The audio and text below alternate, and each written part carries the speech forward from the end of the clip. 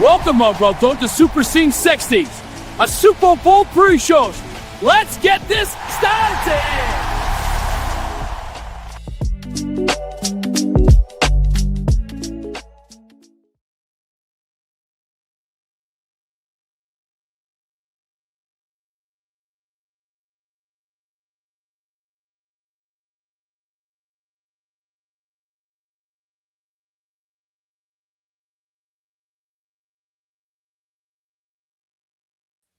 Jack, you're muted. Welcome, everybody, to SuperStream 60. Jack had all of this planned out, and the mic was working fine right up until showtime. Still muted.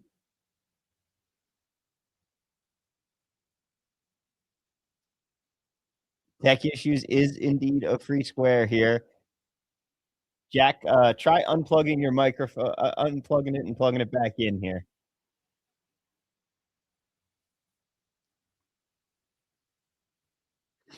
We're off to a rousing start. Try leaving and coming back in.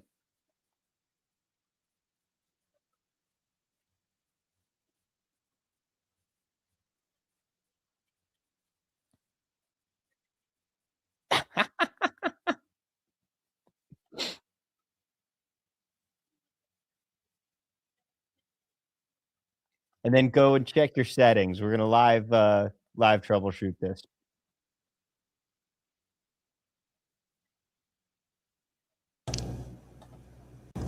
Anything yet? There we go. Ooh. Oh man, worked literally all day on that intro. All right, well, is what it is. Anyone who's in our unabated Discord knows that I have tech issues just about every live stream, so no surprise there. It's just a good thing that I don't actually do this full time. All right, welcome everyone. Let me get us back to where we're at. Thanks, Tom, for jumping in there. Okay, yes, welcome everyone. Over the next 4+ hours, we're going to have a parade of people come through. We're going to have bettors, we're going to have bookies, we're going to have prognosticators, we're going to have prop specialists, we're going to have pundits, legends, and of course, legends in their own mind, which I might be actually now. All of them are going to give us two things. They're going to give us their play on the game, side or total, as well as a prop play that they like. And we're going to start things off. And let me acknowledge and thank Tom there for jumping in. He's our producer on the backside. Otherwise, I probably would have been talking muted into the mic for a couple more hours. So let's get things started. Let's recover from that nonsense and go to our first guest coming in. Now, I have, and she just dropped off the stream, batting 1,000. All right, let's continue on with our first guest, which is actually Matt Landis is coming on. Matt, hey, can you hear me? Jack, I can hear you well. I am having flashbacks to Super Bowl 41, I believe. Devin Hester taking the opening kickoff to the house. Fast forward a few hours later, though, and the Colts are the world champions. So you've still got time to get this back on track and then some.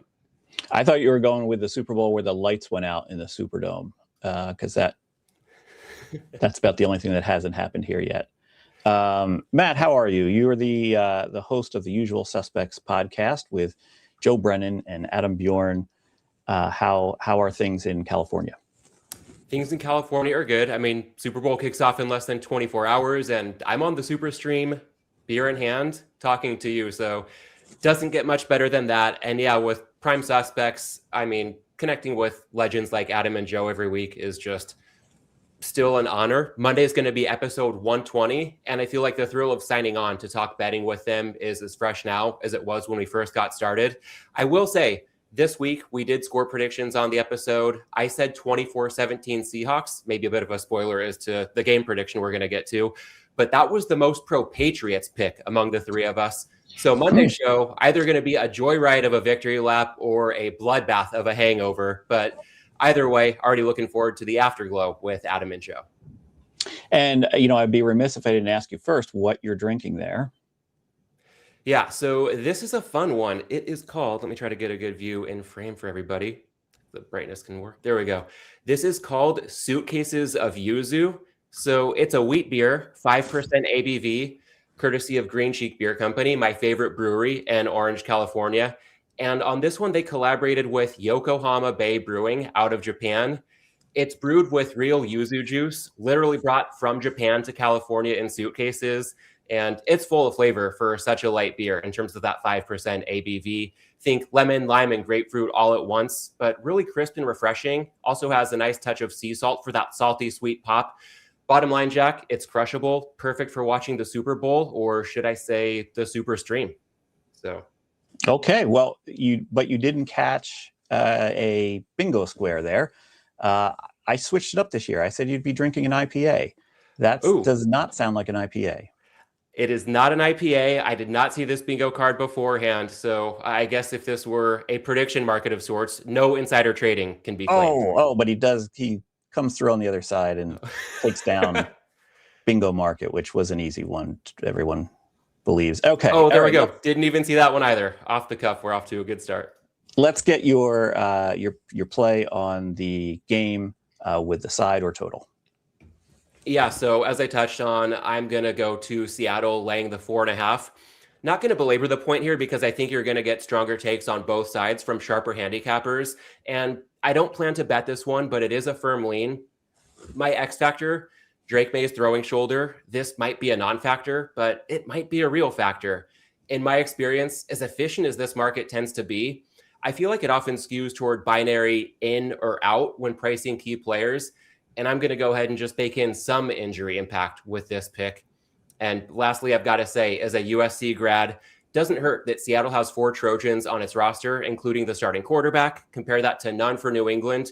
So add it all up. If forced to pick a side, give me the US Seahawks. Okay. All right. I'm going to grade that at -110 tonight. Just to, obviously, if you're line shopping out there, you should be able to find reduced juice this year. Let's hear your much awaited prop play. All right, so I'm going to look at Drake May rushing yards under. I'm seeing it widely available at 35.5 -110, -107 for those who can play at Caesars. And this has been a fascinating market to me. I heard on Sammy P's show Chicken Dinner, by the way, Sam's going to be coming on later, I believe. So you might hear more about this from him. But I think DraftKings opened up at 29.5 and then got as high as 40.5.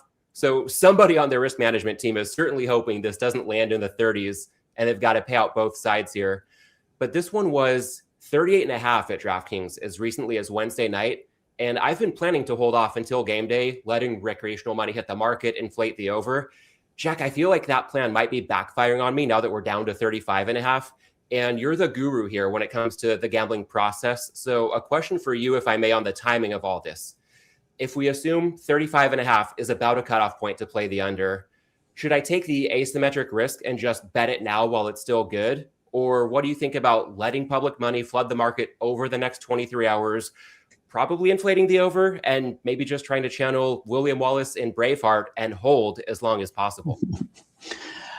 Yeah, this is a popular one for a lot of people on both sides, though. So on the pro under are a lot of people that are saying, if he's only having 6 or 7 rushes, 35, 38 is way too high. You need to tam that down. They're saying that the public is looking at what happened in the last 2 playoff games, and that's why they are going for this. The people are on the over. But on the other side, somebody pointed out to me recently, Seattle is one of the few teams that doesn't use a spotter in their backfield to spy the quarterback.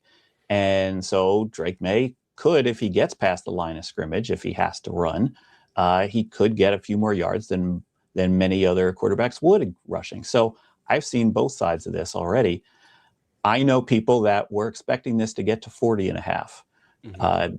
It looks like that's not going to happen, but you never know. This has been a very late betting Super Bowl, and there's definitely money coming in the next 24 hours here. So would I grab it now? No, I would probably wait and see what happens tomorrow, because I think if you can line shop, if you have enough options open to you for line shopping, you'll be able to find a decent number. I like it. A gambler after my own heart. And yeah, I hear you on that potential pitfall with what May has done in the playoffs recently.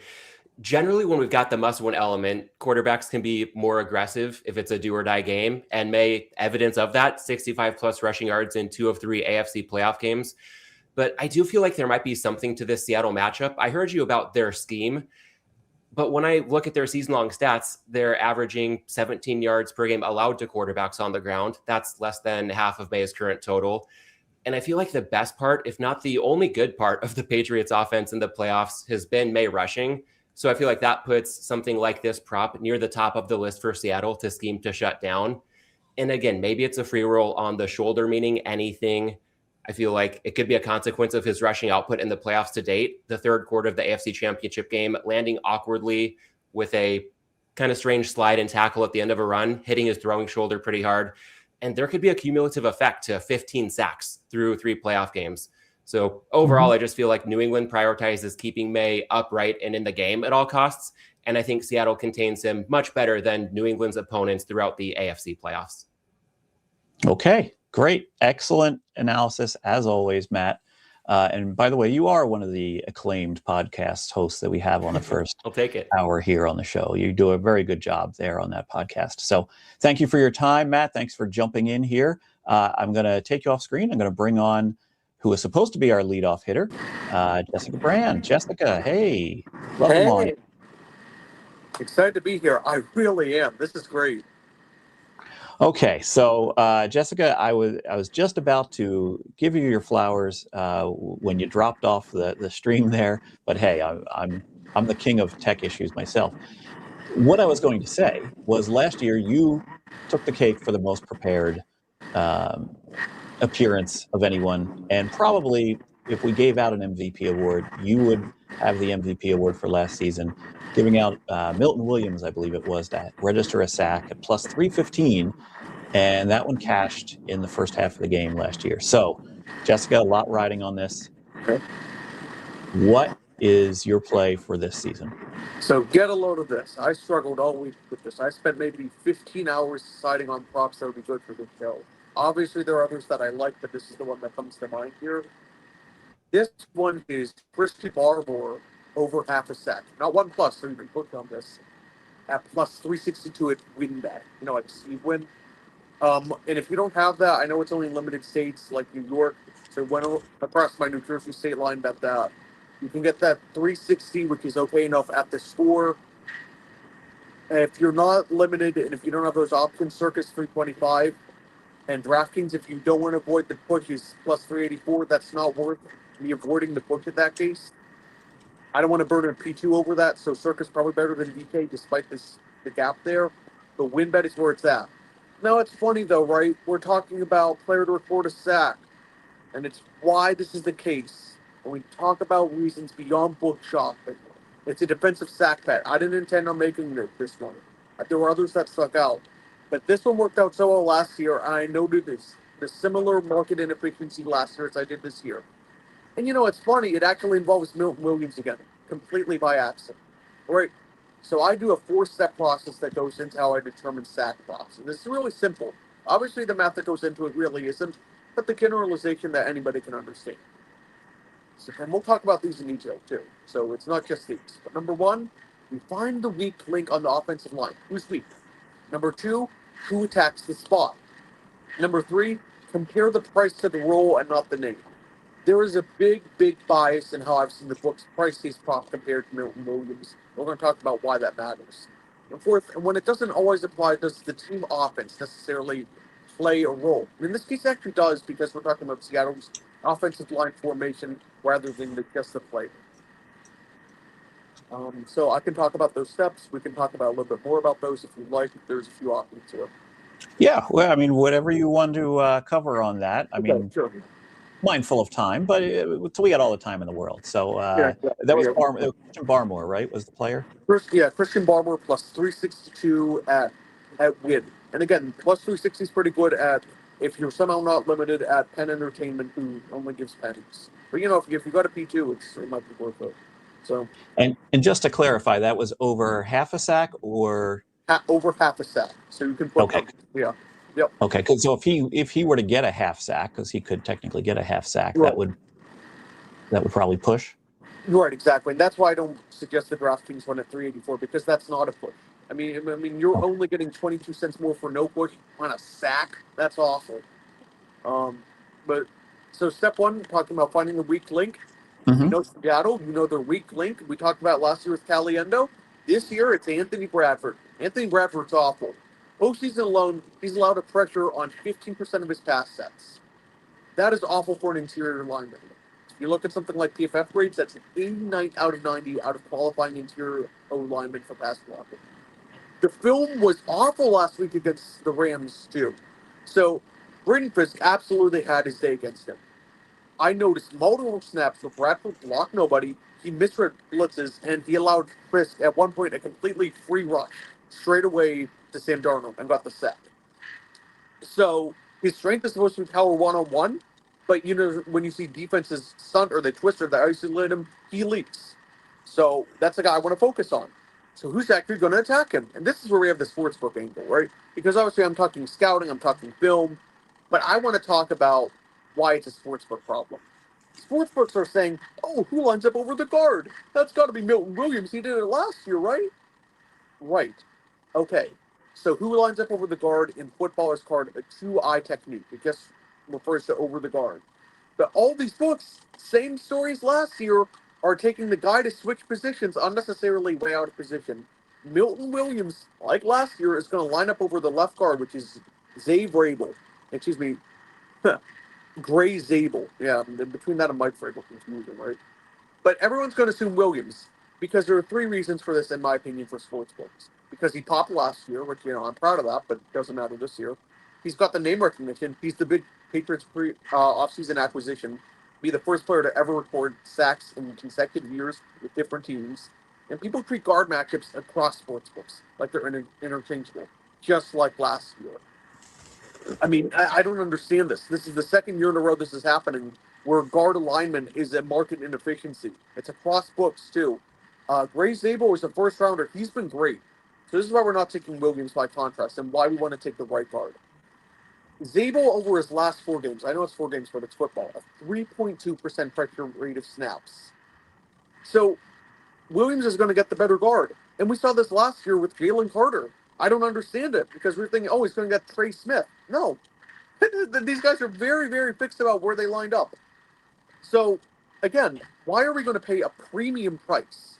Milton Williams is around plus 200. I believe he's a little bit more than that at Circa.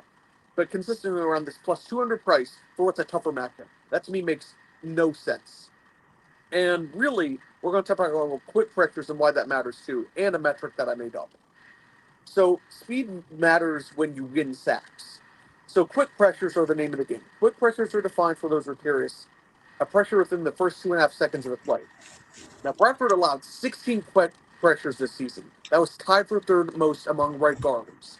They could possibly face James Sundell if they align him a little bit over the center, which is more like a one-tech. I'd be kind of surprised by it. But if he gets James Sundell, Seattle center, he allowed 10, which is tied for 8th most among centers. Barmore, in terms of defensive tackle pressures this season, he had the 3rd most in the entire NFL, including playoffs, at 15. So Williams only had 14. Again, we're talking about a better player here who's getting a better matchup. Really simple to me. So let's talk about guards specifically, about what that looks like in terms of pressure rate over guards rather than just overall pressure rate. There were only 2 players in the NFL who had a 13% or better pressure rate when rushing over guards this year. It was Milton Williams and Christian Barmore. So Christian Barmore overall has a pressure rate at 13.6%. That was 2nd amongst defensive tackles in football, and he wins quickly inside. And again, people look at sacks. Sacks are noisy. Sacks are basically hits in baseball. If you watch me do the automated show, I love to talk about bad at ball luck. There's sack luck in football. So I made a set that's actually akin to babbing, which is batting average balls in play, and made it a sack set. I call it SPC. It's called sacks per pressures for 100 snaps. And the C is for, the Centi people, which is essentially like, like Centi in the metric system, high plus EV analytics, so you get your metric system there. So what we look for in this is the number high or is the number low? If the number is high, it's not great. It is way, way too much. If it's low, it's great. So Barmore this year, by this metric I made, was at 11.31. The leading rusher for the New England Patriots this year was Harold Landry, 8.5 sacks. He had 11.66. So you're telling me this guy who's in the same ballpark as New England's leading rusher, and a little bit lower, in this case lower is good because it means they're a little bit unlucky, is going to have a better number. So who gets close a lot and hasn't catched yet, right? And that's Barmore. He had 2 sacks all regular season. But look at what he did last week against Denver. He faced Quinn Miners, beat him cleanly on a swim move. It was one of the most gorgeous film plays you could see. Quinn Miners, by the way, probably not a household name, but he's the 2-time reigning right guard, AP first team right guard, back-to-back years. That's incredible. He's been out Lindstrom from Atlanta, who a lot of people don't recognize either. But these are probably the 2 best right guards in the league. And you tell me that Barmore beat this guy cleanly, so he's pretty confident on top of having luck on his side?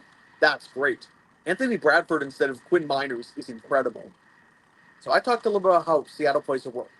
So Seattle, all right, Jessica, let's get to the. We got a lot of guests behind you here, All right. so let's get to the. If there's anything left on that analysis, let's give it right here. Yeah, right quick. So basically, 25% of their receivers line up in line, highest in the NFL. They face actually the 8-man boxes over 33% of the time, which is highest in the NFL. So basically, it means they're going to be facing more defenders with lesser offensive linemen. So that's the key with that for the play. That's all there is to that. Yep. Okay. I think it's solid. I think it's right around the same vein as last year, which was also a very solid play. The Milton Williams line this year is not worth it, but taking that same approach, this seems like a great play. Jessica, I also need to get your play on the side or total. Who do you like? Yep. So I was able to find Ladbrokes. If you watch darts, they sponsor a lot in the UK offshore, very English book, under 46.5 at -110, which is incredible. The number has definitely moved from that pretty much everywhere else. So to get that kind of price on that, and that's currently active too. I make sure I'm giving people what prices are out there. We love that, right? So under 46.5, -110. Now, if that's not for you, Betano and Play Now in Canada are offering 45.5, slightly reduced juice, but I'm going to take the better number. That's the thing to me. I just don't trust any of these offenses. I just really don't. Yeah, no, we don't need to go into too much detail on the under because I think there's going to be quite a few people that like that this year. So, Jessica, thank you for joining us. Her plays again under 46.5. And then Christian Barmore over a half a sack. I put it at +360. She said she got +362 at WinBet. Get that one quick because I'm sure that line's going to move. Yeah, it's I don't know if I give the number. I make it +227 for reference if you want to know. Okay. Yeah, so. Good. All right, Jessica, thanks for joining us. I'm going to move along here to our next guest. Got Alex Kane coming in, CEO of Sport Trade. Alex, good to see you. Welcome in. What's up, brother? Happy Super Bowl SuperStream 60. Thank you. So you were at the Super Bowl last year in New Orleans. Not there this year, though, huh? Not there. There's Eagles aren't playing. That was probably the best it's ever going to get for me in terms of live sports events. Although I will say I just watched the 1980 Miracle documentary, and to be there would have been Al Michaels has this quote at the end. It's like, can anyone ever top that? And he's like, no, it's never going to be topped. But for me, not being alive in 1980, I think it's like the picks, the sack pick 6, Cooper DeJean, and David brought me to the game, and David's our COO, and he wherever he entered the end zone, and we were like 8 rows back or whatever, and I was just like, oh, awesome. Unbelievable. So yeah, I'll be watching tomorrow and enjoying the Super Bowl commercials, which is always a nice part of watching it on TV. Absolutely.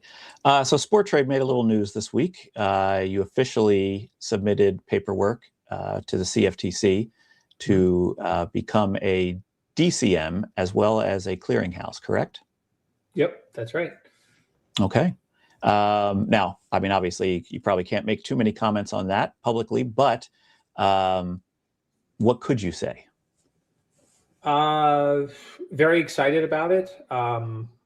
We actually applied about 2 months ago for like the DCM, which is the exchange, and we think our tech is really, purpose built for this new world of look how many brokers are plugging into the ecosystem, and we're really excited about finally trying to apply our technology in the way we originally designed it. We definitely over designed it now looking back, but we're really excited about where this world could go, because we think there's a high probability it just goes down this like, whoever has the best market microstructure is going to do very well, and that's where we're really passionate. So we're excited about that. We're hoping to launch over the summer. The tech's certainly ready. We're kind of operating as an exchange right now. There are some changes and tweaks that we want to make, but we're really, you and I have talked about this for, I think, going on 7 years now. I think one of our first conversations, we talked about this whole thing. So, I'm bursting at the seams with excitement. I'm sure. I'm very excited for you as well. Okay, but the reason you're on here, Alex, is to give me 2 picks. The first one being, who do you like on the game, side or total? Go ahead. Yeah, so I'm huge disclaimer. I'm sure this is somewhere on the bingo card, by the way. I'm not sharp. Please don't copy this. But I kind of like the over. I don't know. Everyone's saying that, Drake May is overrated and they haven't beaten anyone, but I don't know if any of those players have ever played in the NFL. I certainly haven't, but there's no such thing as an easy win. There's literally no such thing as an easy win. This is so institutionalized, and scoring and all is so hard against any team. I'm not a big Patriots fan at all. I'm not even that big of a Drake May fan, but the idea is they played against, Stroud had 4 interceptions. Well, they intercepted the ball 4 times, So I think that people think that he's totally overrated and he's going to play horrible. And I think Seattle is a powerhouse, but I like the total, the over. I don't know what the 50-50 is now. Is it 43.5, 44.5, somewhere in there? Did it drop that far? No, it's 45.5. So I want to say it was at least a little lower than that. It's at 50%. I don't hate that. Plus 100. It might be 45 is minus 110, something in there. But it's crazy because I'm usually an under better. So the thing about betting unders is you're starting off in a winning position. that's how square I am. Right? The game's at 0. Right? I'm starting off in a winning position, but I don't know. It's a Super Bowl and it'd be fun to root for touchdowns. And I think Drake May is a playmaker, and I think it's likely Seattle takes a lead, and I think it's likely at some point Drake May has to press, and I think that's what we all want to see. What is he made of when he's going up against certainly a better opponent, right? There's certainly a better team in New England. Right. Okay. Yeah, I put you down at over 45. I'm going to grade all the sides and totals at minus 110 just to be fair across the board. We don't really track picks here as to try to point out who's sharpest of the lot, but just make it relatable to everyone that's out there. Minus 110. Of course, if you were on Sport Trade, you're trading in probability and also at a very low 2% commission rate. So you can get more like a minus 104 on this, probably close to game time. So, Alex, I still need another pick from you, though. I need the prop play that you like.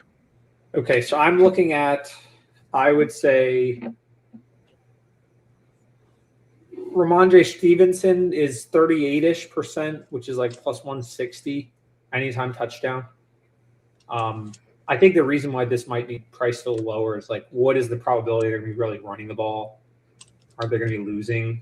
And I he's a really good player. So, I don't hate that. Again, that's all the type of trading and betting that I do is I'm going to use an exchange, one of those out there, and I'm going to get midpoint. And if I don't get filled, I don't really care. It's okay. That probably makes me, not the most recreational type player in the world. But if I can get midpoint on anything, I'm kind of gambling for free. Not free. I mean, I will lose, but like the edge is very small. So I don't hate that play. I'm more interested in actually tuning in later to like. I mean, by the way, that analysis before me was like unbelievable.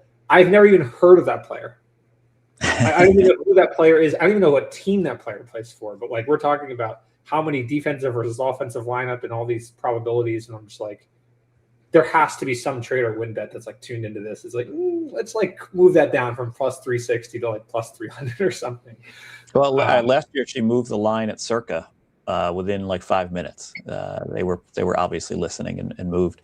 So that bet there again from you was, oh wait, another technical difficulty. It's not up there. Stevenson Stevenson anytime touchdown at like plus 160, call it. Right. Okay. I'll get that back up there in a second here. 1 second. That's kind of the nice thing about these exchanges, but it doesn't matter which one it is like you can kind of just be somewhere close to where the market should be, and it's like pretty likely, unless you're way right and you never get filled, or you're somehow way wrong, you get filled at a worse price, that like you kind of, there's right times to use limit orders, and like this is one of them on the Super Bowl, because there's just so much activity that you're going to look at like, wow, there was a 98% chance I ended up getting plus 160, versus if I was impatient or I didn't use an exchange, I just have to take plus 145. And the only time the plus 145 makes sense is in the 2% you didn't get the plus 160 filled and it happens. And so like, to me, that's just like an amazing trade.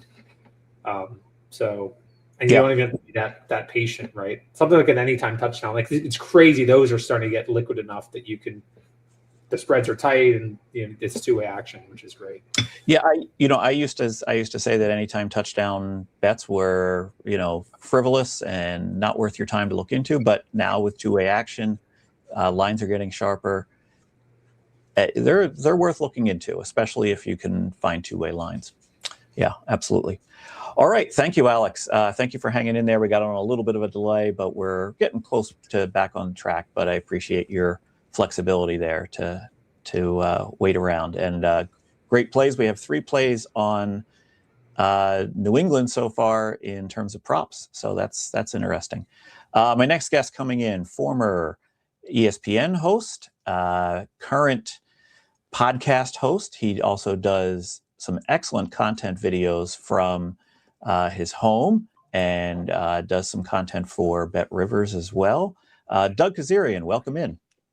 Hey, good to be with you, man. Thanks for all that you do with all organizing all this. It's a lot of fun. I know a lot of people look forward to this. So happy to be a very tiny sliver of it all. Well, I know you were on Radio Row as recently as today, correct?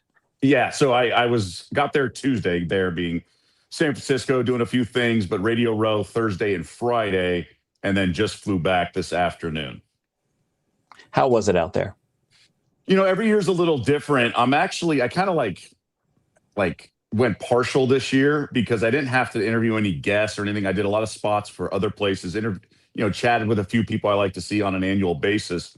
But I heard it was definitely a down year for the people that participated in all the activities. Like the media party Tuesday nights, Jack, is awesome.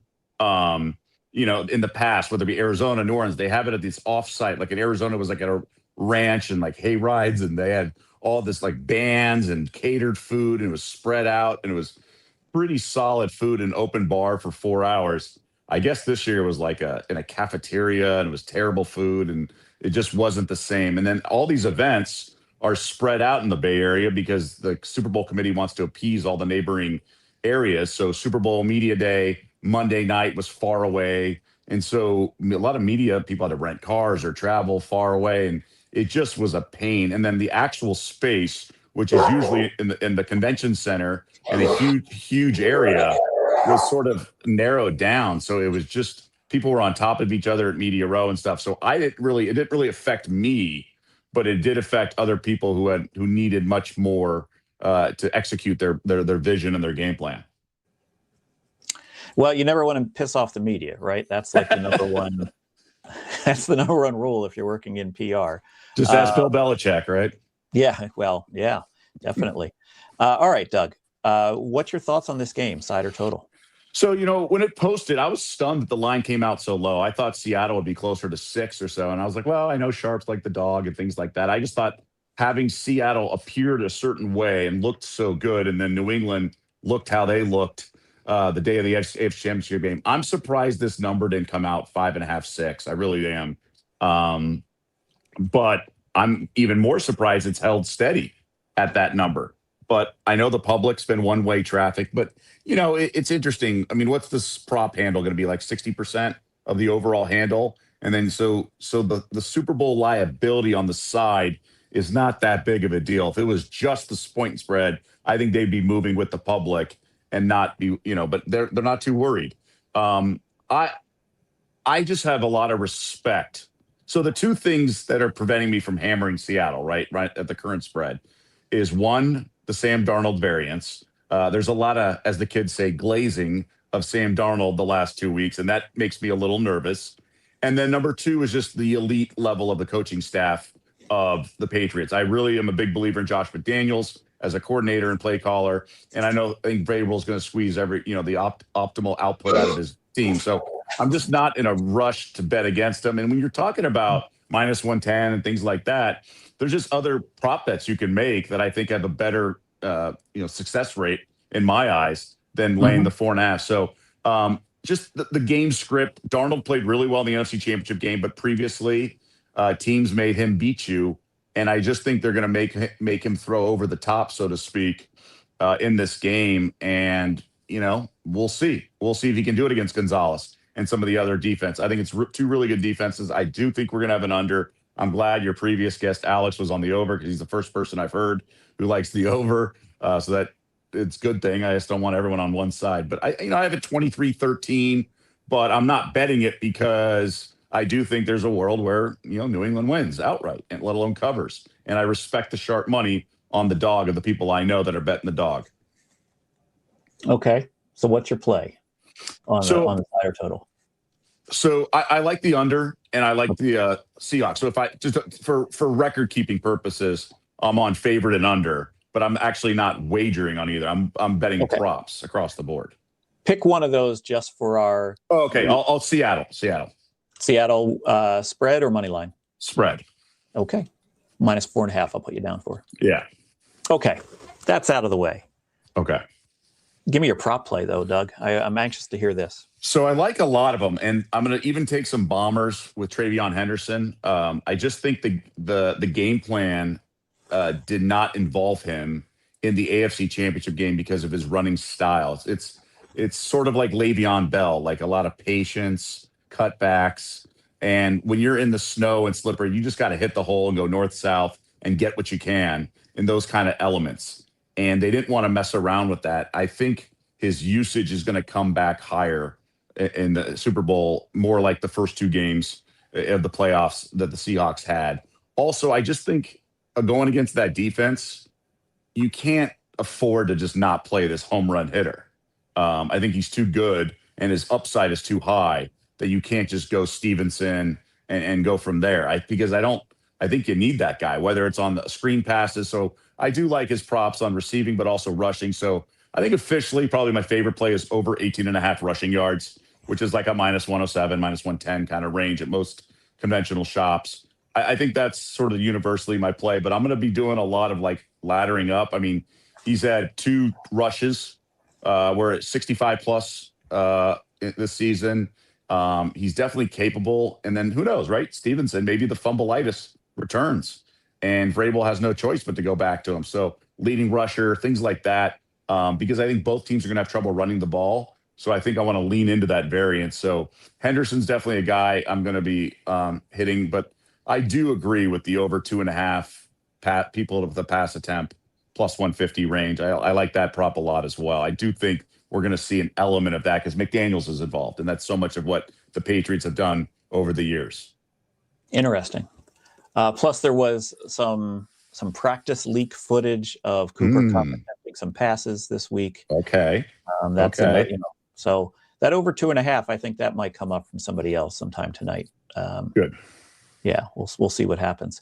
Okay, Doug, thank you so much for your time. I appreciate you flying back, making sure you could still make your time slot here, even though I'm running a little late. But I always appreciate the time you give me, and it's always great to run into you in person out there in Vegas. I hope we can do that again soon. That's exactly what I was going to say. Let's do it again in person. I've enjoyed our chats, and I love how locked in you are on the industry, and I always lean on you to sort of give me the skinny on everything, because you are certainly this stuff's expanding, which is great, like prediction markets, everything like that. So I always I get sometimes caught in the weeds of like handicapping, Mountain West games and things like that. So I really appreciate your knowledge and the trust I have with whatever you tell me in terms of like where the winds are blowing. Great. Thank you, Doug. I appreciate that. Have a good evening. And All have right, a good Super Bowl. Same to you, man. Good luck to everyone out there. All right. Thank you.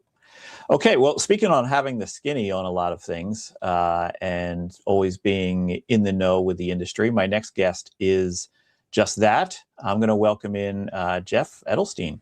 Jeff, welcome in. How are you tonight? Jack, this is my Michael Jordan flu game. I'm ill. I'm sick, but I've been on 59 super streams. I'm not going to miss number 60. And this is, God bless. Appreciate that. And he brings the drink with him. I do. I am what I am, Captain. I am what I am. Okay. Jeff, you write for ingame.com, for those of you who might not know. You also host the Business of Betting podcast. I believe that's the title, right? Yep. You got it. Had a few different hosts over the years, but Jeff is currently taking the reins of that, does an excellent job. Jeff, what's your lean on this game, side or total? Let's get started. Yeah, I'm going with everybody with the Seahawks. They're just, they're statistically better on every side of the ball. I like what Doug was saying about the props. How, if this was 20 years ago, I think this is 9.5 points, the spread. I really believe that. As far as Sam Darnold goes, I'm not worried. I found out this week his grandfather's name was Dick Hammer, and he was a Marlboro man. So that's genes that you can't deny. So yeah, I'm not worried about Darnold anymore. I think he's over the ghosts. He's out of, but I think if you're a New York Jet, you need 3 to 5 years to get over it. And he's out of the weeds. No quarterback has won more games in a 2-year span than Darnold. So I think it's time that we give it up and say, hey, actually, maybe he was a number 3 pick. He is a first rounder. He's good. And again, if your grandpa's Dick Hammer, Marlboro man, you're almost a lock as far as I'm concerned. Let me check the bingo card for Dick Hammer. Dick Hammer. No, I don't see that there. So okay. And I put you down for Seattle -4.5. Just take cluing off of it should have been a 9-point spread. I'm not saying it should have been. I'm saying it would have been. Okay. I like what Doug was saying. The idea that if there were no props, if this was refrigerator Perry, remember some of these spreads got out of hand. What was it? The Niners were they got out of hand in the 80s. Favorites. Yeah. So I like what he was saying there. Because I've been for the last 2 weeks. I've been wondering why this line is not higher. Yeah, I might get into that with Roxy when he's on later. Is why were the spreads so batshit crazy in the 80s, like 16.5? Yeah. Now it seems like we're all kind of shocked at how big this spread is, and it's 5 points. So okay, let's talk prop though, because prop is what the people come for. Well, if you thought I wasn't coming here with a batshit SGP, you don't know me very well. So here's my batshit SGP. Rashid Shaheed, okay? Under 1.5 catches, over 22.5 yards, and a touchdown. You get that on DraftKings right now at 60-1. Over, what was the yardage? Over, last I checked, it was 20.5, but I'd bet it to 29.5. It doesn't matter because I'm looking for one big play from Shaheed. The theory here is that they acquired him. They knew what they were getting with him. Kubiak was his OC in New Orleans. He's a game breaker. If you're going to use him, this is the time to use him. He's getting no more than 2 or 3 looks a game since they got him. He's returned a few kicks for touchdown, so you even have an out on the touchdown. This is an uncorrelated move. I want, so I'm going under catches, over yards at the score. Shop around for that one. I've seen it as like low as like plus 2,200. But DraftKings has the best odds on this one, 6,000. Shaheed can break the game. And then I think that they're going to at least give it a shot. They're going to give Shaheed at least one look down the field. Plus, let's also not forget, JSN is, everyone knows he's the best player on the field. But, Christian Gonzalez is no slouch. They're going to be following him. I think that Shaheed is I love Shaheed in this game. I love the idea of Shaheed finding the paint. And if, just for fun, the SGP, throw a few bucks down, that would make your week if it hits. All right, so let me make sure I got this right. Shaheed under 1.5 receptions, over 20.5 yards receiving. And a touchdown. Oh, and to score. Oh, and to score. Brother. Yeah. All right. Listen, don't invite me if you don't want something fucking stupid. I think we're getting the E tag on our live stream tonight for explicit language. But Jeff, okay. I apologize. Anytime TD. All right. 60-1 is what we'll grade you at on that one. Always love it when somebody comes in and gives me a super long shot that will kind of warp the win-loss record. But it's okay. Well, listen, man, if it hits, I'm a hero. If it doesn't hit, nobody remembers. That's exactly what I said. That's the basic strategy for appearing on any broadcast for Super Bowl, for any picks. Just give the longest long shot. Nobody will remember. Nobody will care if it doesn't hit. And then everyone remembers you for life if it does hit. It's true. I mean, I will be living off this if it hits for the rest of my time. On SuperStream 120, I'll be still talking about it. All right. You might be talking to yourself. But okay, Jeff, I really appreciate your time and your patience. And we're running just slightly behind, but Absolutely. I thank you for your time and look forward to grabbing a drink with you sometime in the future as well. 100%, Jack. Thanks a lot. All right. Going to go over to a guy that, I can no longer criticize about tech issues. If you saw the beginning of this broadcast, we had a running joke. This guy would always have tech issues. And last year, the tech issue was that his lighting faded out because he was using ambient light from the Strip because he lives on the edge of the Strip there in Las Vegas. Gil Alexander from VSiN, welcome in. How are you? Thanks for having me, Jack. Ambient light once again. I appreciate having me. How many years in a row of this is this for you? This is the 5th SuperStream that we're streaming out. So yeah.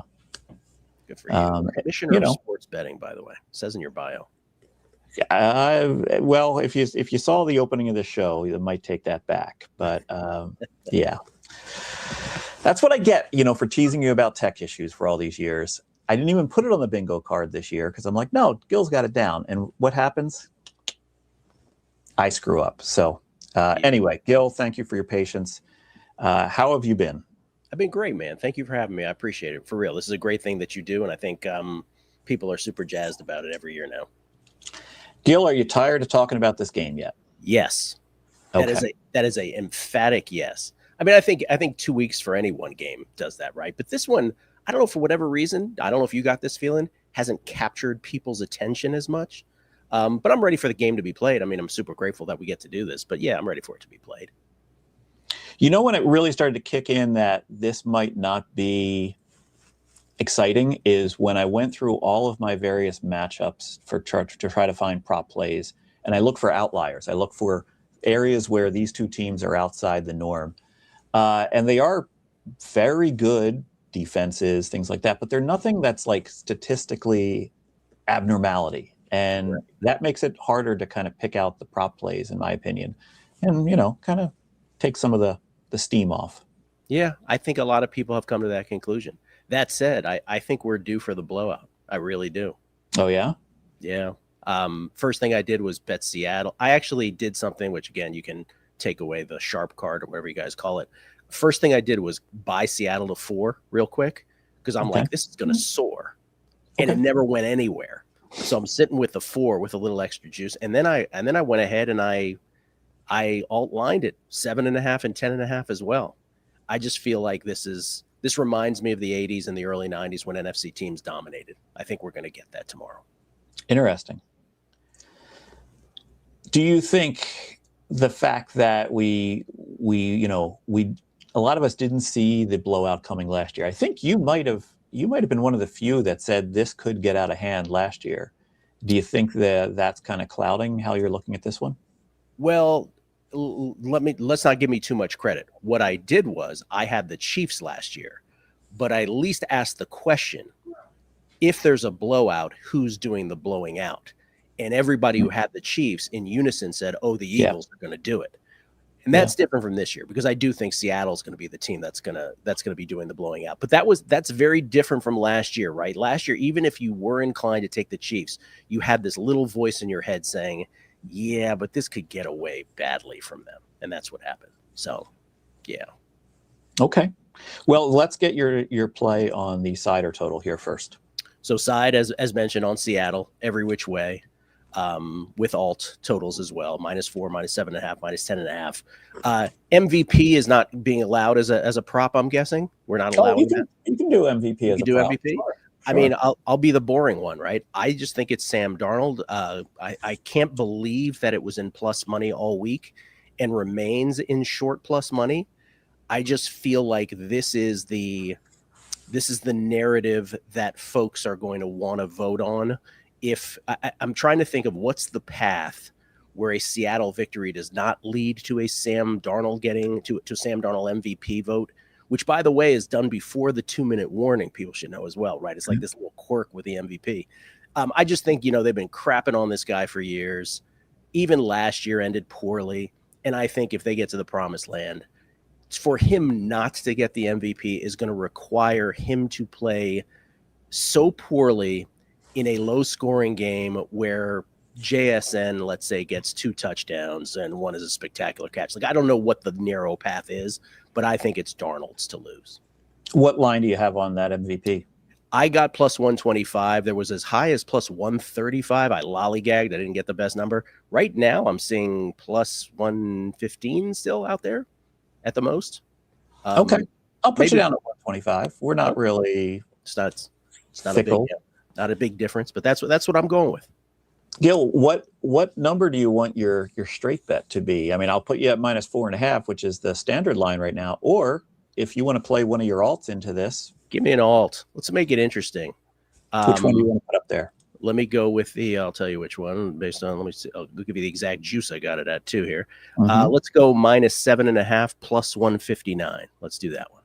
Perfect. I like it. Let's put that up on the screen for everyone to see. Seattle on the alt line, -7.5, 159.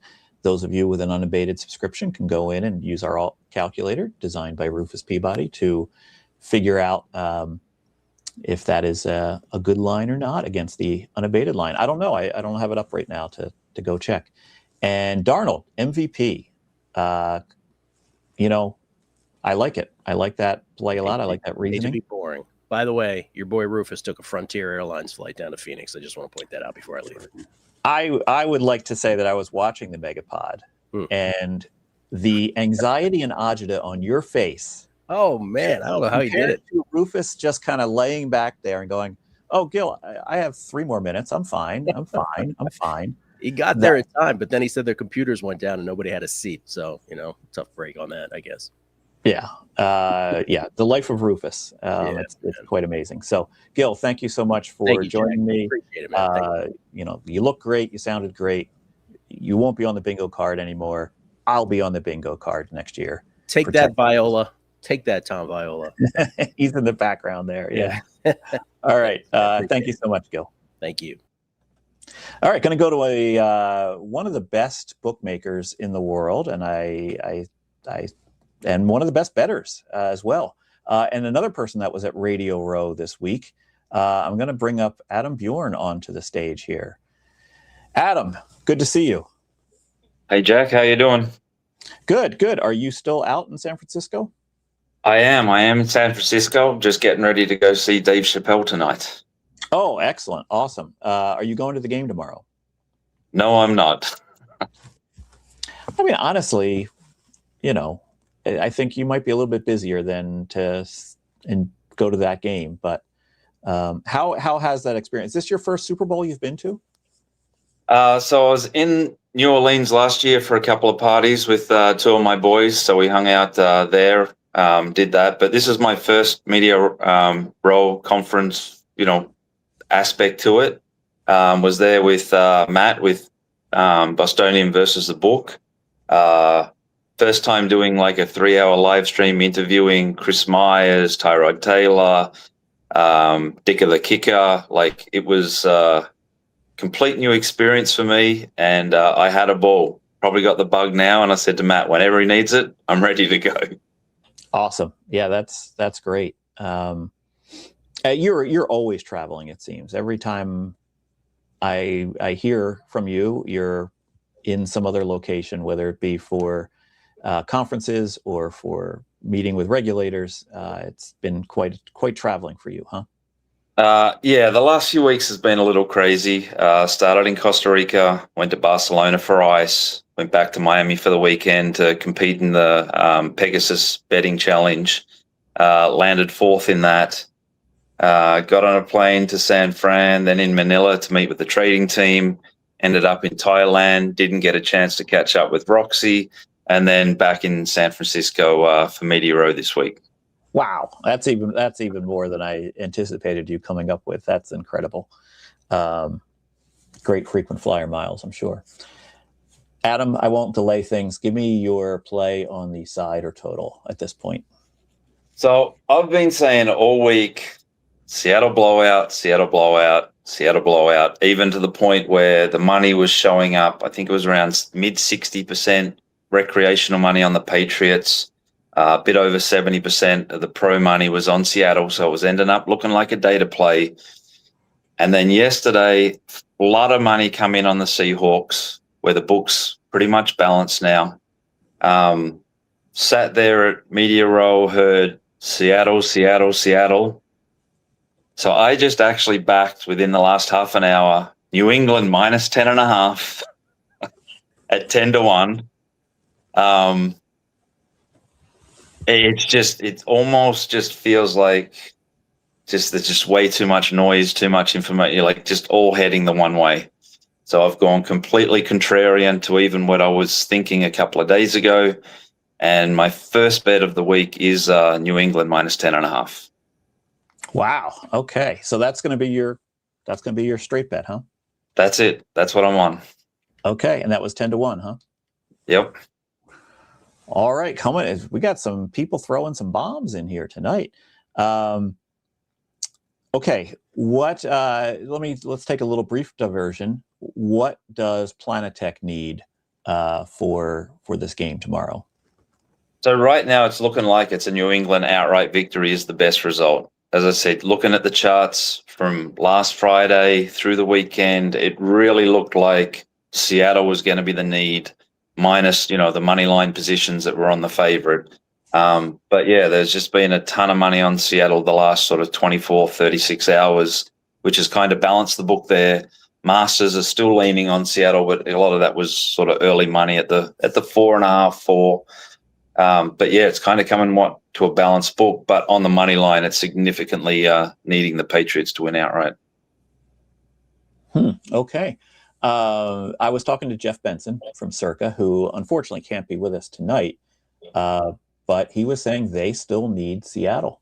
They took a $1.1 million bet at plus 188 when the line opened on the Patriots.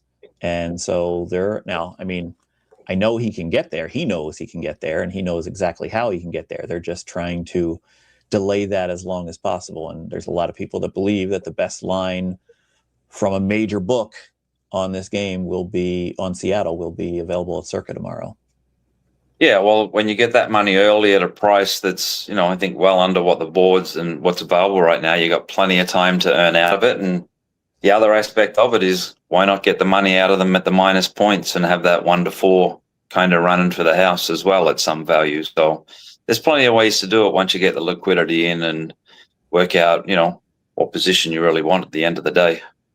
Yeah, that's really a bookmaker's dream, right? To be able to take that early action and know exactly which direction you need to go right from the start.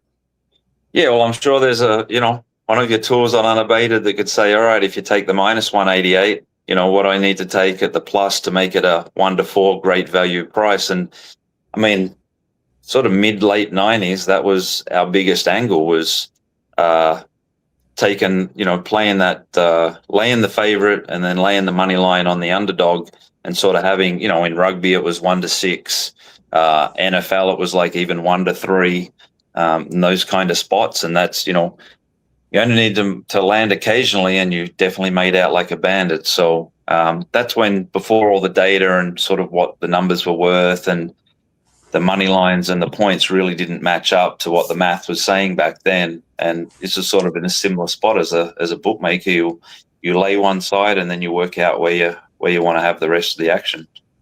Right. Okay. I don't want to keep you too long because I'm not sure what time that Dave Chappelle show is tonight, but I do need to get a prop from you, sir. So give me a prop play when you're ready.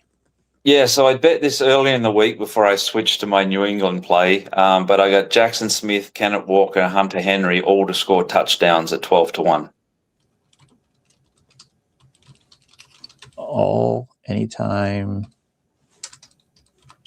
And what was the odds on that? 12s. 12-1. Okay, so that's JSN, Walker, Hunter Henry, all to score 12-1. Let me put that up on the screen for everyone.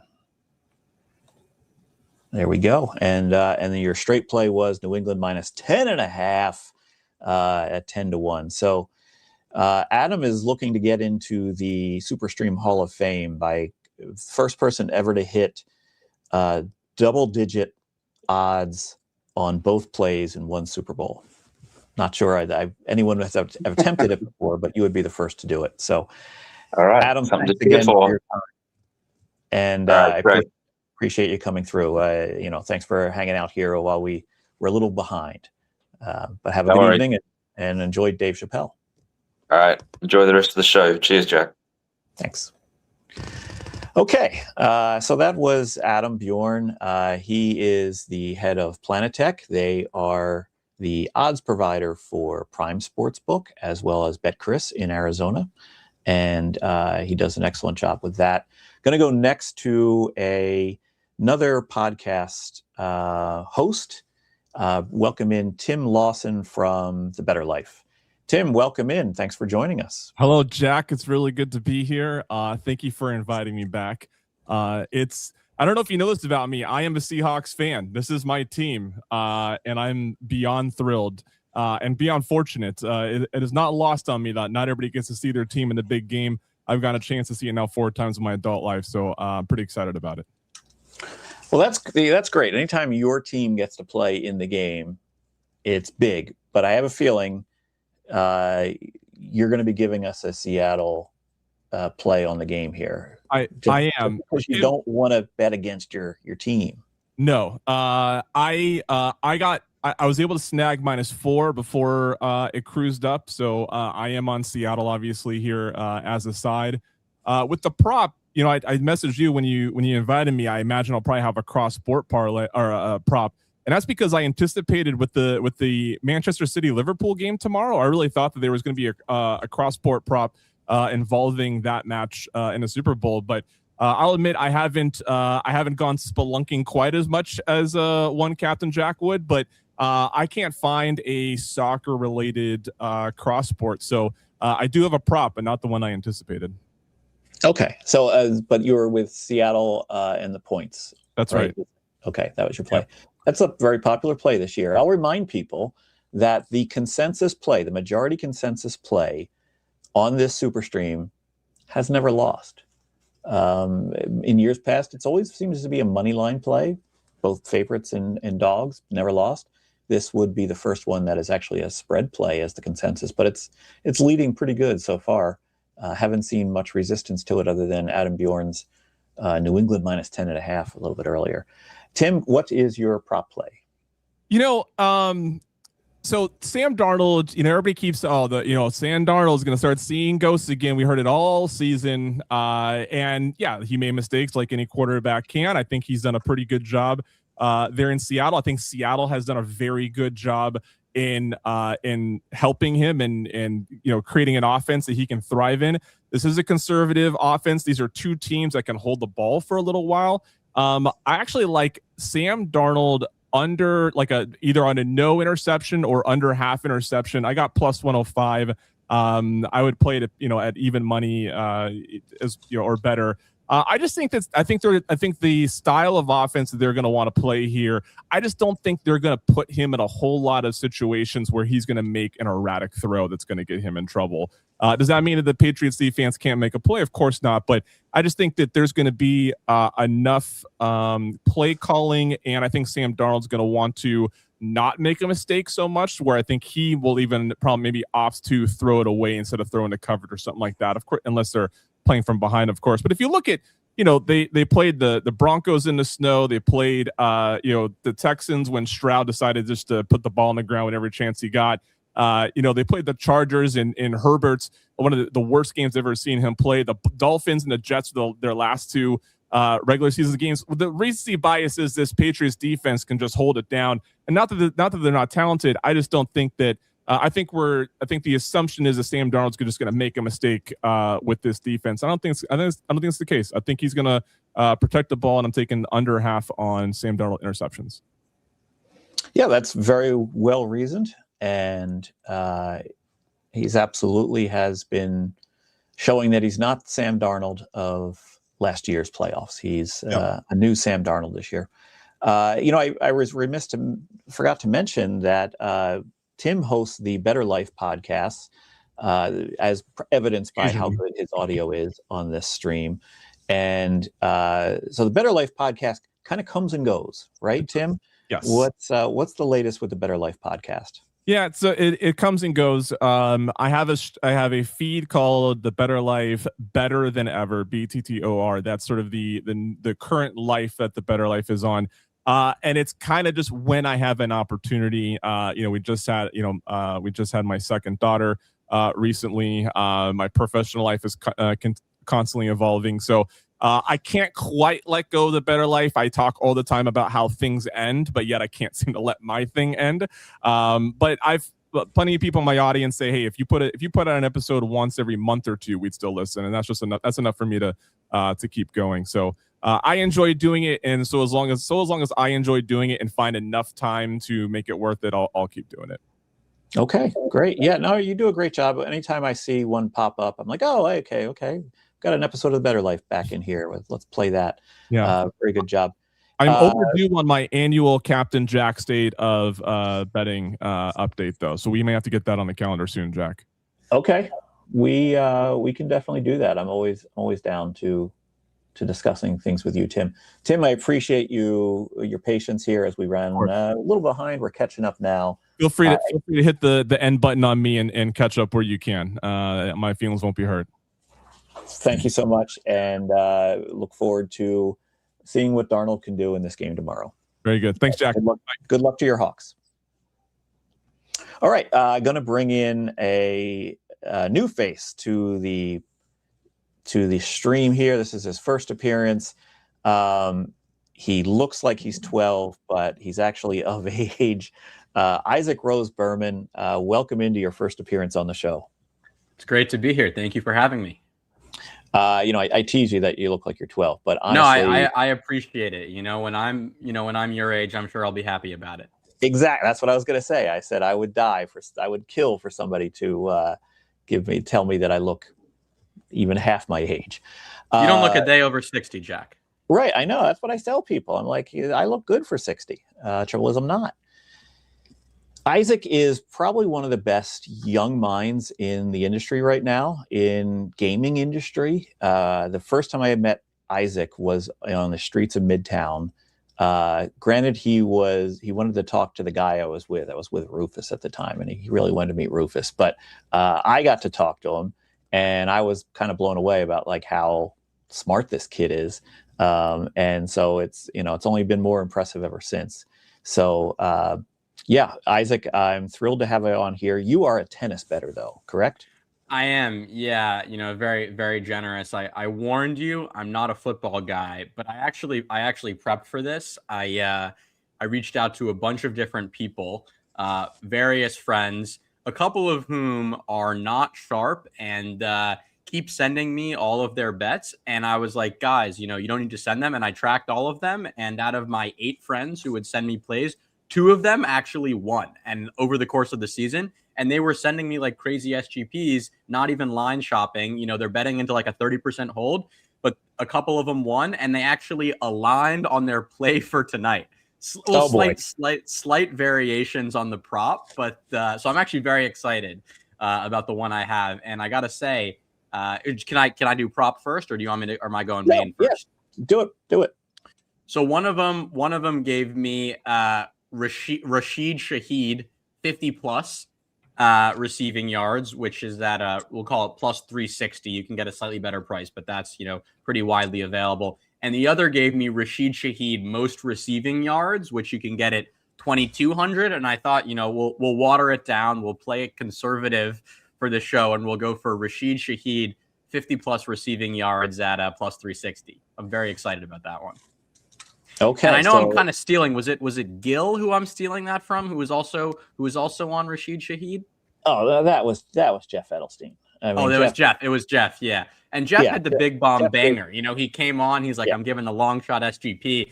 He kind of stole my thunder, but I'll piggyback on him. Yeah, I've toyed with the idea of making a rule that you can't bet anything longer than 20-1 on this stream. But we're not taking this seriously. It's just I love it. He's got the optimal strategy down, which is if you give out a long shot, no one can get upset about you if you win, and if you lose, and if you win, everybody loves you. It's great. Yeah. We have hit a 25-1 on here, and David Hill's hit multiple 10-1s on this stream, so it's not out of the realm of possibility. Let me get your play on the straight bet, and then I want to talk about something else. So sure. So this one also, it's a little bit sneaky. I had a friend give me this play, which is he's taking Seattle minus 5.5, not minus 4.5, which you can get at plus 105. And it was the best logic I've heard, which he's like, look, I wanted to get plus money on it, so we're going to buy the extra point. And if by some miracle it lands on 5, he's like, I'm giving up gambling for the year. So it's easy. So I was like, I love that. You're getting the plus money. And he's like, look, if it lands on 5, I'll know God hates me and I won't bet for a year. So I'm taking it too. I like it. Oh, brother. Which one do you like? Do you want both of those in there, or? Yeah, give me. Yeah, I want both of them. Those are no, just minus 5.5. Yeah, minus 5.5. 5. Okay. Yeah. Okay. Plus 105. Yeah. All right, when it lands 6, I'm still doing better than all the other suckers who took 4.5. Okay. Yeah. Hey, somebody brought this up in the chat here. I wanted to throw this up. I think about Isaac's problem gamblers versus problematic gamblers thing all the time. There were some questions afterwards. What is that? Isaac, I think this is a perfect opportunity. What is that? Problem gamblers versus problematic gamblers. Yeah. So, I think, people have this dichotomy of, you're either like a problem gambler or you're not a problem gambler. And I never really agreed with that. It's not something that rang true for me, rang true for a lot of the people that I knew. And the idea of like the problematic gambler is, someone who's, they're not an addict. It's not necessarily ruining their life, but, it's gambling at times has not been healthy for them, or they've gone a little bit more than they should have, or that they would like. And so the idea that, like all harm, there's a spectrum, and, obviously we're here. You and I both love gambling and, think it can bring a lot of benefit, but obviously at times it can also cause some harm, and that the harm shouldn't be thought of as like a all or nothing thing. You can experience gradations of it as well. And that, people should be cognizant. You don't have to be some sort of raging gambling addict to have experienced harm from gambling. Yeah. Well said. And I think that's very important. It's not black and white. And, totally. And that's a great way to put it, problem versus problematic. So that was our RG moment of Zen within this stream. Right. Given right after I told people to buy the extra point, not sure how great that's going to go over, but it is what it is. We're trying to get plus money out here. Well, I thought you were going to turn an SGP on us with those 2 plays on Shaheed. So, we at least brought it back a little bit. Okay. Yeah, good. Yeah, Isaac, I really appreciate you stopping in here. I appreciate your patience as we ran a little bit behind. No worries. But thank you for giving us some quality picks here, and hopefully there'll be winners for you, because now you've got a clean record. You start off 0-0. Very excited. And you can get up into that Hall of Fame that we don't have. And the key is here, even if I go 1 for 2, I'm net positive. That's the thing. Very important. Yes, you have positive numbers on both of these. So that's smart thinking, smart kid right there. Exactly. Yeah. All right, Isaac, thank you so much for being with us. All right, my next person coming on the show here is a legendary figure in the world of sports betting. I like to say, and non-hyperbolically, that if not for this gentleman, we would not have regulated sports betting in the United States. I can see him already laughing in the background there. Welcome in Joe Brennan to the stream. God. Joe, how are you? You know, it's like what they say, when the truth meets the legend, print the legend. I'm gonna have to have you write my obituary, my biography, and maybe even lead one of my daughters up the aisle when they get married or something like that. I can't follow something like that. Well, your old friend Chris Christie is back in the mix in the industry. Isn't he though? Right? Yeah. I mean, the George Washington of sports betting, right? George I mean, he's being paid to do so, but yeah, he is definitely making himself front and center. We're all making money. I mean, I don't think anybody is doing this not to make money, although I wasn't making any money when we were doing all that lobbying.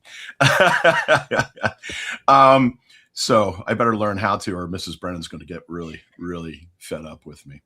But no, I mean, look, it's interesting times. What was like a year and a half ago, you had Nigel Eccles, who I find really interesting, and obviously is a really innovative guy, you know, the founder of FanDuel and everything like that. It's still a great follow on social media, but I remember him saying in a string of interviews that like it's over and done with, you know, it's FanDuel, DraftKings, and everybody else is just picking up the scraps. And I just remember saying at the time that can't possibly be true. And people said, like, well, who do you think it's going to be? I said, like, I have no idea. And it's probably nobody that we're even thinking about and whose name isn't on the radar. And so thank you very much, Kalshi and Polymarket, for at least making that Joe Brennan prediction, that Joe Brennan pick come true. It's been incredibly disruptive. It's certainly making for interesting news coverage. I can't pick out the Financial Times, Wall Street Journal, the New York Times, the Washington Post, Bloomberg, all my main news sources, without having a daily big think piece on those companies or their founders, right? So like the Chinese curse says, may you live in interesting times.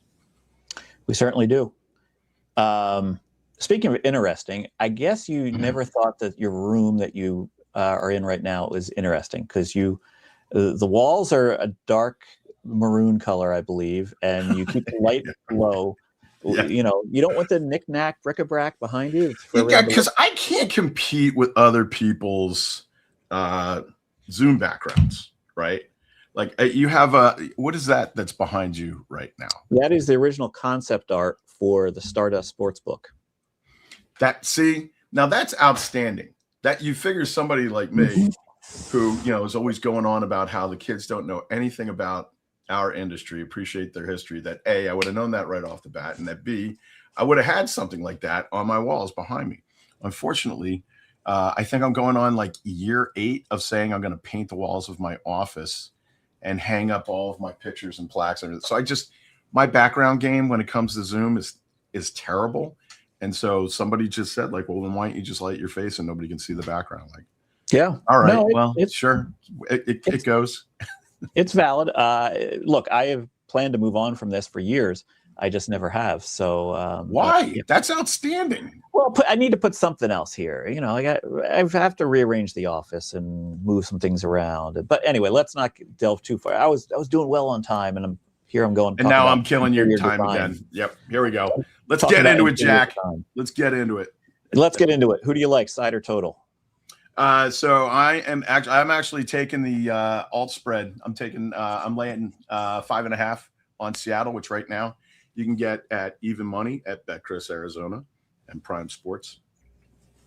You know, I think, again, you know, even though it's kind of like the wrong birds for my heart, they're the right birds when it comes to defense this year, and that Seattle defense is just something else. The defensive line, especially. and the way they're able to get upfield. Everything starts with the big uglies. I always like looking at the offensive and defensive line matchups on both sides. And I just think Seattle is the one that has literally and figuratively all the momentum when it comes to that. When you compare that to how, yes, New England's in the big game, but, let's just say they may have had one of the more fortunate paths to the big game ever, but they certainly didn't light it up offensively on their way through the playoffs. You can talk about bad weather, you can talk all those factors, but I just don't think that their offense is in the same par as the Seattle defense. So yeah, I'm laying the alt spread Seattle minus 5.5 points at even money. So lucky me. Yeah, I like that play. I think I'm surprised it hasn't drifted further based on all of the public sentiment as well as the sharp sentiment on this line.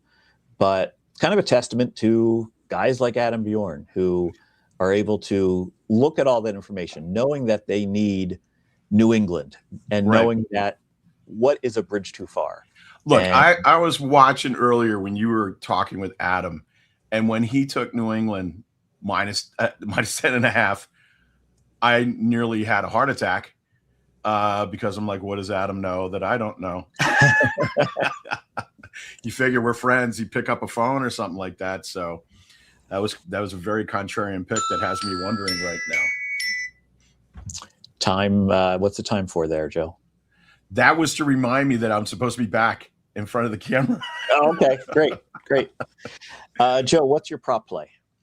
So this one is, I'm going to take an MVP prop. I'm going with Kenneth Walker III for MVP. Right now, I got him at plus 786. And, the reason being is my expectation is that Seattle should be able to get out to a decent lead in the first half, and then it's going to be ground game from there. Also, while their offensive line isn't spectacular as far as it grades out until it gets to the red zone, and then they grade out amazingly. They're like the number 2 offensive line and how they perform inside the red zone. So to me, I just think that's a great opportunity that I think that the defense will hold New England down. Seattle offense can get up and then just grind in time off the clock. Walker's just a horse of a back, has an opportunity to do this. Now, I'm saying that if he does it with his legs, if he's catching a bunch of screen passes off the edge from Sam Darnold, it's just so hard to overcome that bias towards the quarterbacks for Super Bowl MVP. But yeah, that's where I'm going. Kenneth Walker III, MVP. Okay, and that was 786 you got on that? Plus Yes. 786? Yes. Perfect. Excellent. Yeah, I like these MVP plays that people are coming up with. They're very well reasoned. Joe, what's coming next for you? When you left Prime last year, you said you were going to want to talk to a bunch of people in the industry, talk to bettors, talk to people. Yep. Have you had those discussions, and what came of them? I have had those discussions, and what it reminded me of is that there are an awful lot of really smart people in our business. I'm glad that a lot of them are getting more opportunities because of prediction markets. I think it's kind of an uncertain future as far as how that will go, but it's certainly broadened at least the field for some of the bigger guys, including yourself, that we know. But yeah, I have a pretty good idea of how I'm going to be moving forward here. And, it's kind of being able to take, what the world has given us from both a legal and regulatory sense, and how to do something new with it. And that's about as, opaque a way as I can give an answer. But yeah, working on launching something later in the year. And hopefully we'll be coming to a local market near you. Okay. Look forward to hearing more about that. Definitely. Joe, I thank you for your time. Sorry, we got a little bit delayed, but we're catching back up now. So appreciate your patience with us. All right. Good luck to everybody tomorrow. All right. Thanks, Joe. Okay. So that was Joe Brennan. Let's take a look at the bingo card because I've been neglecting catching up on that. Help me out in the chat if I'm missing something. Have we had opposing prop bets yet? I don't think we have opposing prop bets yet. So leaving that one. Someone calls in from a sports book. No, we haven't had that yet. No one's mentioned that Vegas is dead this year.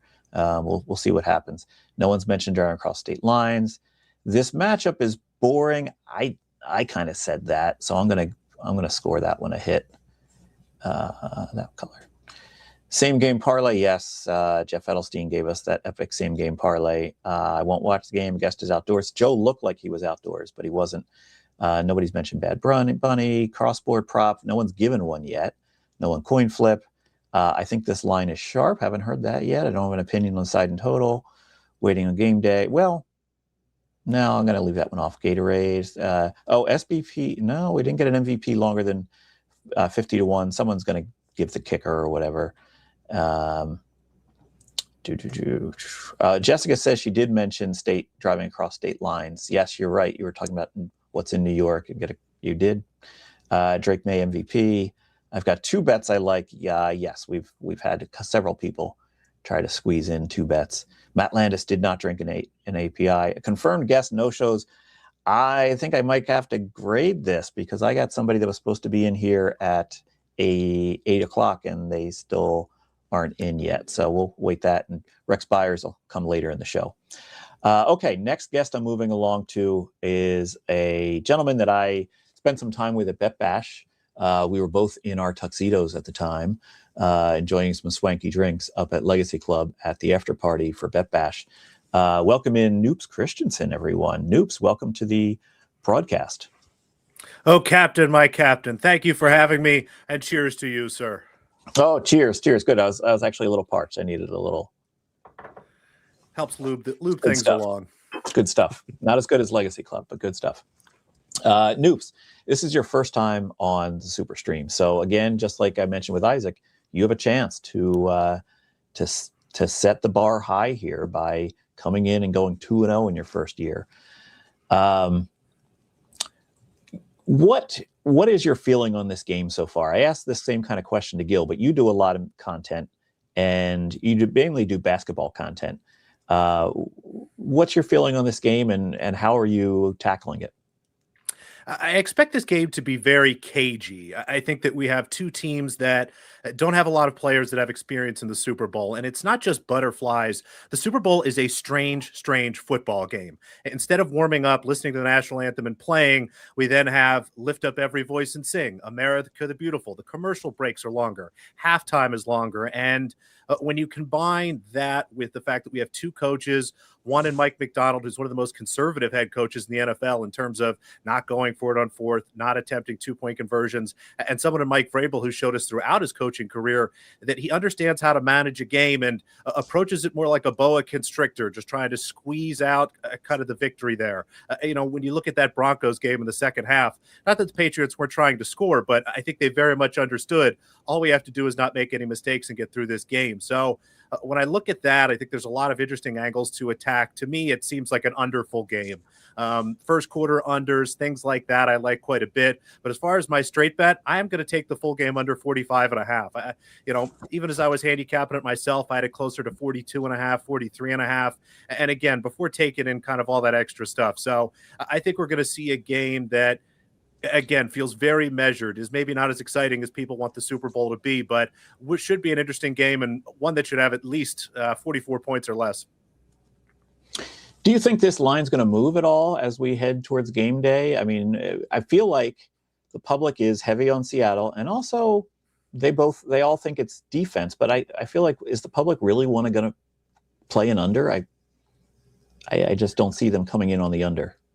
I don't either. And it's something we see in the Super Bowl every year. Usually you see some over money, some underdog money a little bit late. But I have been fascinated, Jack, that this line has been so solid for the last week and a half. I mean, the total, it's hit 45. I don't think it got to 44.5 or 46. And again, the spread, once it got to 4.5, it sat there like a rock, despite the fact that, again, listening to Adam, listening to some of the other guys on this show, reading some reporting from some of the other people you're going to have on here, there does seem to be a lot of Seahawks money out there. So it's it's been a fascinating dynamic, and I'm really excited to see tomorrow. I think one of the most interesting things, kind of to your point, is will this line move? Will there be some Patriots money to kind of balance out the Seattle guys? You mentioned that Circa is looking for Seattle money. Do they get that money that they need there? So I think in a 2-week buildup that maybe has not been exciting as everyone expected to be, because, for the first Super Bowl in a couple of years, we don't have history here. It's not Patrick Mahomes trying to win his third in a row or something like that. It's just two teams in their first time. So I guess I do expect to see, again, the public money we usually see on Super Bowl Sunday, a little bit on the Patriots because people like the dog with the underdog bias, and then the over because people bet what they want to see. Yes, absolutely. They always love to see things happen during the Super Bowl. Speaking of seeing things happen, what's your prop play on this one? I've got a lot of Hunter Henry angles. I love handicapping touchdowns. I'm a big first touchdown guy. When I look at Hunter Henry, what I see is someone that is arguably the best pass catcher the Patriots have. He is, I think, second or third in total targets for the team in pass catchers, first in red zone targets, and first in end zone targets. I don't think there's a bad way to play a Hunter Henry touchdown prop anytime, 2+ first.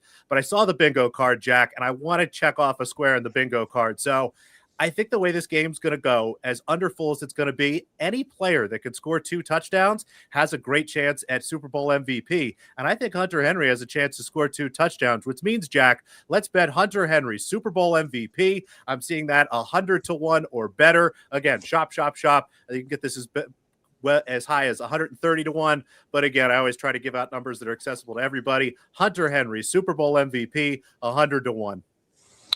We have a triple-digit Super Bowl prop line. I knew one was going to pop in here.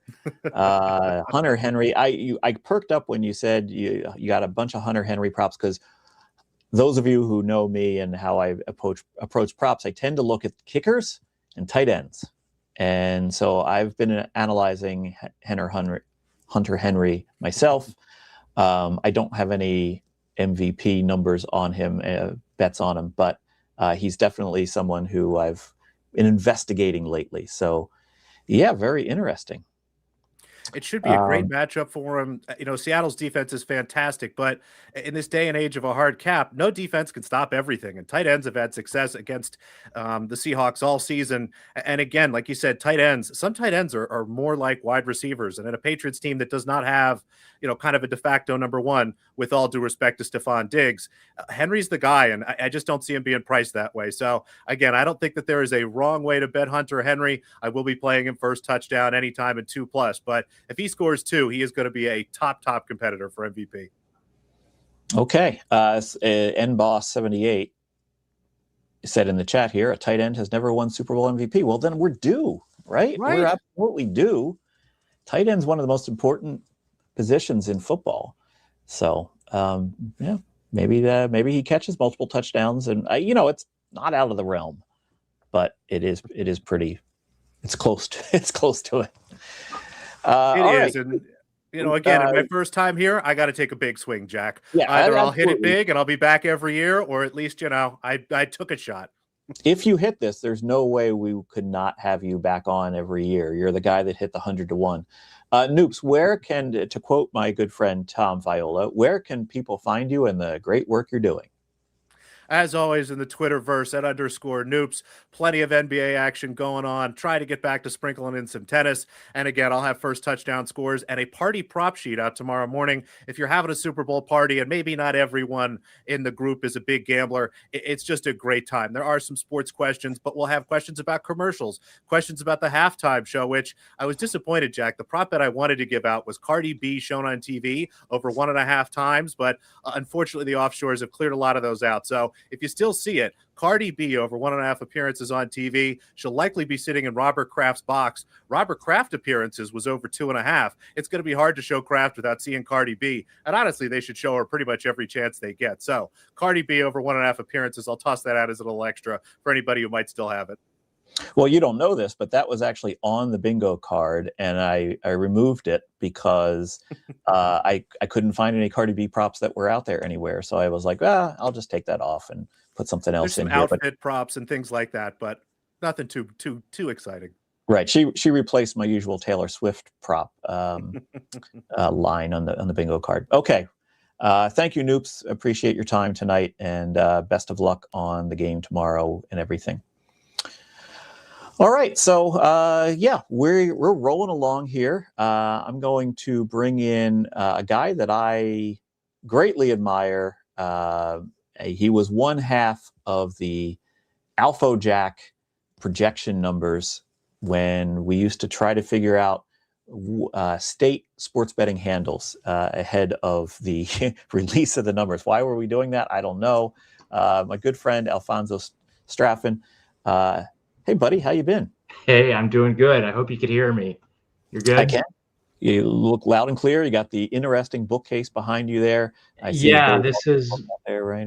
This is my home office upstairs in my kid's playroom. So okay, this is where I get relegated now that I've ever since been working home for the past, I don't know what it's been, maybe like 5 years. So okay. How you been, man? What's going on?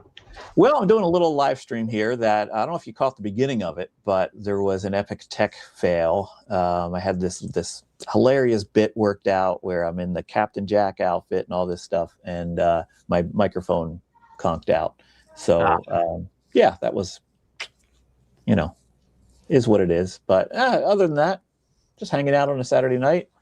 It's been great so far. I've caught a few of the guests. I did not catch the beginning, so I missed that. But I'll try to stick around for a little bit. Obviously, it would be nice to see Roxy and see what he's going to say. It's always a great guest to have. Yeah, he is in Thailand, so he will be late. He'll be probably towards the end of the broadcast here, but yes, cool. He always brings the good time. Okay, Alfonso, enough catching up. We can always do that on the phone. We like to have some hour-long conversations sometimes in the middle of the day about the industry and personal life and everything. I want to get your take on this game first. Seattle and New England, side or total? Give me your play. I gotta admit, it's one of these games that, everything obviously, two defensive teams matching up the way that, they've played throughout the season just makes me really lean on the under. That said, I got to go with our homegrown talent out of Charlotte, Drake May. He went up the street, Myers High School, and the guy's a baller, and he likes to play. And anecdotal story that my wife was telling me about him that she had seen on some Facebook post. One of his former high school teammates said that, the guy during football season, that's his focus. On the off season, he wouldn't practice for basketball, but he'd just walk into the gym to the basketball team. He was on, the basketball team. He'd just kick everyone's ass. The guy's just a winner in many ways. And I think, to be present on such a big stage, there's just an element there of motivation that this guy has, maybe, that I'm going to bank on, hopefully. And so I'm going to go Pat's money line, actually, win outright, just because, I like that team chemistry and I like this kid a lot.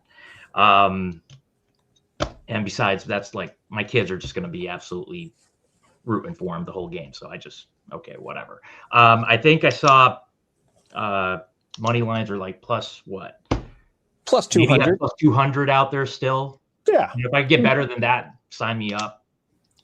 I did try this alternative line calculator that you guys have. I don't know if it, I went plus 4.5 minus 10 and I adjusted to a pick and it spit out plus 178.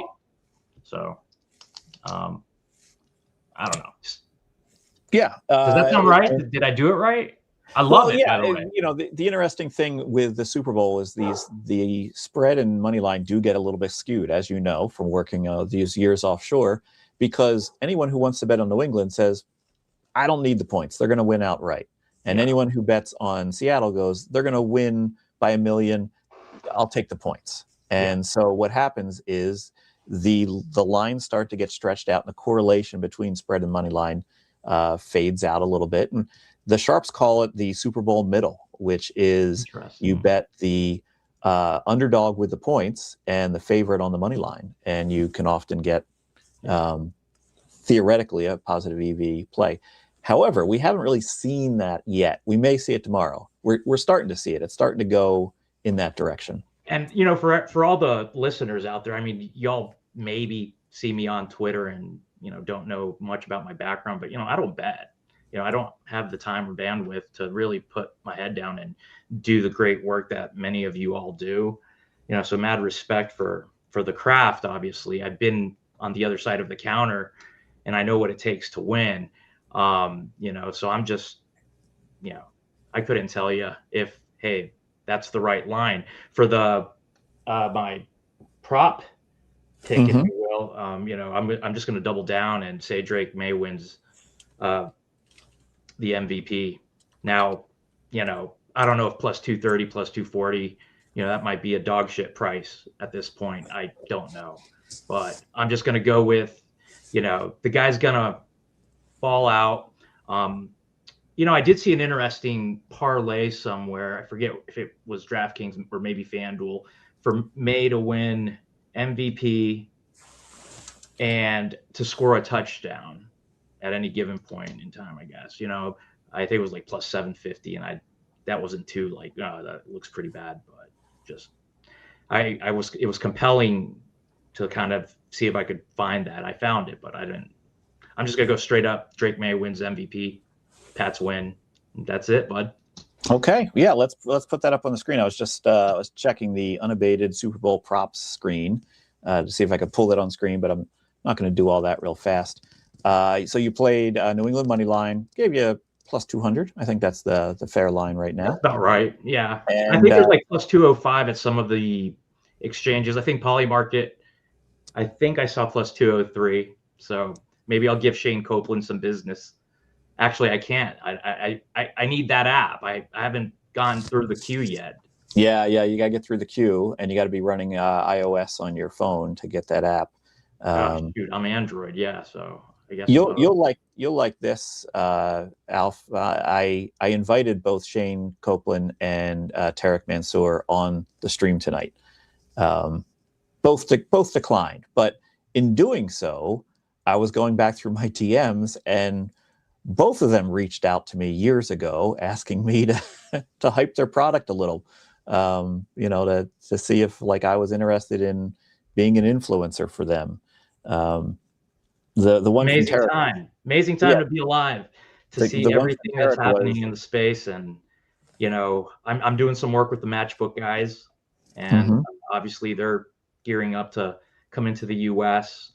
So it's just a crazy time to be involved in, especially for professional sports bettors, just being able to find a lot more opportunity, as things are structured.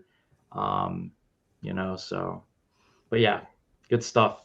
Yeah. Who's the next guest here, by the way? My next guest is going to be Gina Fiore. So she's going to be coming up here in a second, and she's got someone assisting her this year, I see, in the green room. So it'd be interesting to see what that's about. But hey, Fonzie, thanks again for coming on here. Appreciate your time. Always happy and to. It was good to have somebody come in with New England slant. Yeah. Again, I don't know what the hell I'm doing. I mean, I just like this kid, homegrown guy. Anyway, y'all have a great rest of the evening. And all right, thanks, Alfonso, and I'll talk to you soon. All right, let's. As I mentioned, we're going to bring in Gina Fiore here, and looks like her son Nicholas is with her as well. Hey guys, how are you? We're good. How are you, Jack? Good. We are about midway through the stream here, roughly. So it's about the halfway point. A lot of good action so far. A couple guests that didn't show up, which I'm not sure what that's about, but yeah, it is what it is. How are you tonight? I'm good. We went to the gym. We're tired, but we're okay. Good. Yeah, it seems like there's a little bit of low energy there. So what's your thoughts on the game tomorrow? We're taking the Seahawks money line. I saw it. Okay. 225, which wasn't that great, but I think Fanatics maybe. I don't know. What is it at? I'll give you minus 225. Circa actually has minus 220, I believe. I'll put you down for Circa. Put me down for Circa. And any reasoning on that? One of us liked it, so Okay. we're going with that. Okay. What does Nicholas like about the Seahawks? I think. What do you like about the Seahawks? Do you remember? I mean, they got a good running game. I'll give them that. Yeah. Was it something about their running game? Rushing? Not sure. I think he just had a good feeling. Yeah, good. Hey, can't go against the good feeling. Yeah, can't go against feelings. Yeah, absolutely. What about a prop play, Gina? You always bring us something that sometimes brings a little controversy, definitely changes lines. Markets drop based on what you speak when it comes to these prop plays. I don't know if you've put in the research on this one. No, I did. I didn't want to bet Okay. offshore because I got really upset last year when they didn't pay me. Do you remember that? Do you remember my Yes. bet? Yeah. Yes, unfortunately. And you've taken some heat from offshore on this, on your plays in the past. Dave Mason over at Bet Online. Yeah. Yeah. And then I go on Twitter and I complain about it, and then everyone like piles on. So I found something on Kalshi this year. I actually have two. I'm not sure which one to give you. I think I'll give you the first one. So it's who's going to attend the Super Bowl, and I took Ben Affleck. Okay. I got him at minus 186, but I think he's minus 224 now. But so he's got a Dunkin' commercial during the Super Bowl, but also his son is 13 years old and he likes football. And it's like the perfect age to like take your son to a game.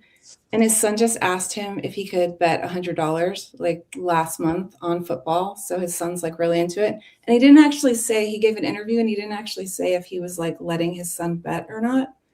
So I thought it was interesting that he didn't like answer. But in 2015, he didn't go to the last Patriots Seahawks game and the Patriots won. And I wonder if he's like, oh, I got to be there for this one. So. Was he still with Jennifer Garner back then? Because I feel like she was a buzzkill. No. She's probably I don't know. Jack. What? She took their son to a Chargers game in November, which makes me think that his son wants to go to football games, which makes me think that he might go with his dad. She's not a buzzkill, Jack. That's not nice. Well, they're divorced. That's fine. And he's a Southie. He's from Boston, so yeah, I could see this. I could see this being very good. I'm sure this line is already moving. I wanted to check it real time. Do you want to hear my second one? That's not my pick. Sure, go ahead. I had Jeff Bezos going because there's like rumors that he wants to buy the Seahawks, and these rumors have been going around for like 4 years, I think 5 years, but they're like newly resurfaced rumors. So I thought maybe he'll be there. But I think there's a better chance that it's Ben Affleck. It's at minus 525. Yeah. It was minus 240, I think, when I started this. It's at minus 525. I put you down at minus 224, but I'll put minus 240 just I because hope this one hits. I really hope this one hits.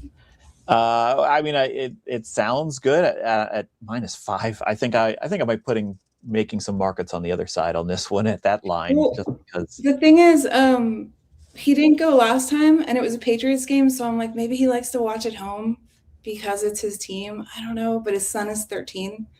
I put a lot of thought into this, but yeah. So the connection here that you, me, and Ben Affleck have is that we've all been card counters at one point in our lives. Yeah.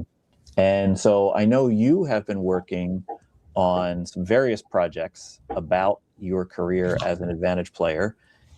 Any mention on progress on those? Where are things at? Yeah, I have a book coming out on October 27th. Very excited about that. I just turned in the first draft on Monday morning, which was super stressful. I think I was texting you complaining about it. Yeah, and what else? Still working on a TV show. I think I'll know April. It's either going to go or not go, and then I can like say something. Okay. All right. Excellent. Look forward to hearing more about that. Nicholas, where are you watching the game tomorrow? Home. Home. Yeah. Snacks. Snacks. With some snacks. And, one thing that I like to do is find food from both cities. So like food from Seattle and food from like Boston. So, I mean, for me, that's probably like Starbucks and a Boston cream donut or something. I don't know. So it's nothing healthy, but. And Dunkin', like Starbucks and Dunkin'. Yeah, perfect. Perfect. Do a cross comparison. The Super Bowl of coffee. I want to check the line before I get off. Yeah, let's get one more check on that line. Minus 525. Minus 525 on. Minus 335. So. Oh, okay. Somebody came back with a little bit of yeah. playback on that. I wouldn't blame them at those numbers. But yeah, excellent. Well, thank you, Gina and Nicholas, for hanging out with us here for a few minutes, and look forward to hopefully cashing this one. Get your record back up there. You got a bad beat on who was that? Was Rihanna to wear pink? No, Chris right? Jones. Oh, I thought you were talking about last year. Oh, yeah, Chris Jones crying. Right, that was a bad beat as well. It was a bad beat. Yeah. Yeah, he was definitely crying, but they just Anyway. Anyway. I don't think he was, but okay. But anyway, yeah, thanks for joining us, and let's go a check of our bingo card as you depart here. All right, what have we heard? What have we heard? Still no national anthem prop. Still, well, honestly, two people can't win the MVP from opposing teams, and now we've had MVP plays for both teams, so we're going to grade that one as a winner. Someone calls from a sports book. Not yet, but I got somebody in the wings that's in a sports book. Vegas isn't dead. Guest isn't outdoors yet. I won't watch the game. I was going to see if Nicholas just didn't want to watch the game. Cross-sport, coin flip. No.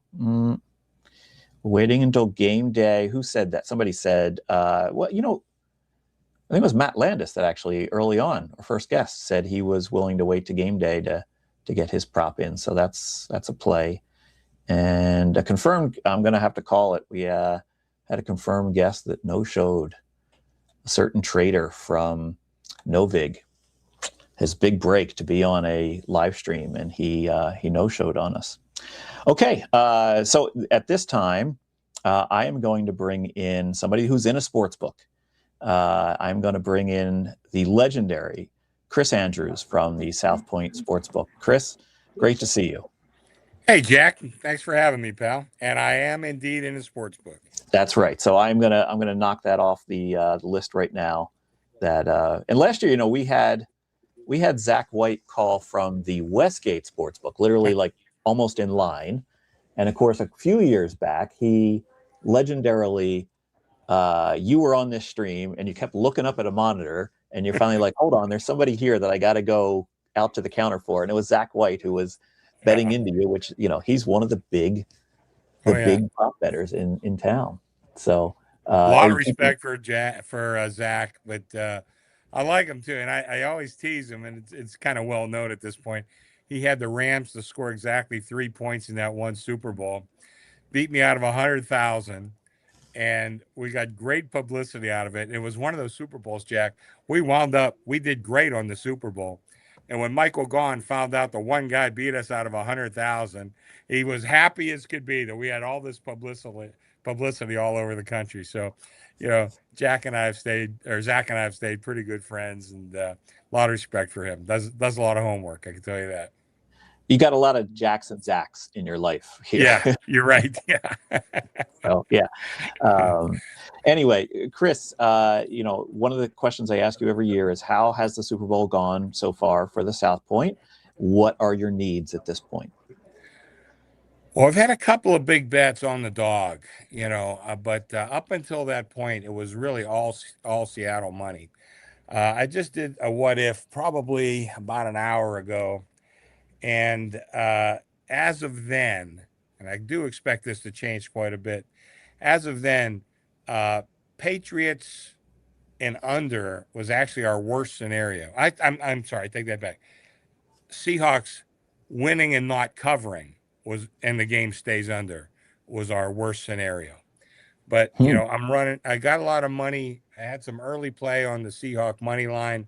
I'm still, I know one of your somebody out there was looking to take a price on the Seahawks, or I'm sorry, on New England on the money line. I got plus 210 right now. Oh, So I got one of the best. I think I got the best price out there, and I'd love for somebody to come in and take it. Because right now, like I said, the worst scenario for me is Seahawks win and don't cover. So I'd like to get a little bit of money line play back on New England, and then the wise guys are on the under, but I've had to go to 46 twice because the public's just overpowering them on the over 45 and a half. So, I don't know. It's finally picking up today. It's been really slow up till now as far as like the game itself. However, the prop action has been fantastic. One of the best prop Super Bowls I can remember. I mean, tons and tons of business. Sharp play, obviously, always get sharp play on the props, but a lot of public play too. So they're all over the place. And, as of now, I'm in pretty good shape, I think, with the props. We'll see how it all washes out. interesting. Have you seen the regular sharp guys come through so far? We all know who we're talking about, but I don't want to. Yeah. You're probably not allowed to say certain, mention names of customers. So, but have you seen the sharps parade through already? There's been a few, but then there's a few too that we were just talking about. Geez, I haven't seen this guy and I haven't seen that guy, and we'll see. They might be waiting for to lap up those good numbers once the public's kind of massaged them, or I don't even want to say massage them, it's kind of moved them, one way or another. But I've had some sharp guys come in too. So, an old bookmaker friend of mine told me a long time ago. He says, if you have one or two wise guys, that's no good.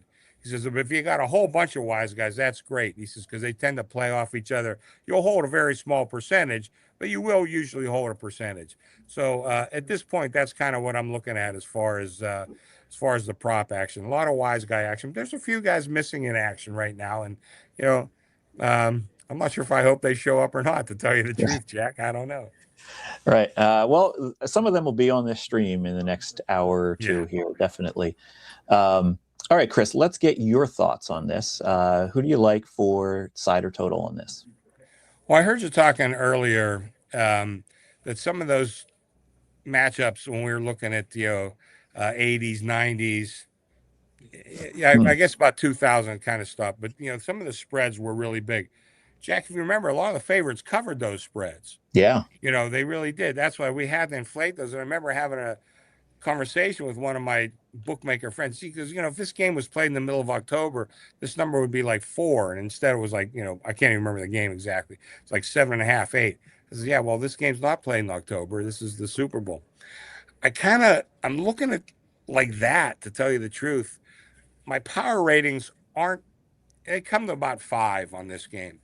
But I really think if you look about the last month or so of the season, it looked like the NFC was really the varsity and the AFC was the junior varsity. And they tended to play each other. So the power ratings weren't really going to get spread out. But I think the eye test here was very important. So what I'm getting to is I like Seattle quite a bit in this game. And I think if you look up and down the roster, Seattle is definitely the better side. Now I'm hearing a lot of guys on Seattle, which as a career bookmaker scares the hell out of me. So I who is it? Bjorn liked, that scared the hell out of me too. He likes New England minus 10.5. That's, but I kind of walked the ladder with this. I was hoping, and in the past, we've really seen a lot of money line play come in on the dog. And I was hoping that was going to happen this year because I was looking to lay a relatively cheap money line on Seattle. I was hoping like around the 210 mark, something like that. It never materialized. Matter of fact, you could take 210 in my joint right now. So anyway, I never played the money line because I never really saw a lot of value there. But I laid 4.5. I laid 7.5, took $1.45. Laid 10.5, took $2.15. And then I made a smaller play on Darnold to win the MVP. Because I do see some avenues where he cannot win the MVP, even though I had Jay Cornegay on my show yesterday. I was kind of teasing him. I forget what year it was. One of one of the Patriots Super Bowls in the mid 2000s. I had took a big price, I think like 75-1 on Vrabel to win the MVP. He had a sack, he recovered a fumble, he had an interception, he forced a fumble, and he caught a touchdown pass. And the MVP came up, they gave it to Tom Brady. So, I mean, I don't know, I'm still bitter about that. So I usually either going to play a quarterback or pass. But I made a small bet here on Darnold to win MVP. I didn't take a great price. I took $1.20. But, you know, I do see avenues where somebody else on Seattle could actually win that MVP. So do you realize your plays mirror Gill's? Oh, is that right? Not only that, but he even did the same ladder. He did 4.5, 7.5, 10.5. Well, and I can't speak. And he took Darnold MVP. I knew he had Darnold MVP. Jack, I've had you on the show, but I've been busy a little bit too. Yeah. But I listen, as a long time Nevadan, I've been, you know, I guess technically I still am a licensee here in this state. So I do all my betting in Nevada. I don't do any offshore stuff. And those were the lines that were available here in town and in Nevada. So I don't know where Gil, that's obviously up to him. But those are the numbers I found here. And I do think if they play their game, and I think there's a good chance that they will, I think that's the best way to capitalize on, you know, just being able to multiply out my opinion a little bit rather than just, and I did lay the 4.5, you know, just minus 110. But like I said, I climbed the ladder with some of the other point spreads. It's not bad being with Gil. He does pretty good. Right. Well, I agree. And I'm going to put it down as minus 105 because that's what South Point deals on these big games, right? Minus 105. Yeah. You get quality for your dollar at South Point. Nobody has ever doubted that. And I would, you know, I want to also mention one of the I learned so much from this was the guessing line show you used to do with Gil back when the VSiN studio was there at the South Point. There was a lot about your methodology and the way you went about things in guessing lines and, you know, learned a lot about bookmaking and making lines and how key those key numbers are. Well, I appreciate that, Jack, and I try to put a lot of work into it. And I think we tried to help a lot of guys find some winners. And, you know, the bookmaker at the end of the year, they're going to always wind up with the dough. We've had good years and bad years, but, you know, really, if we can just really expand the market as much as possible and keep people educated, I think keeps people involved, and it's good overall for business. And South Point hot dogs, always legendary too. Jessica Right, Brand is in the chat room there, and she threw that in there. Yeah, I had one last time I was down there. It's very good. I got to get down there again soon. Got to get to that back room, hang out with you there, watch. We'd love it, Jack. Classic movies. Yeah. All right, Chris. Thank you so much for your time. I have Best one of prop, luck Jack. with... Can I give you one prop? Oh, I thought the MVP was going to be your prop. Oh, okay. No, a lot of guys have that. I got another one. And I think I've given this to you in the past, and I'm going to give it to you again. Somebody will score 3 straight times. And, you know, I got it minus 165 on my board. There's, it's a big public sucker bet to bet the no. And the yes should probably be about 220-ish, something like that.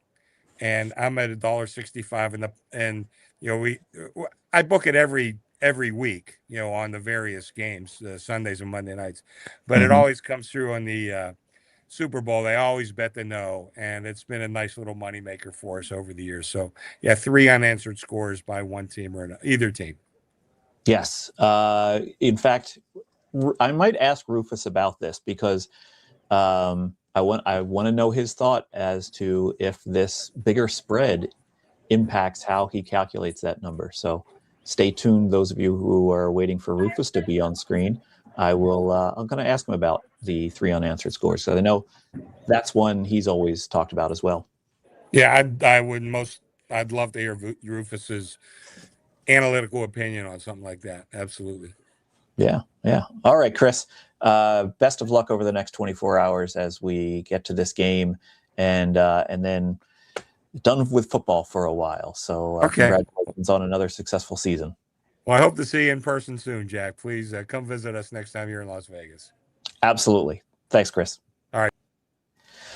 Okay, good. We are just a little bit behind schedule now. I got a little time baked in here over the next few guests, but I'm going to bring in our producer here, Mr. Tom Viola, who helped us out with the disaster at the beginning of the show.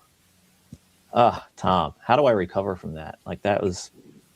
I think you've done a solid job since. I mean, we have not had any other technical issues. Everything has been running smoothly, knock on wood. But I think that it was a stumble at the gate, but that's completely okay. And we're doing great now, and we're rolling along. We got a ton of viewers, and I want to remind everybody, don't forget, hit that like button, hit that subscribe button if you haven't already. Jack's not good at remembering that stuff. No, not at all. I'm here to tell you. Hit that like button, hit that subscribe button. I am not good at that whatsoever. Yeah. So you think the show's been going okay, though, right? Definitely. Okay, good. Are you surprised at the selection of bets that we've received so far, of plays?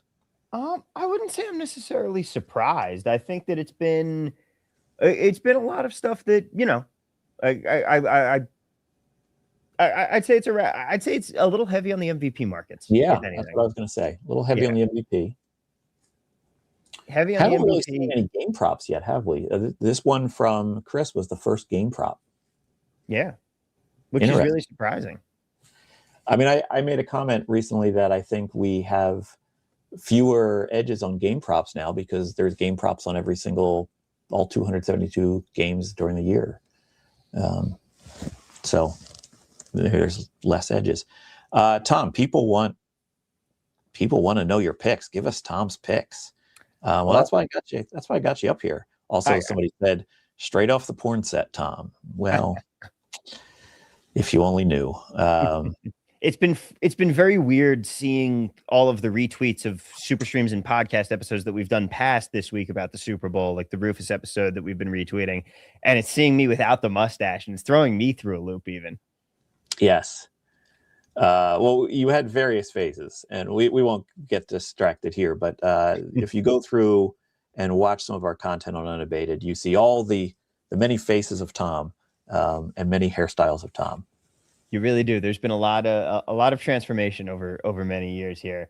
But talking a little bit about picks, I do have a couple that I've been pondering here. First off, I want to remind everybody, as every year, Orange Gatorade is always the right bet. Yes, it is the favorite. I saw on covers.com. You can find it around plus 225. But the reason is the Gatorade color is going to be whatever is the least popular color, because that's the one that the athletic trainers aren't really using over the course of the season. They have extra of, because remember, it's the powdered Gatorade in the tub and they just dump it into the water. So they're just bringing one extra tub along that they're saving for that. It's never going to, it's rarely going to be a color that everybody likes, like red or yellow or blue. It's going to be the colors no one wants to drink, and that's orange. So that is my first. So it's the dumpable bin. Is that what you're saying? The one that they don't care that gets dumped? Okay. Interesting. So it's not necessarily the one they're drinking. Exactly. Because because when they do the Gatorade dunk, they make that around 5 minutes before, because the trainer will just go get the hose, fill up a bucket of water, dump in the mixture, mix it real quick, and then they have a fresh Gatorade bucket to throw on whoever it is. Is that your prop play? That is not my prop play. That is just my you were just doing reminder to everybody. You were just doing that to get the Gatorade prop filled here, which, you know, we don't have Roxy on yet, but this would make a 5 of a kind diagonal, but we don't have Roxy on yet. Okay, let's not get distracted. Let's keep it going. Yes. What is your play on the cider total? So my play on the side, I am also dipping into the alternate spread markets here. Partially because we are getting good value, partially because I do think the Seattle Seahawks are the better team in this game. Again, who has New England played? I get that there are only like 3 good teams in the league this year, and they're all in the NFC West, but hey, guess what? One of the good teams from the NFC West is in the Super Bowl. Also, Sam Darnold was the prince who was promised. As a Jets, all of Jets fandom are Seahawks fans this week. Oh, I This is forgot the about closest thing we have. We're like a family. We're like proud parents of a kid that Child Protective Services took away and gave to a better family that could actually take care of them. And we're just happy to see him succeeding elsewhere. Like, we're watching graduation here. All right. I am going with FanDuel has it currently. You have Seattle minus 16.5. Oh boy. Seattle minus 16.5 is a lit plus 420. Oh, blaze it. It is a 5.1% edge according to the unabated calculator. Yeah. So we are playing some plus money here. Also, fun fact, because I want to move a line on this show. If you head over to MGM right now, you can get a free hook, essentially, as they have minus 16.5 at 4-1. They also have minus 16 at 4-1. Yes, the old MGM. They just put the same price twice halfway through the alt lines. They've been doing that for 5 years, I think. Yeah. So, okay. Yeah. Well, I like the alt play. I like that you grabbed a 420 in there for all the partakers out there. Yeah. Good one on that. Let's get your prop play.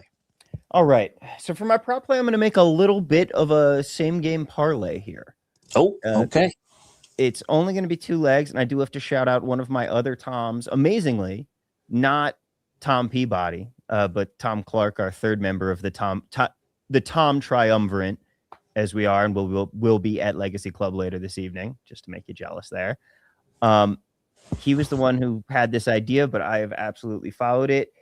AJ Barner, the tight end for the Seattle Seahawks, Jack, he is the one who runs the tush push for Seattle. They do not put Sam Darnold under center for it. Correct.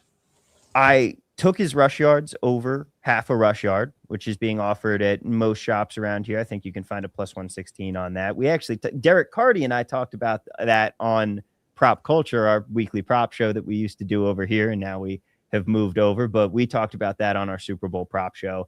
And if you add in a anytime touchdown on AJ Barner, you're basically betting on, will there be a tush push at the goal line for the Seahawks?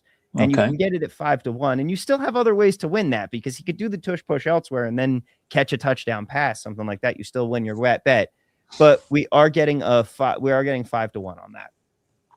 Okay. Yeah. And you're right. You have other ways to win that. And I think Seattle would probably not try to pass it from the 1 yard line in this Super Bowl. That would cause a lot of PTSD for Seahawks fans. Okay. I like that, Tom. Thank you so much for, first of all, for riding shotgun here tonight, but also for these plays. Oh, let me put them up on the screen here. And then we're going to get on to Patrick Everson in the green room there. So, Tom, you can pop back on the screen whenever you'd like, if you're so inclined. But I'm going to move on to Patrick Everson. Sounds. Hey, Pat. How are you? Can you hear me okay? I can hear you. I don't know if you can hear me. Yeah, there was just a little glitchy there. Good deal. I forgot to plug my mic and stuff in, so we're going through the regular. Okay, that's why it sounds a little different. Right. Patrick Everson, for those of you who don't know, is the hardest working man in Las Vegas. I call him that every time I see him, every time I have him on a stream.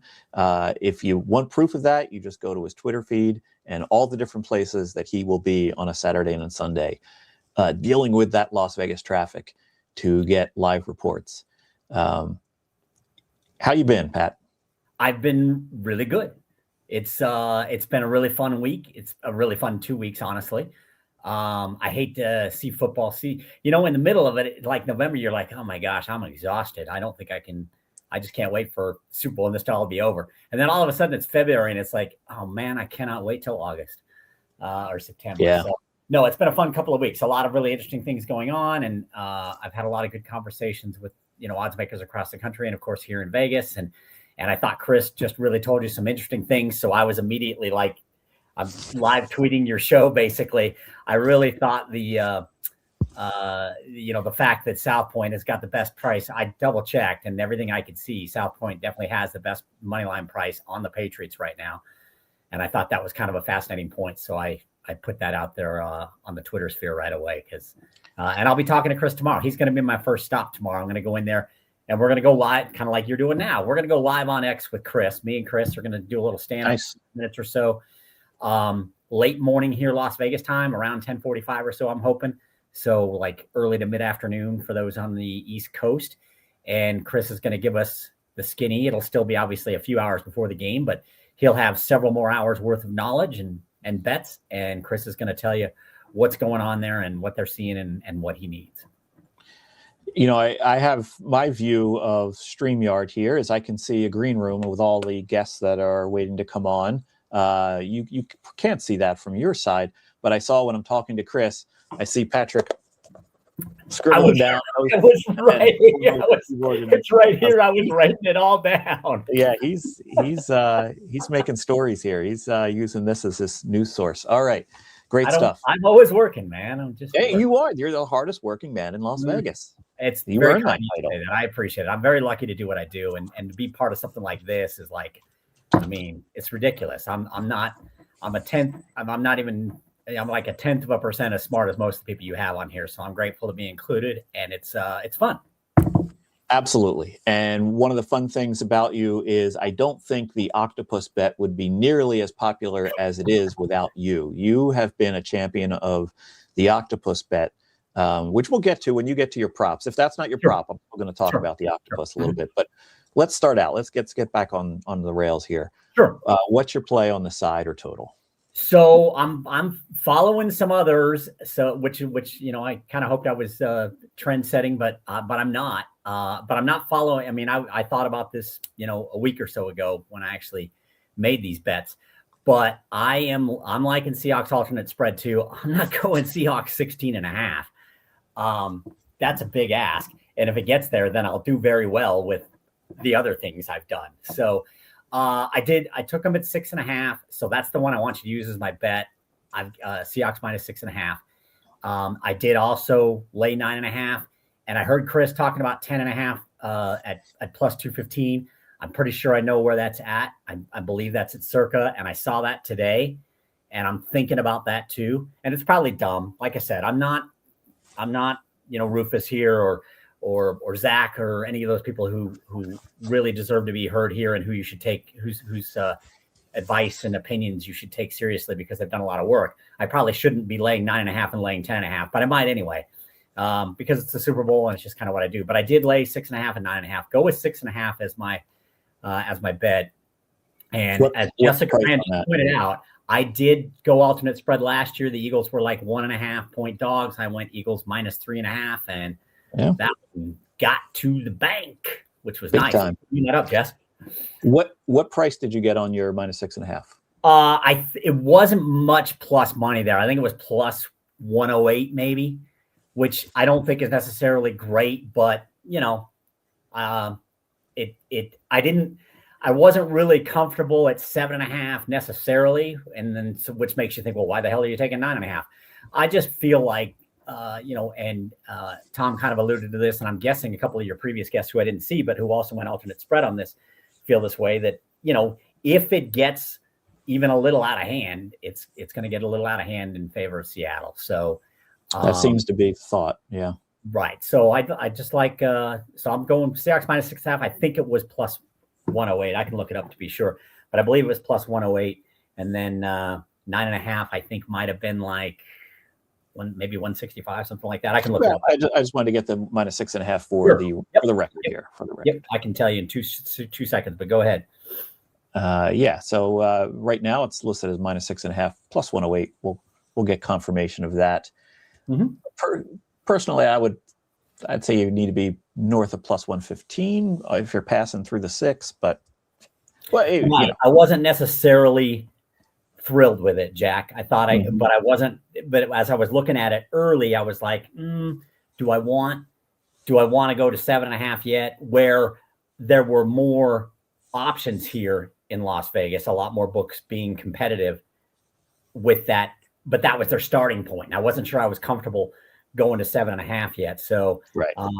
But there's certainly, I can understand why others have went there, because you've got, especially, you know, here in Vegas, you've got Superbook is offering, that's their kind of their starting point for an ultimate spread. Right. Super 7.5, circa 7.5. I'm guessing that that Chris's starting point on that was probably 7.5 as well. But yeah, -6.5 plus 108. And I agree with you. I don't think I got. I wanted a little more out of that, but that's what I got. Hey, that is fine. That is what you got, and it's not like we are criticizing anything on the show in terms of the bets. But let's get your prop play.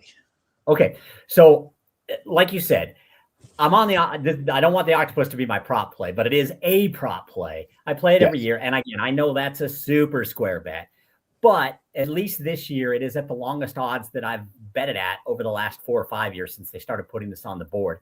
And by the way, hat tip to Sports Illustrated's Mitch Goldich. He and his buddy are the ones who kind of created this prop several years ago.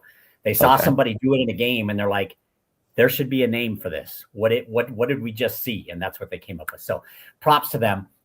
So I did take that at plus 1,600 on the yes, but I'm going to go with something a little smarter. I have a bunch of dumb bets tomorrow, including the octopus, but something a little smarter that it was just something that stuck with me a couple of years ago that Rufus Peabody, who's one of your guests a little bit later on here, something that stuck with me that he said a couple of years ago. And then a pretty smart bettor I heard a little bit earlier in the week was on it too. I'm going to go over 3.5 field goals. And I think I got that at plus 110. So over 3.5 field goals. I like it. That is only the second game prop that somebody has put up. Over 3.5 field goals. As I mentioned earlier, I like to look at kicking and tight ends. And so I've looked into over 3.5 field goals. I do like it. I think maybe betting on New England over field goals is a little bit safer of a play. But it's, both teams have fairly conservative coaches when it comes to going forward on fourth down in the offensive half of the field. And so there could be more field goals in this game. One thing I mentioned on a live stream the other day is, as the field shrinks, in other words, you cross midfield, the field shrinks, it becomes easier to play defense. And that's why drives can sometimes stall. And these both are good defenses at stalling drives, bend not break defenses. So I like the play. And so it was indeed plus 110. That was at Superbook. And I think kind of if I can add this, just playing off the point you just made there, it's tangentially related to the point you just made. I had a good conversation on Thursday with Joey Fiesel, who's he heads up football trading at Caesars. And what he said was, he noted there was sharp play on the under, which I think Chris talked about as well when Chris Sanders just a few minutes ago when he was on. But but what he said, and he sort of, he wasn't being cryptic, but he also wasn't being super specific. But he said the way he's seeing sharps betting this is in a way that they see Seattle having success throughout the game.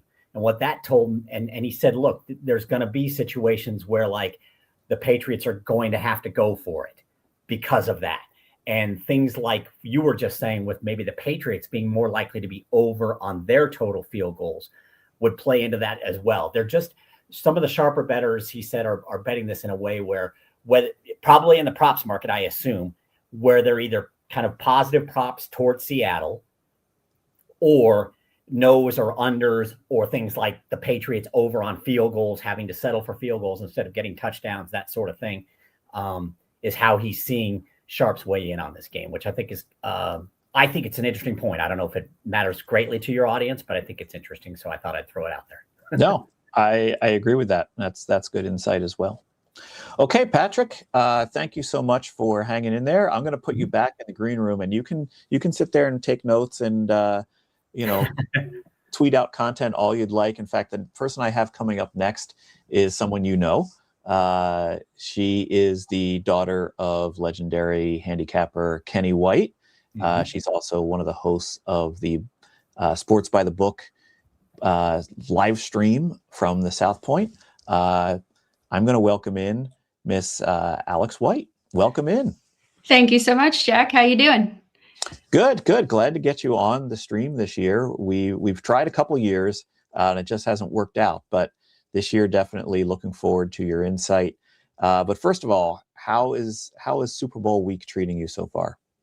Good. I love it. The 2 weeks is a little long, and you don't want to dive into the spreadsheets and all that too much, right? And kind of convince yourself something that wasn't already there. But it's been good, and we've had a lot of good guests on our show. And as Chris mentioned, we had Jay yesterday, so ton of fun shows leading up to it for sure. Yeah, it's a fun show to watch. Their broadcast from the South Point, along with Jeff Parles, and it's definitely, if you want a show that's like, there's not a lot of BS. There's not a lot of fluff. There's not some guest that's the network is paying to have come on there or something like that. You guys have solid guests that just have solid information. There's no real. The only sponsor of the show is South Point, and so that's the only fluff you're going to get is some advertisements for the South Point, which I think we all agree is a great property. Alex, you just for people that might not know, you have some pretty good chops when it comes to handicapping, both genetically as well as of your own building of your name. Talk about that a little bit. Well, it's been a really fun ride. I absolutely love it, following in my dad's footsteps here. Think helped make my name when I won a big contest, the Station Casinos Last Man Standing college football contest 2022, and then followed it up with a tie in the college basketball one. So that was pretty awesome. I've been fortunate to get an invitation to the Friday Invitational that Matt Humans puts on 2 years in a row now. This year, I think I was like 13th, but I mean, it's 25 professional handicappers, some of the best. And last year I had a nice run and actually finished second in that contest. So it's been great. I also, passed down from my dad and from his dad, Pete White, is I make my own numbers. I actually handicap and adjust and have a power rating system. So when you say no fluff, no BS on the show, I'm very much a numbers person and just get right to it, right? Yeah, and let's get right to it. What first of all, what did you make your numbers on this game, and what do you like in terms of side or total? Okay, so I made it 5 and 43, so not a lot of wiggle room there at all. But I do like the under, and I mean, really going back, this is the lowest total that we've seen for a Super Bowl since 2015 when it was Manning versus Cam Newton, and that final score was 24-10. Could kind of see this one playing out the same way. Now, there was a couple 48s in there, but a lot of 50s. You remember even that 13-3 Chris was talking about. That was even a high total of 55.5. So I think the line's kind of telling us something there. So I do like the under. I love the Patriots team total under 20.5 though. Oh, team total under 20.5. Talk about that for a second. Well, I've been on this Seahawks team. I actually had them surpass the Rams as my number one team power rating before that 5 turnover game, and they lost to the Rams, but they did cover in that one. And I've had them steadily at number one since then. I think this defense is legit, and looking at their last 7 opponents that aren't the Rams, and I know sometimes people hate that, but they're the best offense in the league, Los Angeles, right? And they have Matthew Stafford, and he's going to be a Hall of Famer. The other 7 opponents that they played, they held them to an average of 9.5 points per game. So I like this team a lot. I'm coming to the postseason with a -3 turnover differential because their defense has been there for Sam Darnold. If he has had any turnovers, right, they've been able to pick up the slack. So I'm really leaning on the dark side here. And so I like Patriots under. And I think that can happen in a couple different ways. I mean, I think if we get a rock fight, right, maybe both of them stay under 20. Or if, like a lot of people are projecting and it's a blowout, we get there as well. Yeah. So what do you want to put down as your official play here? Do you want the under 45.5 or the under, was it 22.5 was the? 20.5. 20.5. Yeah. I'll take that one. Okay, let's do it. Yeah. First team Let me just- total, huh? We have had a team total on here before. I forget what year it was. Somebody took the team total, but yeah, no, that's a great play. I like that a lot. Good reasoning. In fact, now that I think about it, that's probably the one I like most, like in terms of, because I gave my play last tonight, and I'm kind of like, do I go with? But this might be where I lean. I don't know. I won't spoil that. What about prop plays, Alex? Do you dabble much with the props? I've got quite a few props. As I was mentioned, leading up to the big game, 2 weeks, right? You're diving into all of these. So Yeah. my favorite is definitely total sacks over 5.5. I got it at plus 105. I'm looking at South Point right now at Chris's shop, and it is minus 120 to the over. I know a lot of people like to ladder. I wouldn't hate that at all. And two main reasons. I mean, we all know Drake May was sacked 5 times in each game, the 3 playoff games leading up to this. Before him, it was Joe Burrow. In his 3 games before playing the Rams in the Super Bowl, he was sacked 12 times. So I went back to see, okay, how many times did Los Angeles get to him? 7 times, and Stafford was sacked 2. So there was 9 total sacks in that Super Bowl. The other interesting thing is, I mean, Seattle only has 3 sacks in their first 2 playoff games. But I looked back at the Rams leading up to that Super Bowl, and they had 5 in 3 playoff games. So it's just, I mean, I think it's just the matchup. I think it's the O-line, the weakness on the left side, and I think Seattle's going to get there. Don't leave the Patriots out, though, because, I mean, they've had 12 sacks so far in their 3 playoff games. So I think that they can get to Sam Darnold as well. Yeah, we're on a run of game props now. After me complaining that there were no game props, we get another game prop here. Total sacks over 5.5. We had some great analysis from Jessica Brand early in the show about the O-line, D-line matchups, and everyone loves the defenses in this game. So Yeah. this is one where I always think, and give me your thoughts on this. The public likes to see things happen, but do they like to see sacks? Because that's going to cut down on the offense that happens. So is the sack over a public play, or is it a contrarian play? What do you think? I think it's a little bit of both, because it's exciting still, right? So, I mean, yeah, cutting down on the offense, but rooting for sacks, it's not boring by any means.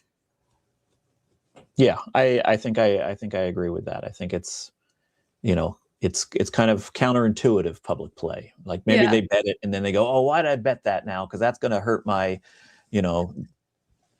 Cooper Kupp over, or whomever they've got on the receiving, or Drake May passing yards over. Yeah. Great. Alex, thank you so much for joining us tonight and kind of giving us some really good food for thought. I really like the New England team total. Our chat really liked it as well. So that's a very good sign. And hopefully these can cash for you. Yes, absolutely. Thank you so much for having me. A lot of All fun. right. I love it. The concept, it's awesome. Great. Thank you. Okay. Moving along here, we are just about 20 minutes behind schedule. I'm going to bring in a really good friend of mine, somebody who is a sharp bettor's sharp bettor. These are the guys that we look up to. The legendary Frank B. Frank, buenos noches. Is that good evening? Wow, that is Jack. And hey, how's it going, Thomas? How you doing back there? Look what you just did. You're like a psychic. This is the beer I'm drinking tonight. It is called Noche Buena. And See, this is how I win. Beer. It's a seasonal beer. They only sell it about 2 months a year during the holidays. So I always get I get a couple cases, and this happens to be the last one that I have left. But when Noche Buena shows up in the stores, that is like the official start of the holiday season. So, Okay. That's curious. You said that. All right. It's sort of like Mad Elf here in the States. I always get a case of Mad Elf. Well, usually a 6-pack of Mad Elf, which is a seasonal beer that I kind of like. It's also a very high ABV. But Frank, we're not here to talk beers. You're We're here to talk football. Frank lives in Mexico. That's why, in case you're kind of connecting the dots there. But of course, you were in Las Vegas in the past week to grab some props, right? Yeah, previous 11 nights. I just got back a few hours ago, and thank God everything went smooth commuting there and back, which hasn't been the case in recent trips. But yeah, made the rounds, saw a lot of the guys, the old guys, saw the hardest working man in Vegas, Anthony Curtis, and spent a lot of time with him, and had a pretty good visit for the Super Bowl as compared to the last couple of years. It was okay. What were your impressions of both Vegas as well as the sports book scene this year? Are we going for the bingo thing? Am I supposed to say Vegas is dead?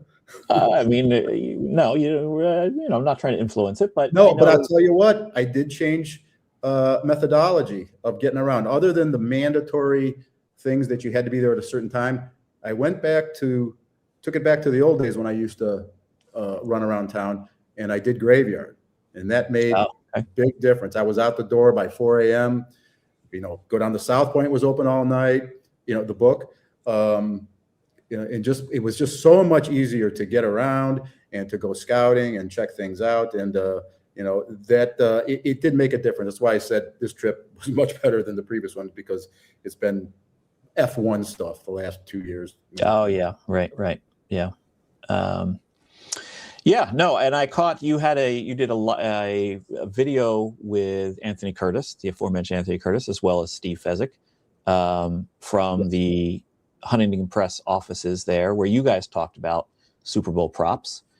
We did that a week early too. Usually we wait until this week. We did it on right after Westgate put theirs up. We did it.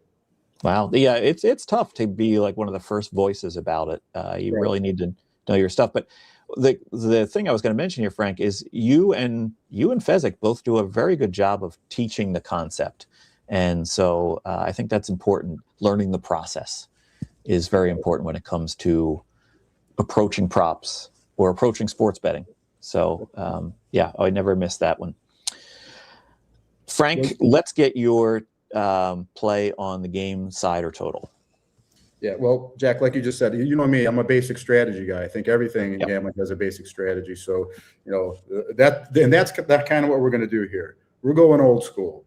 We're going to do a standard side or total, and then we're going to do a player prop. So, I see a lot of the alternate lines and the plus 6,000s and all that, but we're just going to go with the old stuff. So on the side, I think, and I only want to go with things that are out there, not things that I bet 46.5 last week. We're not going to go with that because I don't know if that's ever coming back. But what I find curious about the side in this game is that the line is not behaving thus far. I mean, we still got 20 hours to go, but it has not behaved like it normally does, where the point spread gets a little out of whack, and sometimes a lot out of whack with the money line. Right now, the value between the two is with the point spread, especially if you're in Vegas, because you can, like I'm going to do, I'm going to lay at 4.5 with the Seahawks at -105. You got Superbook, you got South Point, and Jack, can you tell me where the third one is in Vegas? Circa? Nope. No. New kid on the block. Oh, Boomers. Yeah, that's the third one. So you got three places dealing -105. So I don't feel bad about taking that, because that's exactly how I would bet it, and exactly how I did before I left. So, but yeah, the money line has actually gone up the last 24 hours since the crowd hit town. We're looking at 230s and 235s, and a good deal is 220.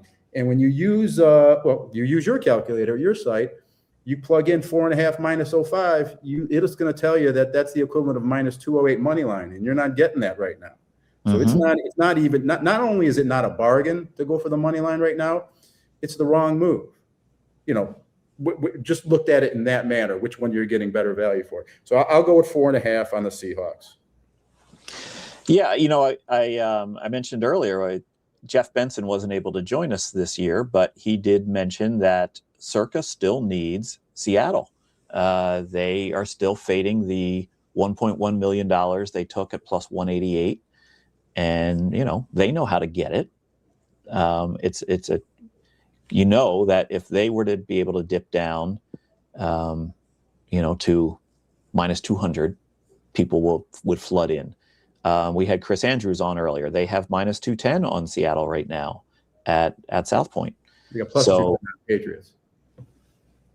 no, I believe it's minus 210 on Seattle they have right now.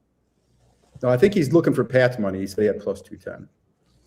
Yeah, well, he's looking for Pat's money, but Jeff Benson, Circa, they're looking for Seattle money. Oh, you're looking about Benson. I thought you thought about Chris Andrews. Okay. Yeah. No, I swung around town there, but no. My reasoning is most bookies that have come on here tonight have said that they need New England money, and Circa is the opposite. They actually need Seattle money, but they know they can get it. I just don't think they really want it. Like they need it, but they don't really want it. I think they're fine taking the naked position they have. Yeah, and I know a lot of people will say, hey, you play the schedule that's put in front of you, but I think that has something to do with the reluctance to bet on the Patriots. I mean, the Patriots beat one winning team all year, before the playoffs started. They beat Buffalo at the buzzer on a field goal. Seattle beat 6 winning teams, and good ones. They play in a good division, so they had a stronger strength of schedule, and they beat winning teams. So I don't know if and the trajectory for them has been good going into the Super Bowl, where New England, I mean, you can literally make a case for every one of their playoff opponents. They had problems, every step of the, obviously the Denver game, but, LA was banged up, the Chargers, and Houston, they didn't have everybody going there. They had to go up north. I mean, they kind of have had about as good a path as you could get to get to the Super Bowl. So I think that factors into it a bit. I think people are still they don't really believe it. Yeah, I agree. Frank, what is your play for a prop? You are one of the best prop bettors that I've ever met, and I'm anxious to hear what it is, and I'm hoping it's not one you've already shared with me, because I want something else. No, I'm not going to do it. I know which one you're talking about. That's not going to be it, but I think you do know this one. You've been paying attention today. Now, I was going to do the Drake May thing, but your first guy did it, Matt. He faded Drake May on the rush yards, and there's all kinds of good fundamental reasons why you do that. And I was ready to go on it, but we're going to skip that, and we're going to go. Our mutual friend. It was very weird, just like you with the Buena Noche, the Noche Buena. We decided we wanted to discuss, out of the 200 or so props that you could possibly get, we both were going to message each other at the same time about Travion Henderson and his receiving yards. And I go, okay, well, once Matt took Drake, I go, this is meant to be. So we're going to go over 2.5, and you can grade this as 3.5 if you want. Over 2.5 receiving yards by Travion Henderson. The 2.5 is at FanDuel, and there's another one, I think it's at Score. And then the rest of the market is 3.5. So however you decide to grade that. But Travion Henderson illustrates a good example of the opposite of what takes place in the prop market when a player, the line runs away on it. Like take Drake May rushing yards, for example. It's recency that causes this. So you have a thing where we have a inflation due to recency for most of these players that they chase, like JSN, and in particular, the Drake May is a great example. But in this case with Travion, you have a decrease in the line due to recency because his last 5 games have been a big nothing.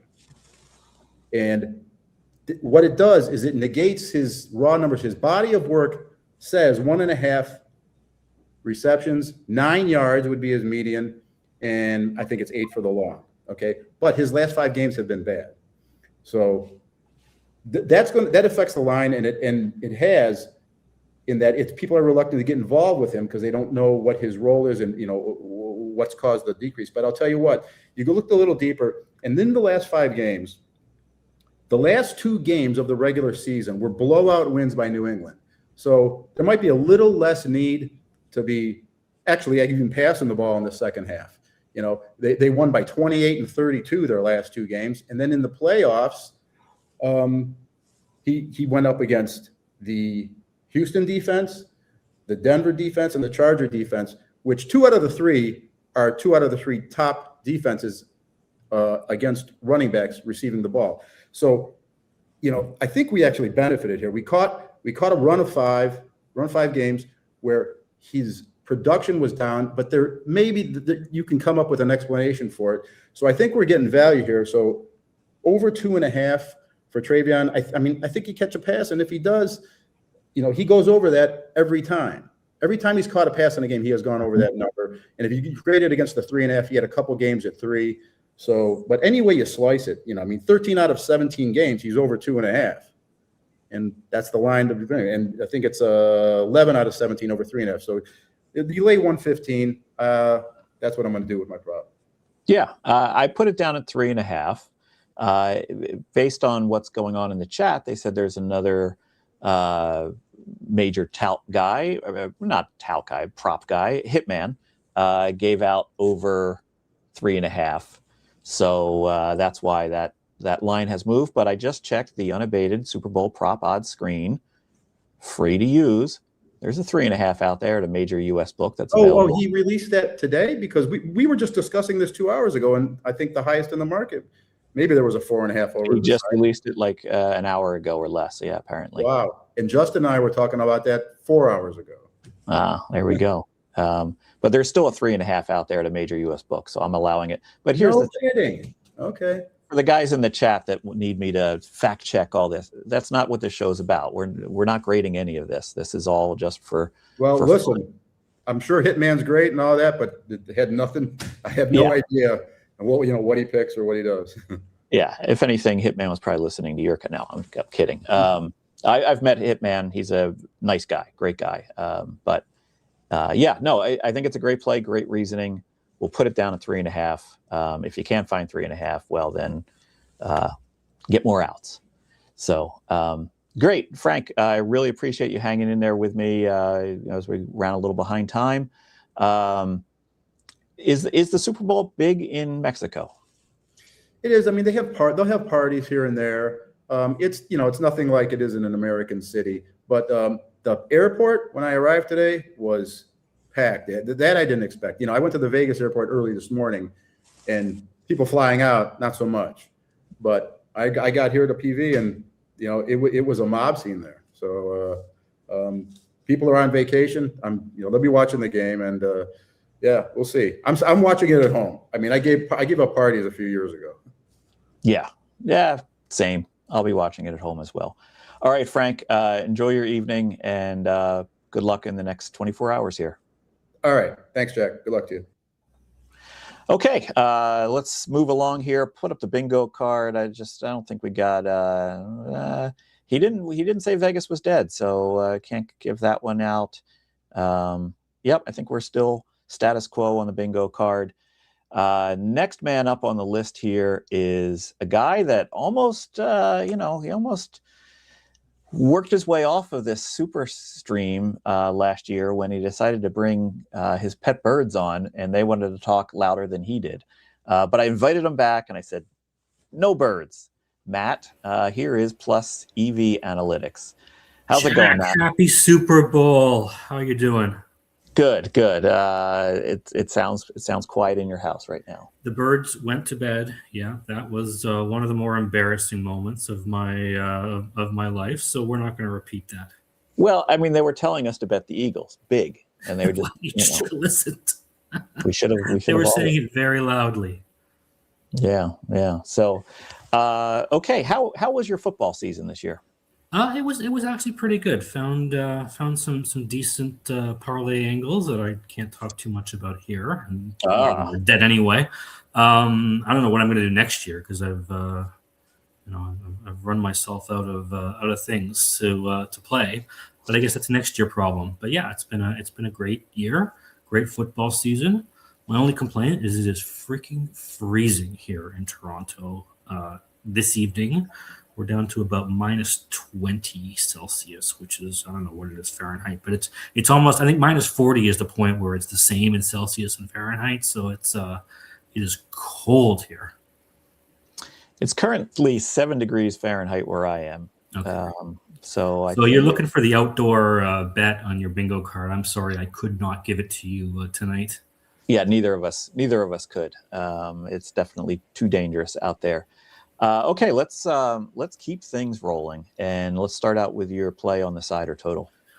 Yeah, I mean, I don't know. At this point, I don't think anybody really knows. But if I had to make a play, I would ask myself, what could the market possibly be underreacting to? And I'd have to go with the Patriots' schedule and the possibility of some kind of Drake May injury situation being worse than it is claimed to be. So nothing original here. I'm going to go Seahawks minus the 4.5. Like I think the majority of your guests so far have gone. I wish I had something more original to give you, but I'll save that for the prop. Okay, yeah. Seattle minus 4.5 is definitely, at this point, it's going to be the consensus play. So for those of you who bank on that every year, that whatever the consensus play is on the side has done very, very well. You almost said, I thought you were about to say, I think this spread total line is too sharp, but that's too cliche for me. I'll let somebody else say that. All right, let's get back. Let's talk about your prop. What do you like? So I've posted on my Twitter a lot of kind of the deep analytical stuff in a few different places already. So I'm going to switch it up today. I'm going to give you something that is straight from the heart. No analytics underlying this. It is an anytime touchdown prop. It is plus 1,300. Who is it? Putting you on the spot now. Not Jake Bobo. Oh, Bobo. It's not Bobo. It's somebody else. No, not Bobo. I don't know. Eric Saubert, anytime touchdown, 13-1. Why do I like Eric Saubert? Give you a second chance to redeem yourself. Yeah, I got to do a lot of work in the background. No, hey, listen, you bring me on. This is what you get. Chat. Help me out here, chat. Why do I like Eric Saubert? They're about 30 seconds behind, so we'll be staying here. I can wait. I got time. I like Eric Saubert because he has a degree from Drake University in a little field called actuarial science. Oh, I should have saw that coming. He is gotta be the first actuarial science grad ever to play in the Super Bowl. If somebody else has me wrong on that, feel free to fact check me. But I am Eric Saubert, plus 1,300 anytime touchdown.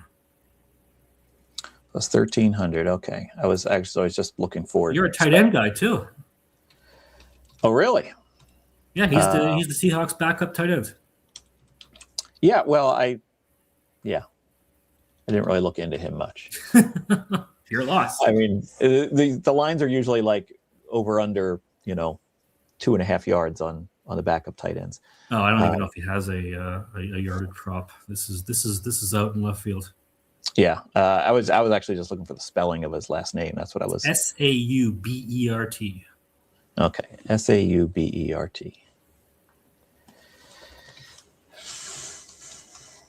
Okay. So always good when the host has no idea who I'm talking about. That's a great sign for the prop. You got to understand, I don't watch a lot of sports. I find that gets in the way. So it's very. I'm hoping for a mention market for actuary because I think he did score a touchdown a couple of years ago when the announcers went off about what is actuarial science and all this stuff. So I'm hoping to get that on the old mention market for tomorrow. Well, we tried to get Kalshi to put unabated on the mention market because we're running a promo that if the announcers or the referee says unabated during the Super Bowl, you get your first month at $60 for unabated premium, regularly $199. And Kalshi told us that they would have to petition the CFTC, and they're just too busy to do that for this. And then the next day, they added Portnoy to their mention market. So somebody actually hedging a real exposure, I guess, would have been like too extreme for them. I mean, really tried to help them out. And as I mentioned earlier, I invited both CEOs onto this tonight, but they declined. Next year. I'm sure they're watching. So, okay. Yeah. So plus EV analytics, I put the plays up there. Very good. I'm actually surprised you didn't come with something even more esoteric this year. You always seem to come up with a prop that's like wacky, This year I've posted a few, like I said on Twitter. I am on Seattle to win by 31-40, which is there we go, 40-1. But I didn't want to repeat something I've already given out, and I've already everything I've already given out, or I don't want to say in public. So compromise, and I'm going with my heart on this one. Fair enough. Good, Matt. It was great to see you. Stay warm. And best of luck with all of your bets here over the next 24 hours. You too. I'll see you at Bet Bash. A few short months away. Yes, and it'll be much warmer. Hope so. Okay. All right. Our next guest up here tonight is someone else that's making their SuperStream debut. He is the host of a very enjoyable podcast that I know a lot of sharp bettors are listening to these days. It's called the Risk Takers Podcast. And what I think sharp bettors like about it is it's kind of real. Like it's, as somebody who's hosted podcasts, been on podcasts, sometimes there's talking points involved. This one, they just talk kind of like this live stream where it just goes on as long as it goes on, and then it ends for the episode. Welcome in.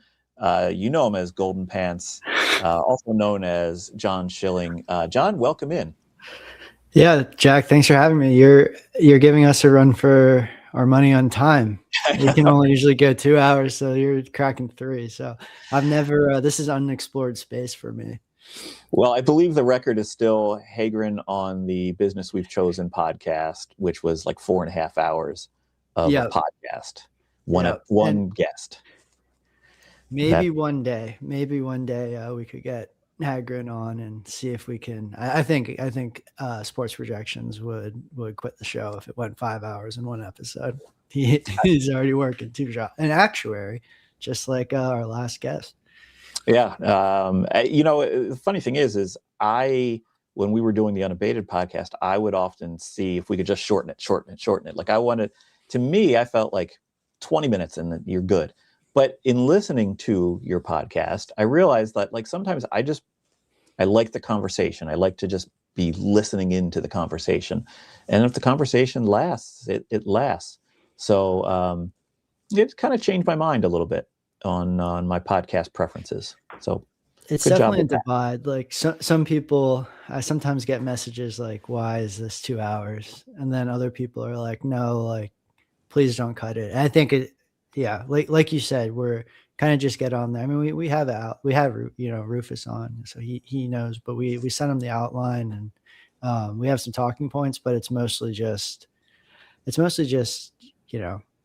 of seeing where it goes. And Gambling with an Edge was pretty long. It wasn't 2 hours long, but I know they would run like an hour or so. And I always wish those were 2 hours. So they had to run exactly an hour because they were used to simulcast to radio. That's right. And then they just kept with that and were, marketing those out for advertisers as a 1 hour podcast. So they were always very strict with the 1 hour. Yeah, that's what Richard said. Yeah, in the middle of a great conversation, and all of a sudden Bob Dancer would say, "Oh, thanks for coming out. Lots of royal flushes, everyone." That was anyway.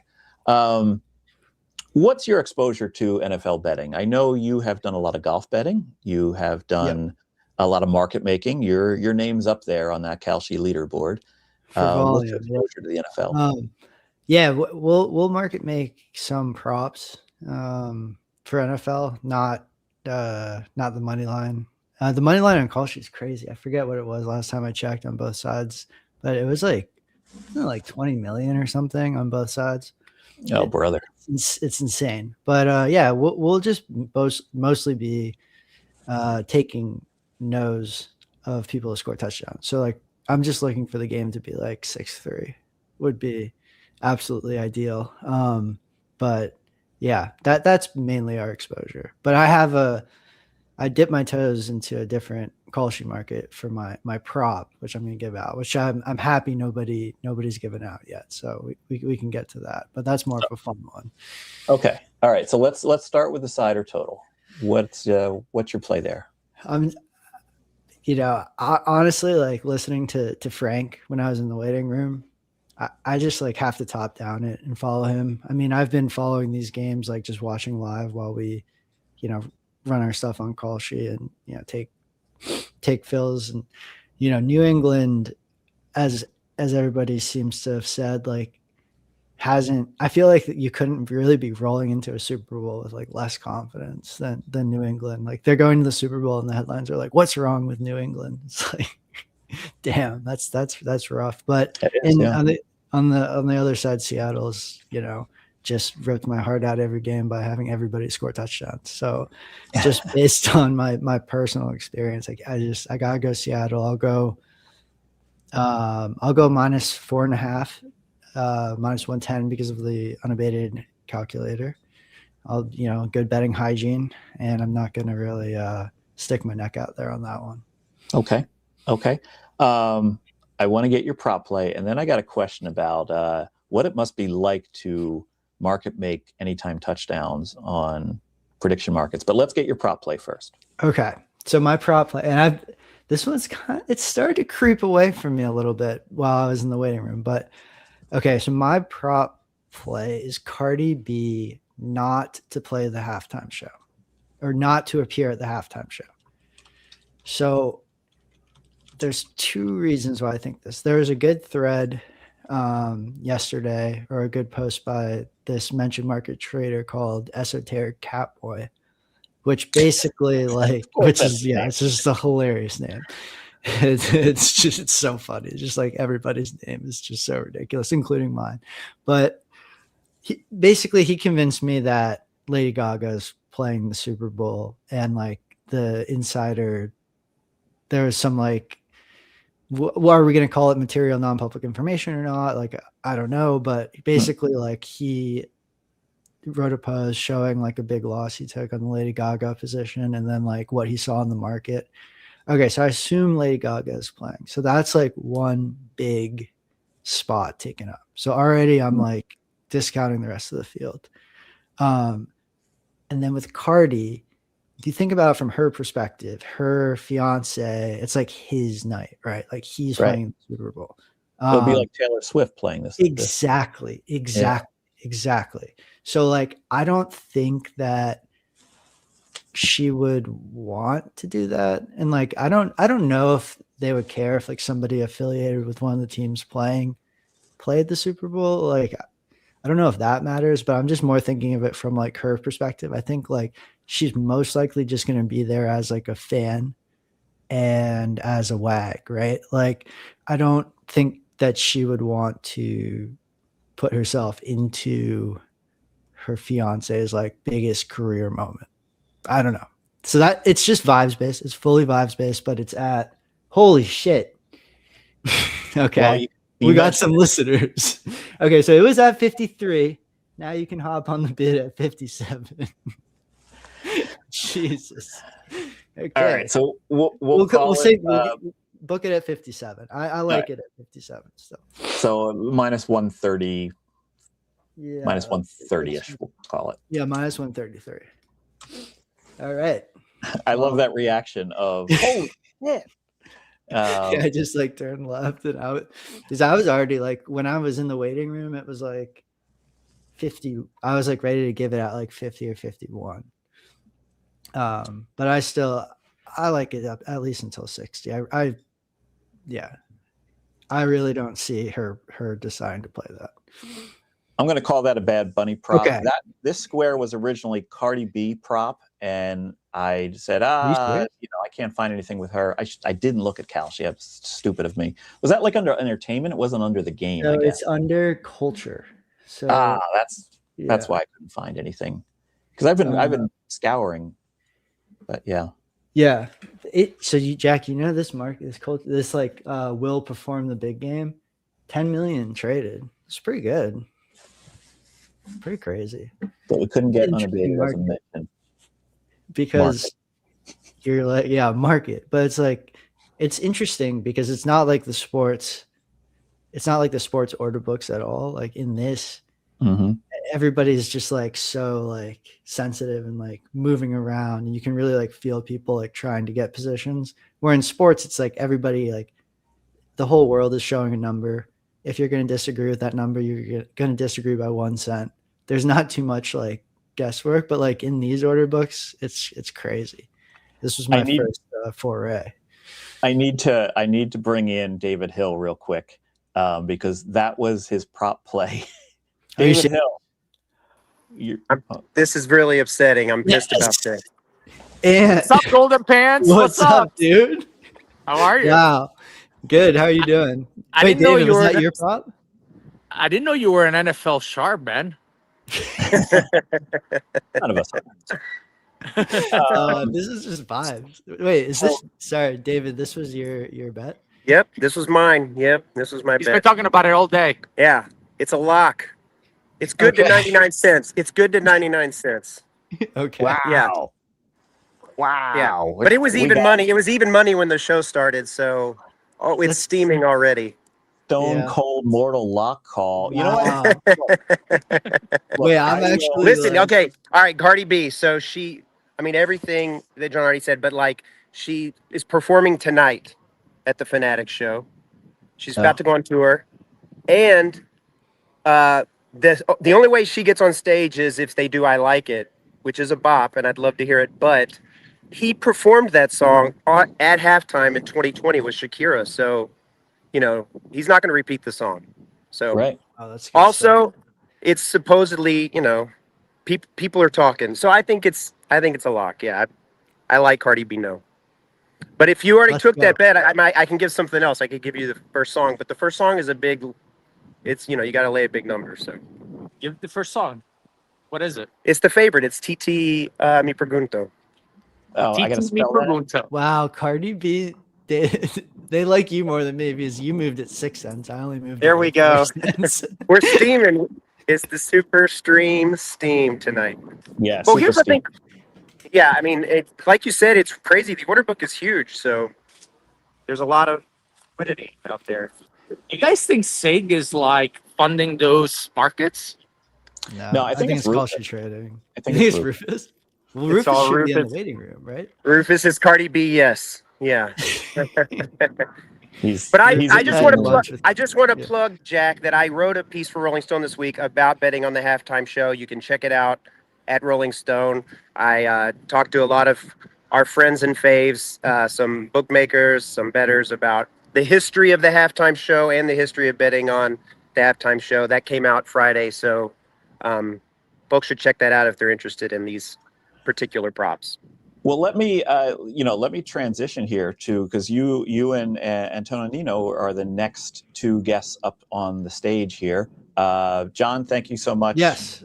Thanks, Jack. Take care, John. That was a ton of fun. Yeah. That was actually some really great live clips that will play on Twitter of your reaction to the market to moving. getting the market steam. Yeah. So well, I appreciate it, David. Great to meet someone who's really, really smart and sharp, like you, coming up with a great bet like that. And always a pleasure. All right. I'll see All you right, later. whatever you say, man. All right. Yeah. all right. So David Hill, we got a double header here, a double feature. Yes. Anthony Rosa, who Yeah. former Pinnacle trader, and David Hill, who if you don't read David Hill's stuff, what are you even doing? It's some of the best stuff that's out there about sports betting these days, gambling in general, and our societal take on everything. First of all, we're cashing a bingo prop here. Right, we're outside, babe. We're outside. Where are you calling in from? We're in San Jose, Costa Rica. We are at a dinner right now. We just stepped out to do this. Oh, okay. Well, your time is valuable, so I don't want to dilly-dally around it too much. Let's start off with your play on the side or total. I like the Hawks. I think I told you this, but I'm sitting on some futures because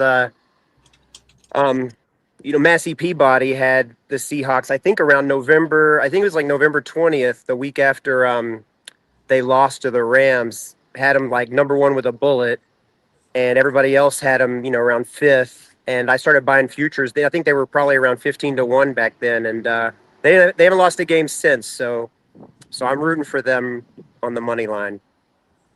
Oh, on the money line. What price we giving you on the money line? You tell me. What's it say on the screen? I don't know. We gave Gina -220, so we'll give you that. I mean, I'd lay the points. I'll give me I'll lay the points because they're gonna cover. Okay. You agree? That's the I popular play. agree. I agree. Yeah, we're gonna. And is I'll lay that the going to be points. your play as well? Yeah, that's my play as well. I actually have a hot take. Everybody thinks the Seahawks is the public side. It's not the Patriots. So let's go Seahawks. I think this line should be like 6. Okay. Yeah. Crazy, I know.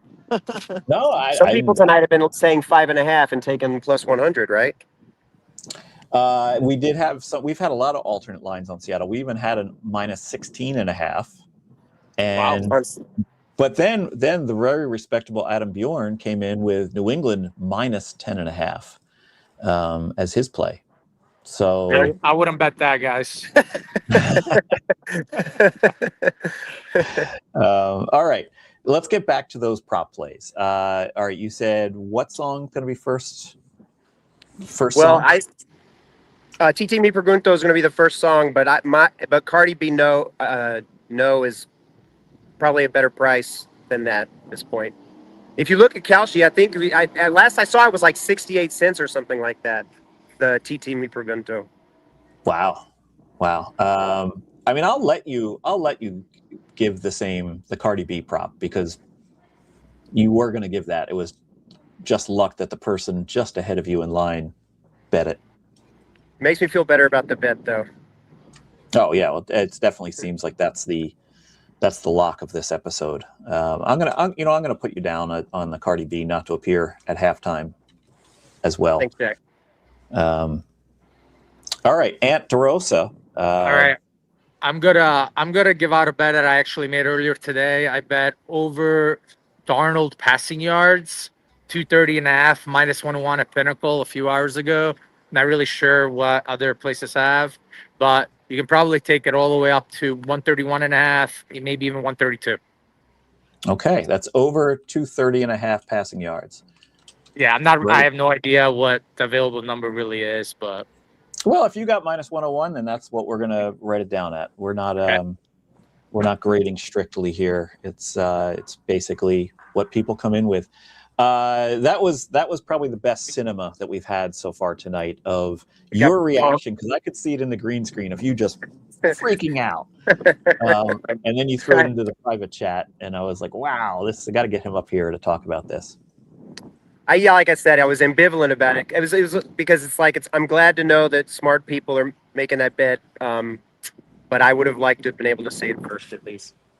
Yeah, no, I'm sorry. That's something I learned is when you're on these invite SuperStream type things, get an early slot. That way. Yeah, but for Cardi B, no, come on. I thought I was on an island with that one. Like I said, I had that on the bingo card and I took it off. There's even like 15 people in that market. Weird Al is in that market, so I don't know. Weird Al No is also a lock, but you gotta lay 99 cents. Last question for you, David. How Yes. is the book coming along? Well, it's coming. now that he interviewed me, it's going to be the best book ever. I'm down here in Costa Rica chewing up some scenery for it, but it's coming.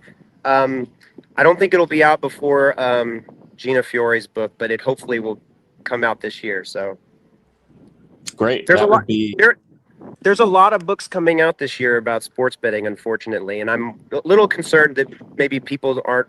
I don't know what the max number is, what the ceiling is of how many books people will buy about this topic. So, that, but I'm going to try my best to write the best one, and hopefully that'll make the difference.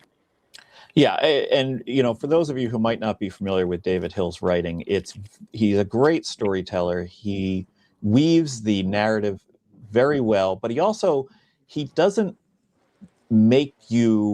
force you to interpret it in one way. He gives you the full picture, much like a documentaries used to do. Now they're all very narrative based. And what I've always found nice about David's writing is it's the full picture. You choose the path, choose your own adventure. So I look forward to this. When you first told me about it, you said it would be the Big Short of sports betting. I hope I'm not overselling it, but that's my goal, is to try to write a narrative history of sports betting in America that really looks at people's lives that built the industry, rather than just sort of writing a business book. So that's what I'm trying to do. But thank you, Jack. That's very high praise coming from you. Appreciate it very much. And You're he's been interviewing some, like, not me, but other way more interesting people. So it's gonna be good. All the good stories are down here in Costa Rica. I'm sure they are. I am sure they are. A couple of our guests couldn't make it tonight because they are various places in Latin America for the Super Bowl for various reasons. So I'll let you guys get back to that dinner. Thank you. Thank Good luck you. tomorrow. Yeah, good luck, everybody. Thank you. Okay. Hey, it's a time for a little bit of maybe a drink interlude here. And then I've got the murderer's row of prop bettors coming up right after this. But let's go to the bartender here. Jason Scavone. Now, some of you are probably saying, who? Well, if you watch our unabated YouTube content and you find something funny or whimsical or a pop culture reference that seems to hit, it's Jason is the one who comes up with those. He does a lot of our content. He's also the brains behind the Unabated Sports Twitter account. That's not me. I don't run that account. Jason does. Nobody believes that, though. I'm good. How are you? Good. You've been patiently waiting behind that bar for like 45 minutes. I know. I finally had to crack and make myself a drink. Yeah, I was going to say, I'm actually getting kind of low. I got to make sure the sips are small. But I wanted you to come on tonight because I thought maybe I might need a little help out midway through the show because kind of bridge things together. Well, as usual, I kind of ran behind and we've had no trouble filling the space. But when I pitched this to you, you came up with a very brilliant prop. But first, cider total. Got to go in order. I will take, the squarest bet on the board. I'll take the Seahawks minus 4.5. Matthew Peabody hasn't steered me wrong all year, and the ratings say -5, so let's run with it. Absolutely, they have been stellar. The Matthew Peabody ratings all year long have been great. So yes, that's a common play. But now let's get to your prop play. Yeah, so the prop I like is team for the longest gross punt, New England. The reason I like this one is because Behringer, the Patriots punter, is essentially he has fatter tails on the distribution of his punts. So he has punts in 20 games this year. The median for him is about 57, and he has a grouping of about 8 games where I'm looking at my notes here to make sure I have these numbers right, 55 to 59 for 8 games. He's also got 6 games where he's well over that into the 60s and 70s. New England's punter, or Seattle's punter, Dixon, he's got 10 games kind of in the middle of his distribution, and he's really likely to come in right around 55. He's got 1 game where his long is 60. He's only got a couple of games where he's hit 58, 59. So I think between the chance for New England's guy to go much longer, combined with the fact that New England's market on total punts is juiced at 3.5, so they're probably going to outpunt Seattle 4-3 maybe. I think he's going to have more opportunities. He's going to be pinned deeper, and he's got a bigger leg. What was the price on that? What price did you get?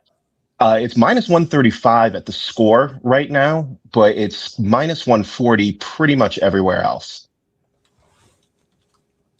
I'll give you -135.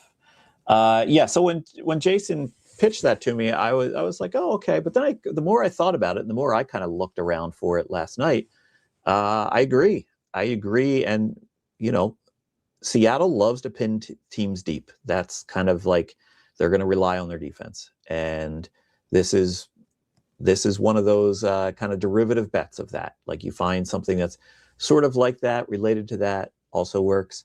There's also some bets out there on total punt yardage for each team.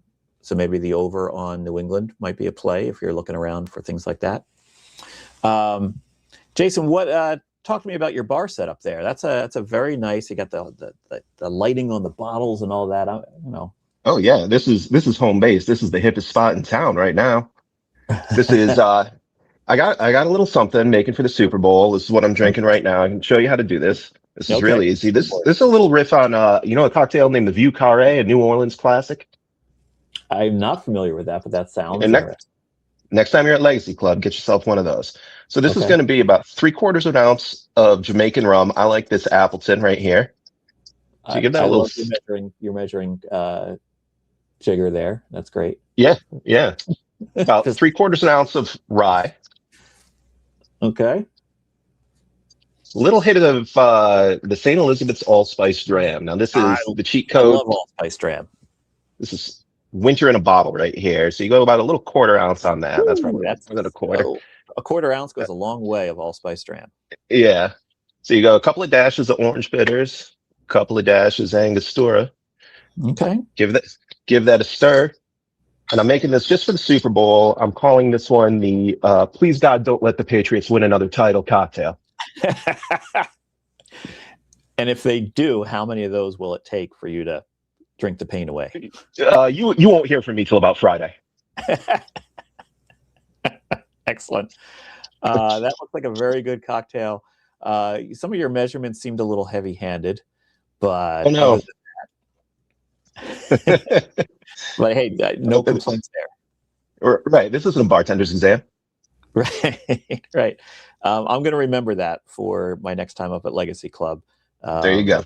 You know, I love my Lion's Tails up at Legacy Club, but that looks like a delicious drink, and I could probably go for one in about an hour when we're finished here with the stream. All right, Jason, I am going to bring in what I just teased as the murderer's row of prop bettors. Thank you so much for hanging out there behind the bar and providing a great play for us as well. Thank you. All right, I'm bringing in somebody who is, if Chris Andrews is still watching the stream, he's going to be like, that rascal's here. Bringing in Zach White live from the South Point, clearly, right? You're at the South Point. I recognize that bric-a-brac behind you in the booth. And also, of course, Rufus Peabody, who, what would be a SuperStream without Rufus? So, Zach, I'm going to go to you first because there is a little bit of background noise on your mic. So we'll get you to tell us what you like and how your prop experience is going so far this week out in Las Vegas.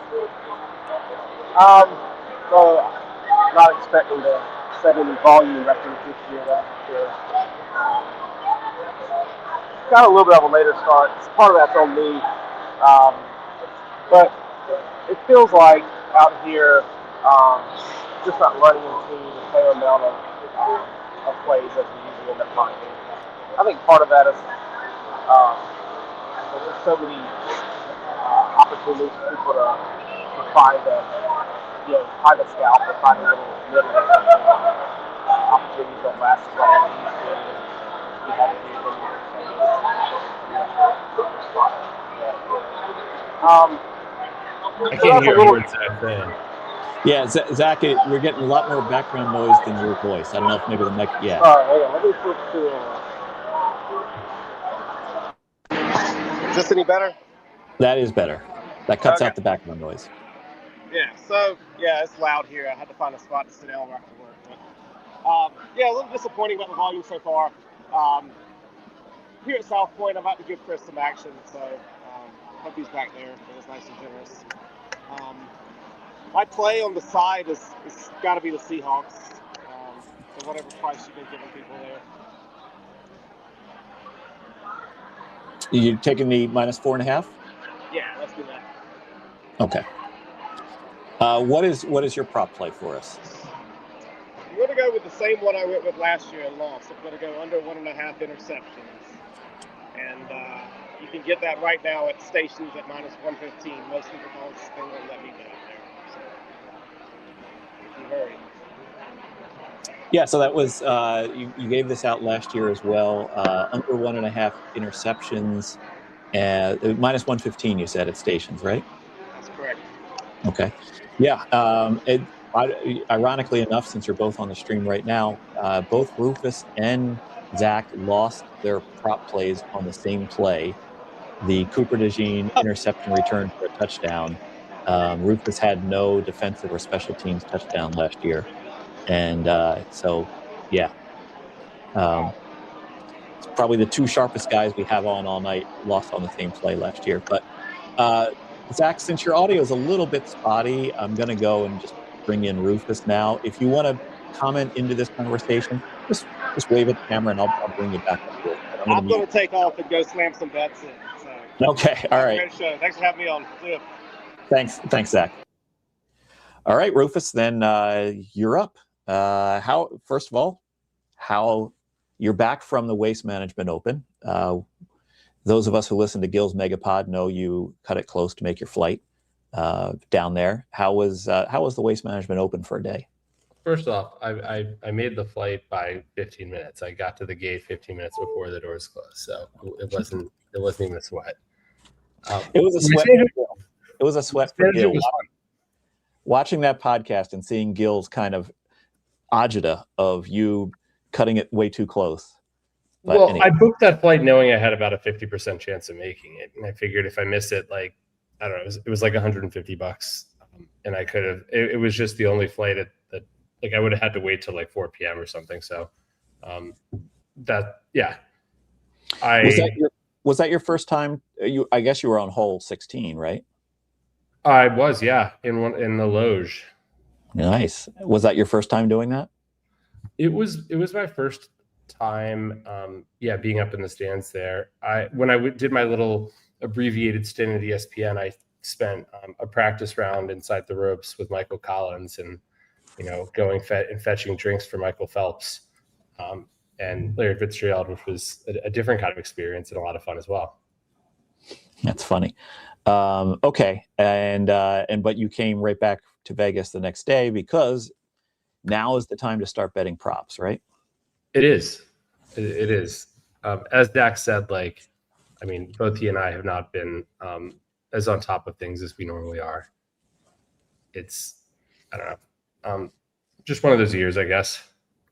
What did you think of the Golden Pants gave out that Kalshi Cardi B play? David Hill freaked out on. I didn't actually hear Golden Pants giving it out because I realized when I had the sound on and I'm like trying to send plays out to people, I was like almost accidentally sent the wrong side to somebody. So but I saw the tail end of it. Yeah. Kind of crazy. It was crazy because I don't think John realized like the number of people watching this and how quickly that's going to move, because he turned over to his Kalshi screen and goes, "Holy shit!" I saw that. Yeah. See that? I mean, that's why you have to pick a prop that like is a large enough market that it's probably your opinion's not going to move the market that much. Well, your opinion will move the market. There's no doubt about that. So let's first get your opinion on the side or total. Seahawks and under. Which one do you want? Seahawks. Pick one. All right. You taking the spread? Yeah. Okay. I mean, that seems to be the consensus play tonight. This might be the heaviest consensus we've ever had. But this is also the largest spread we've ever had too. So that's interesting as well, kind of how that works. Rufus, before you get there hasn't been a spread this high since it's been like 15 years in a Super Bowl.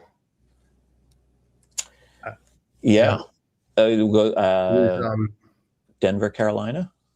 I think it was Indianapolis, New Orleans. Oh, okay. Yeah. Okay. So we had Chris Andrews on earlier, and his prop play is yes, 3 unanswered scores by one team, -165. I know this is something you've analyzed before, and you mentioned you went into this a little bit on Gil's show on the Megapod. Then Todd Wishnev came in and started talking over you, and things got very confusing. You were mentioning though that as on a larger spread or a larger total, the algorithm, the math changes a little bit on this, right? It does, and there's differing opinions on it, as I said. And I haven't actually analyzed it in the last, 6 or 7 years. So don't trust what I have to say on that. But I mean, there's the thought. It's just The NFL is a small data problem. It really is. And so it has to do with in essence, the independence of the scores, right? In a higher scoring game, one team scores and it's likely that the other team is going to score in their next 2 possessions probably, right? Versus a lower scoring game where there's scores on a smaller percentage of possession. So in essence, there's less negative correlation. There's less of like the rubber banding. Okay. Yeah, makes sense. The people want to know, the chat is clamoring. What prop play are you giving us tonight? I'm going to give out something that's very like one of the bigger markets for the game. And that's going to be Drake May over passing yards at, I think, 222.5 or 221.5. It's in that general range, just about everywhere. And the rationale there is largely that, well, like the Seahawks, the Patriots have played from a lot of positive game scripts. They are not a particularly run-heavy team, despite May not throwing the ball a ton. He scrambles a lot. That's kind of, I consider those to be pass plays. And I just see this like, they're going to be in a game script that is certainly, well, I hope, and everybody else on the SuperStream clearly anticipates that, they may be playing from behind. And so I think some of his passing numbers in recent weeks have been a little bit depressed because of game state. And last week, look at the conditions in that game in the second half. Nobody could throw the ball in that snowstorm. And so they just ran the ball the entire second half basically and didn't try to do much passing the ball, or they tried, but they couldn't. So they stopped trying. So maybe it's no reaction to that. I don't know, but yeah, I like the over there. Okay. Yeah. Interesting that you would take an over, right? Has the paradigm kind of shifted now that so many sharps are on unders in the Super Bowl that now the value might be back on the over? There's always some value on overs, but it's not the majority of bets for sure. I still am primarily on unders, but there's a decent number of overs I'm on. Okay. Yeah, while I have you on the screen here, and because I kind of like how you guys work off of each other, I'm going to bring your podcast partner, Jeff Ma, up on stage here with us. And first of all, I want to say the episode with Matt Davidal was very good last week. I tried to get Matt on the show tonight, but he is in the mountains with family, so he wasn't able to join us tonight. But welcome in, Jeff Ma. Jeff, how are you doing tonight? I'm great. I can't believe that Rufus talked about the waste management and didn't mention the wonderful dinner I had him come to and bought for him. There was. Nice. Jeff, do you remember when I was waiting outside and you just big timed me and walked right by and didn't even say hello? It's pretty much how it always is. Jeff, any other names you want to drop that were at this dinner?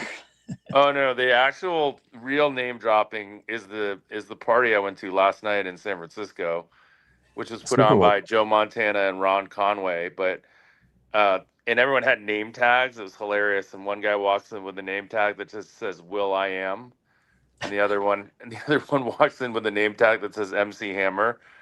And then MC Hammer gets pulled away because Nancy Pelosi wanted to take a picture with them. So that was the party I was at. Jeff, I was almost going to make on the bingo card this year, Jeff Ma name drop, but I wasn't sure if you were going to make it on tonight because we weren't quite sure if you could join us. Well, you can't really it's Super Bowl in San Francisco, so I'm going to end up at a party and going to end up, Yes. I met at the party. Actually, at the party I was at, Rufus Tarek was there also. Oh, nice. And the new guy who's president of business affairs for Polymarkets, which is Ari, the guy that was at Fanatics for a long time. And he and I met for the first time, and he was also ran business for Action, and we never met before. We met last night, which was interesting. He's a really good guy. Hey, let's save some of that for the podcast. I thought you like how we work off each other, Jack. Well, I do, but I didn't want to get too sidetracked on getting away from the game here. Jeff, how hard is it to get plays out of Rufus? It's not that hard, actually. Like, I mean, these days it's not that hard because he fancies himself a little bit of a media darling, so he's always trying to, he can't help himself. I think he knows that now. Like, he knows that, like, I will always be able to wrangle something out of him. True or not true, Rufus? Yeah. You're not wrangling anything out of me on that in terms of answering that question. Oh, I see what you did there.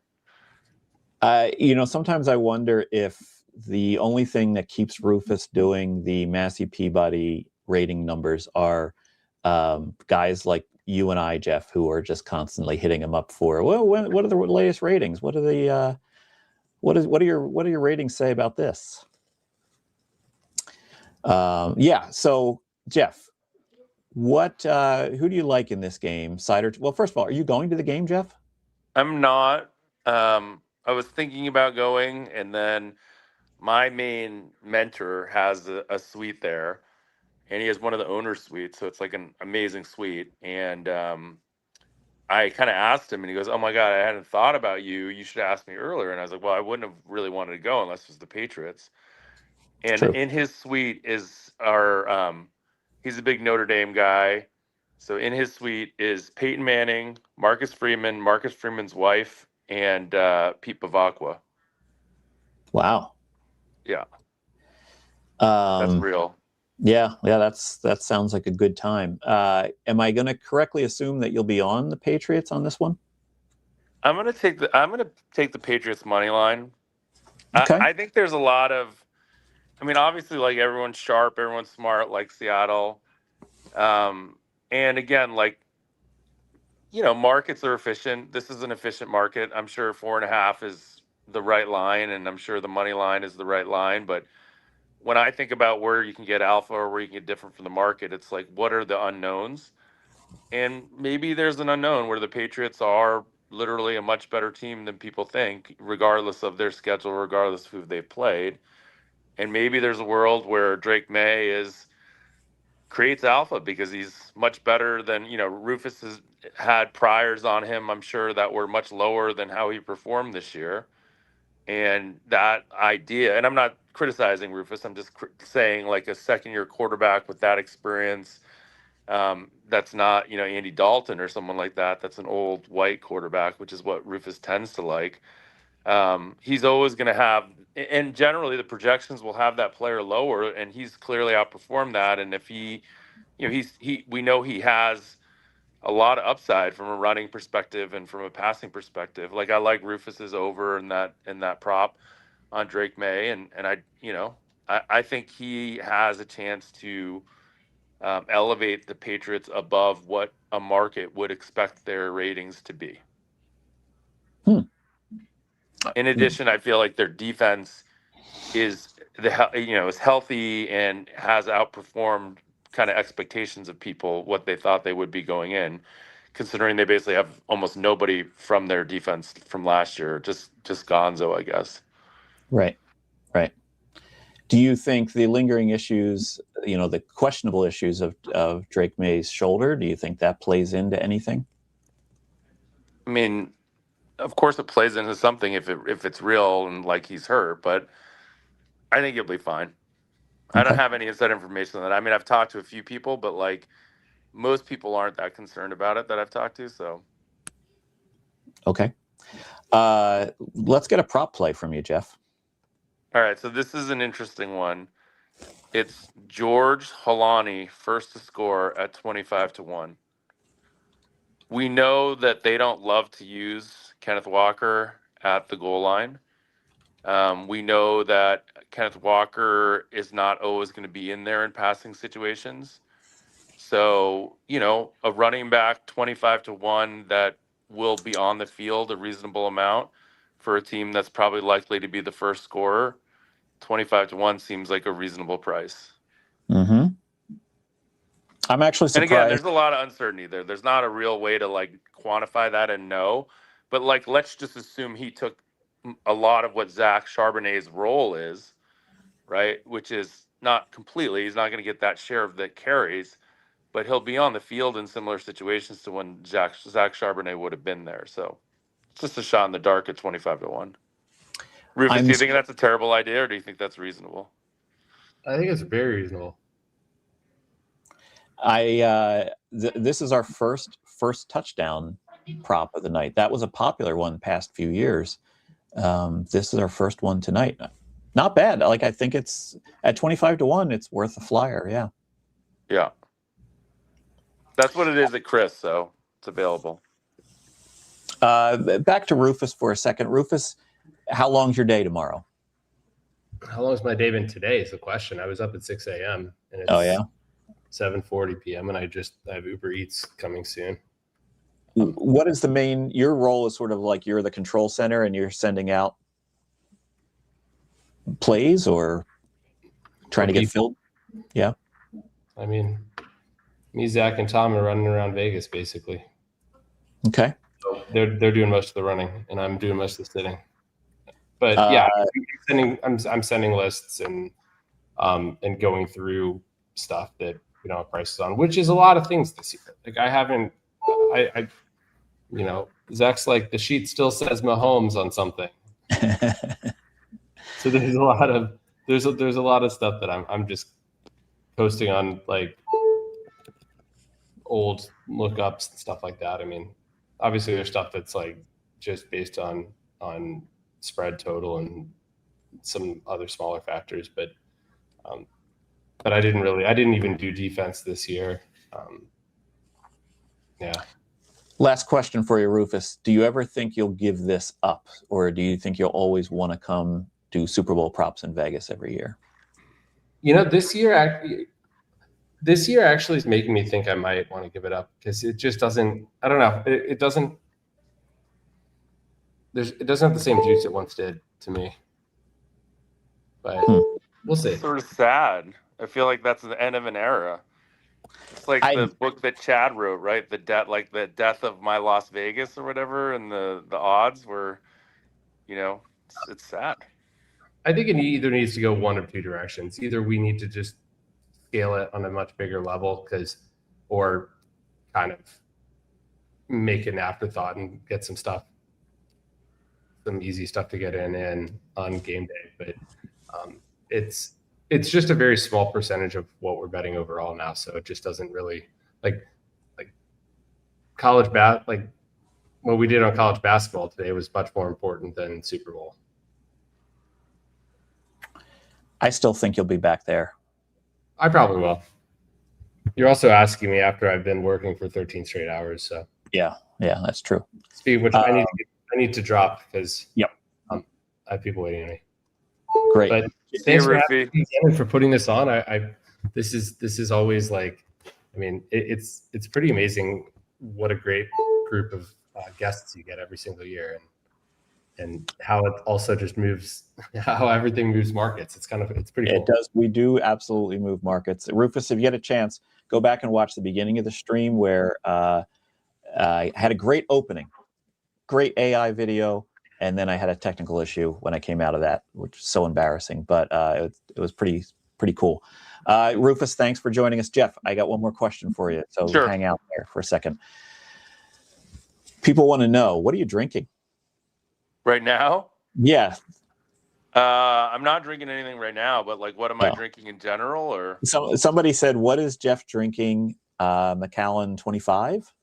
Oh no. I mean, I had dinner earlier and had a wonderful old fashioned and had a glass of Pinot Noir. I mean, I'm a big Pinot Noir red wine fan, so that's normally what I drink.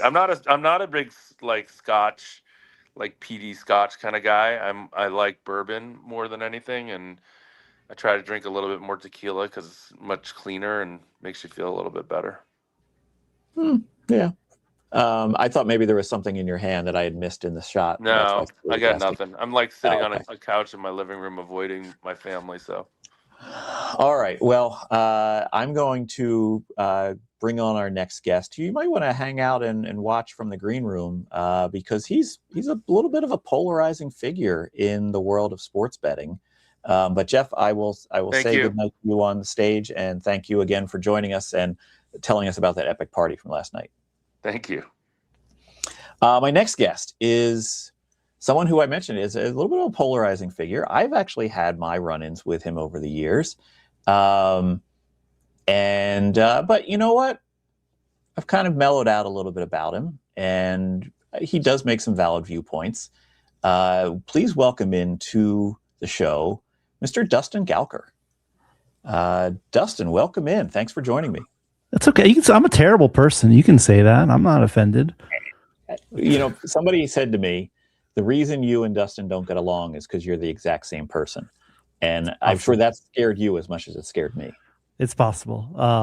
Yeah, I'm not going to watch the comments here because a lot of these people probably don't like me, or I've blocked them on Twitter as well. But I think thanks for having me on. This is cool. I've been watching for a while here. Got to get my little one down after this. But yeah, I'm sorry that people have to. Hopefully you can fade my plays because I'm a terrible sports gambler too, on top of all this. You know, everyone likes to do that. They like to come on and they say, "Oh, I'm not a big NFL bettor. I don't, you know, so don't take this." And then, or the other thing they do, Dustin, is they come in and they just give some super long shot that has no chance of hitting because they know that if it doesn't hit, people go, "Well, that was like a 1 in a million chance to hit anyway." So, I know you're an Eagles fan. I remember that from things you've posted on Twitter and by your hat actually there. I was at this game, so. Oh yeah, the Minneapolis game. Yeah. It was cold as butt there, but it was great to be there. It's cold as butt in most of the United States right now, actually. So my question to you, as you're an Eagles fan, we've had other Eagles fans on here tonight. I'm geographically an Eagles fan. Is the run over? I mean, I'm Philly sports fans are always like glass half empty. I don't think it's over. Like I like Sean Mannion coming in. I'm from Oregon now too, so Beav's quarterback. Seems like the mojo's back. AJ Brown said he's not going anywhere. I don't know. I'll believe it's over when it's over. Like everybody was frustrated as hell with the season this year, but until it's over, until they like don't make the playoffs or don't win the division, I'm still Birds fan. Well, I'm always a Birds fan, but I think they've got a shot next year. Still, they're going to still be favored to win the division. So. Yeah, I think they still have all the pieces they need to have. It's just a matter of rowing in the same direction. Related question to that: when is the prediction markets run over? Oh man, I don't know. It's not going away anytime soon, man. There's a lot of people in the gambling industry who think it's going away, and I'm like soon. I'm like, it's not going away soon. It's going to be here at least 2 to 3 years, especially in sports too. Like the only way this goes away is a Supreme Court decision or a Democratic president. Like otherwise, we're going to have sports and prediction markets for a while. Maybe not in some states. We know some of the cases going on, but it's here. Like this, you can wish cast it away if you don't like it. And I don't like. Let me get this straight, because a lot of people think I hate prediction markets. I don't hate prediction markets. I actually kind of dig prediction markets. I know Shane, Polymarket. I like the idea of prediction markets. I just don't like some of the gaslighting. I don't like people jamming it down our throats that it's not gambling when it's clearly gambling. And I just don't like some of the dumb shit some of the companies and people in the industry do. So like I'm long prediction markets, but like short on the nonsense around prediction markets. Short on the nonsense. That's a valid stance. Totally. Dustin, I want to get your play on the side or total here. Yeah, I saw Viola do this, so I'm going one more. I got Seahawks minus 19.5, plus 470. Terrible bet, I'm sure. But so last year, obviously Eagles fan, the only bet I placed was the biggest alt line I could get on the Eagles. I only have DraftKings here as a legal sports book here in Oregon. Eagles minus 13.5. Obviously the bet came through, won some money doing that. So I'm going to go big or not. I don't want to just bet the 4.5. 19.5 might be a bit much. Probably it really is. But, I think there's scenarios, right, where the Seahawks could just crush, if May is hurt, or gets hurt worse than he is. The Seahawks seem like, obviously everybody on this stream has been picking Seahawks sides. Why not take a big side and go after it? Well, embrace variance. Rufus has actually said this before as a strategy point, is sometimes in games, you need to embrace the variance. And if you can find a good number on a tail event, go for it. Yeah, I like it. Let's go with your prop play as well. We got to do a prediction market, right? So I got under. How long will the halftime show be? I got under 50, at least 15 minutes. No on Kalshi. It's not a real liquid market. I had it at minus 150. It's been going up and down a lot. Like it's right around minus 200 as we sit here. Actually, I just said it and it went to minus 258. I'm creating steam probably on this. I don't know. Like there's apparently only been one that's actually been over 15 minutes. Usher was apparently the only one to go over. I don't know. I like, and it's kind of got to be Dover at 15 minutes. It can't like that's the top of it. Like unless you're gonna get 15 minutes at like some really good plus money, I'd say under 15 minutes is a pretty good bet.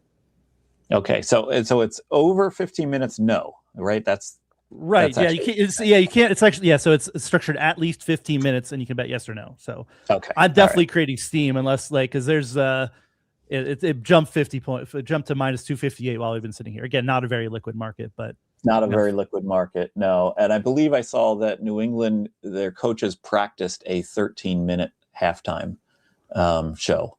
Like they blared bad. I saw 14 minutes, right? Vrabel did. Yeah, I saw that. Okay, 13 or 14 minutes. They blared it on the practice. Had the players go into the locker room, blare the music, and then come back out. So yeah, I like that. I love that you went into Kalshi for that one.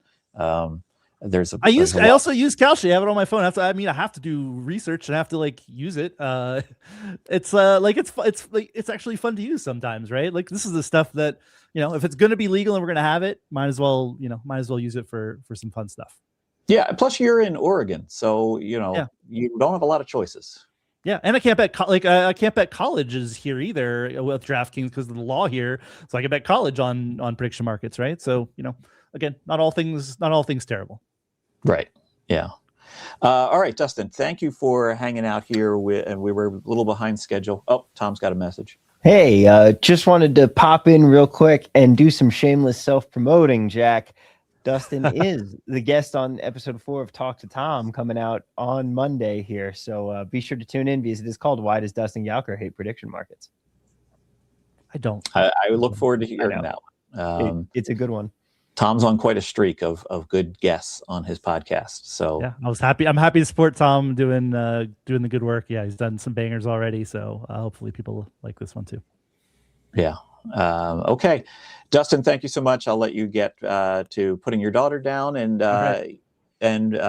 appreciate you. We were a little delayed here, but you hung in there in the green room. Appreciate that. All right, go Birds. All right, talk to you later. Okay, I'm going to squeeze a guest in here real quick. So those waiting in the green room, I apologize. I'm squeezing a guest in because I have someone who is he's a pretty big deal in YouTube as well as in gambling. I'm going to welcome in the world's biggest gambler is the title he's been given. He just goes by WBG. WBG, welcome in.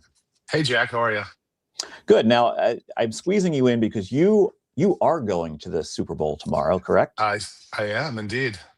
And how people might know you is you are part of Vegas Matt's crew. And anyone who hasn't heard of Vegas Matt, you must be living under a rock because he is that guy that plays with a big gold chain on and plays slot machines.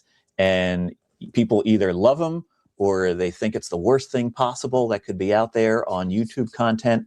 I'm of the opinion that this is an advantage play. This is brilliant. This is a way to be able to play high stakes slots, get all the comps and benefits thereof, while also turning a profit from YouTube monetization, brand monetization, all that stuff. So in my opinion, this is 100% an advantage play.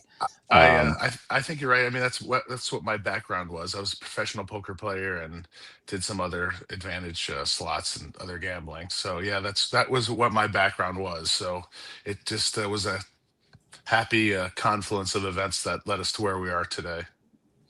And WBG, you also bet big. I tend to. you show some bet slips. For instance, it was about a week or two ago. You had a UFC fight where you had actually run into to Patty, and I saw some pictures of you guys, and then I saw your bet slip, and it didn't go so well. Yeah, he told me he was going to win, but somehow he didn't win. And how much did that cost you, if you don't mind me asking? You know, it's kind of crazy to think that I don't remember, but it was upwards of six figures. Yes, it was. It was well over $200,000 that you were laying on him on that fight. But here's the best part about WBG. He is not concerned about wins and losses. He's probably the least emotional gambler I've ever seen. And so I thought it would be great if he could pop in here, because I'm sure he has a side or a total that he's probably already bet big money on this game. Yeah, and then I wanted to see if you had a prop play. So let's start with your side or total if you have one. I have the Seahawks. It sounds like, I mean, I didn't, unfortunately, I haven't caught the first part of the show, but I'll watch it back. It sounds like a lot of other people are on the Seahawks too, but yeah, I have a pretty big position on the Seahawks, at some at 203, some at 208, some at 213. I've been looking at minus 13.5 plus 300, which FanDuel had. It was 290, 300. So which one? Go ahead. Which one do you want to put down as? The minus 13.5 plus 300. I mean, I don't know what the market price is right now, and I haven't bet it yet. So, but that's what it was when I looked earlier today. Yeah, we've had a few people take the alt lines and go for the plus money there on the Seattle alternate lines. So you're not alone on that. The one you should have taken is the one my producer Tom Viola gave out, which was Seattle minus 16.5, which the line on that was plus 420. And so I said I used your line of blazed it on that one. There we go. Yeah. So, a friend of mine was in Washington and was able to get the Patriots plus 4.5 plus 125. So that was interesting. Wow! What? Plus 4.5 plus 120. Was this at a public book or was this some? It was at a book? casino. Yeah, at a public book.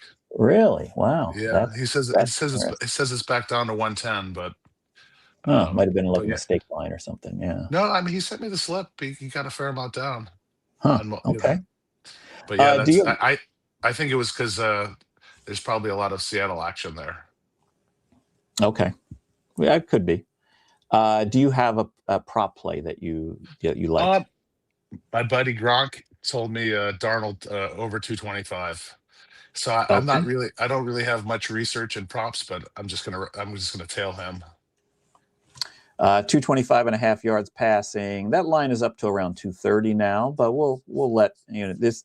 By the way, in case anyone's curious, yes, that actually came from Gronkowski, because they work together with FanDuel Casino, Vegas Matt and Rob Gronkowski. Yeah, we're both brand ambassadors for FanDuel Casino, not for the sports side, but I mean he is, but we're not.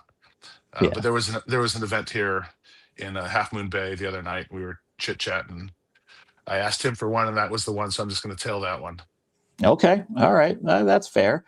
I saw you. We had Jeff Ma on earlier, and he was talking about a party he went to last night with Nancy Pelosi and MC Hammer and Will.i.am. You went to a party last night. Was that same party?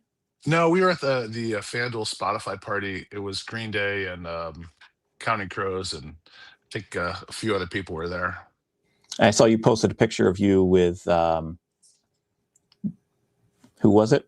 Saquon Barkley. Saquon Barkley, yeah. So go Birds. I'm a big Eagles fan, so we have quite a few Eagles fans on the broadcast tonight. But yeah, I saw that. I knew you were an Eagles fan, and Vegas Matt decidedly not an Eagles fan. But I mean, we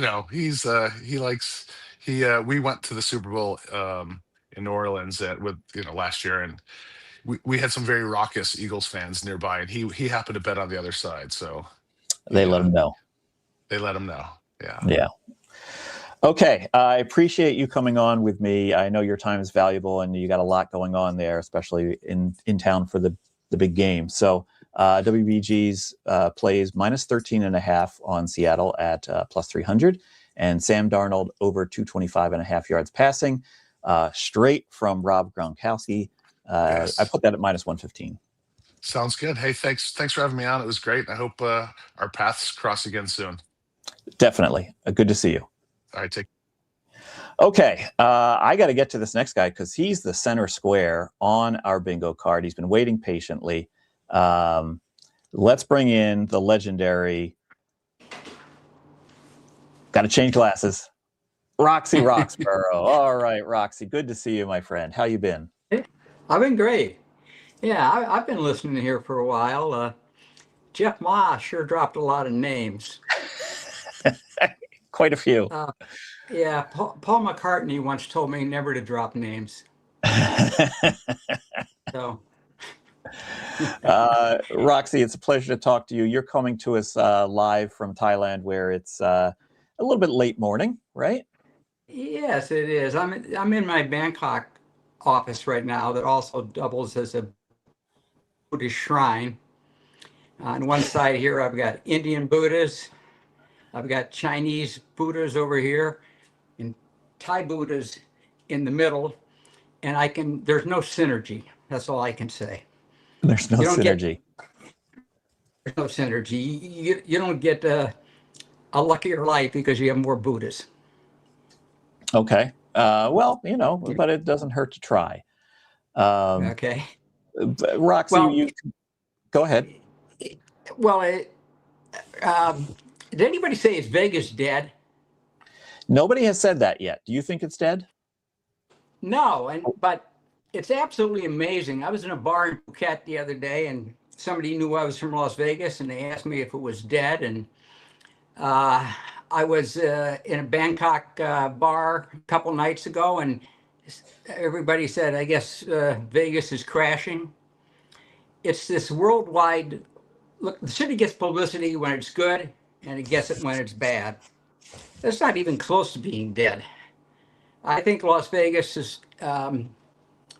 let's say, down 9% in visitors last year.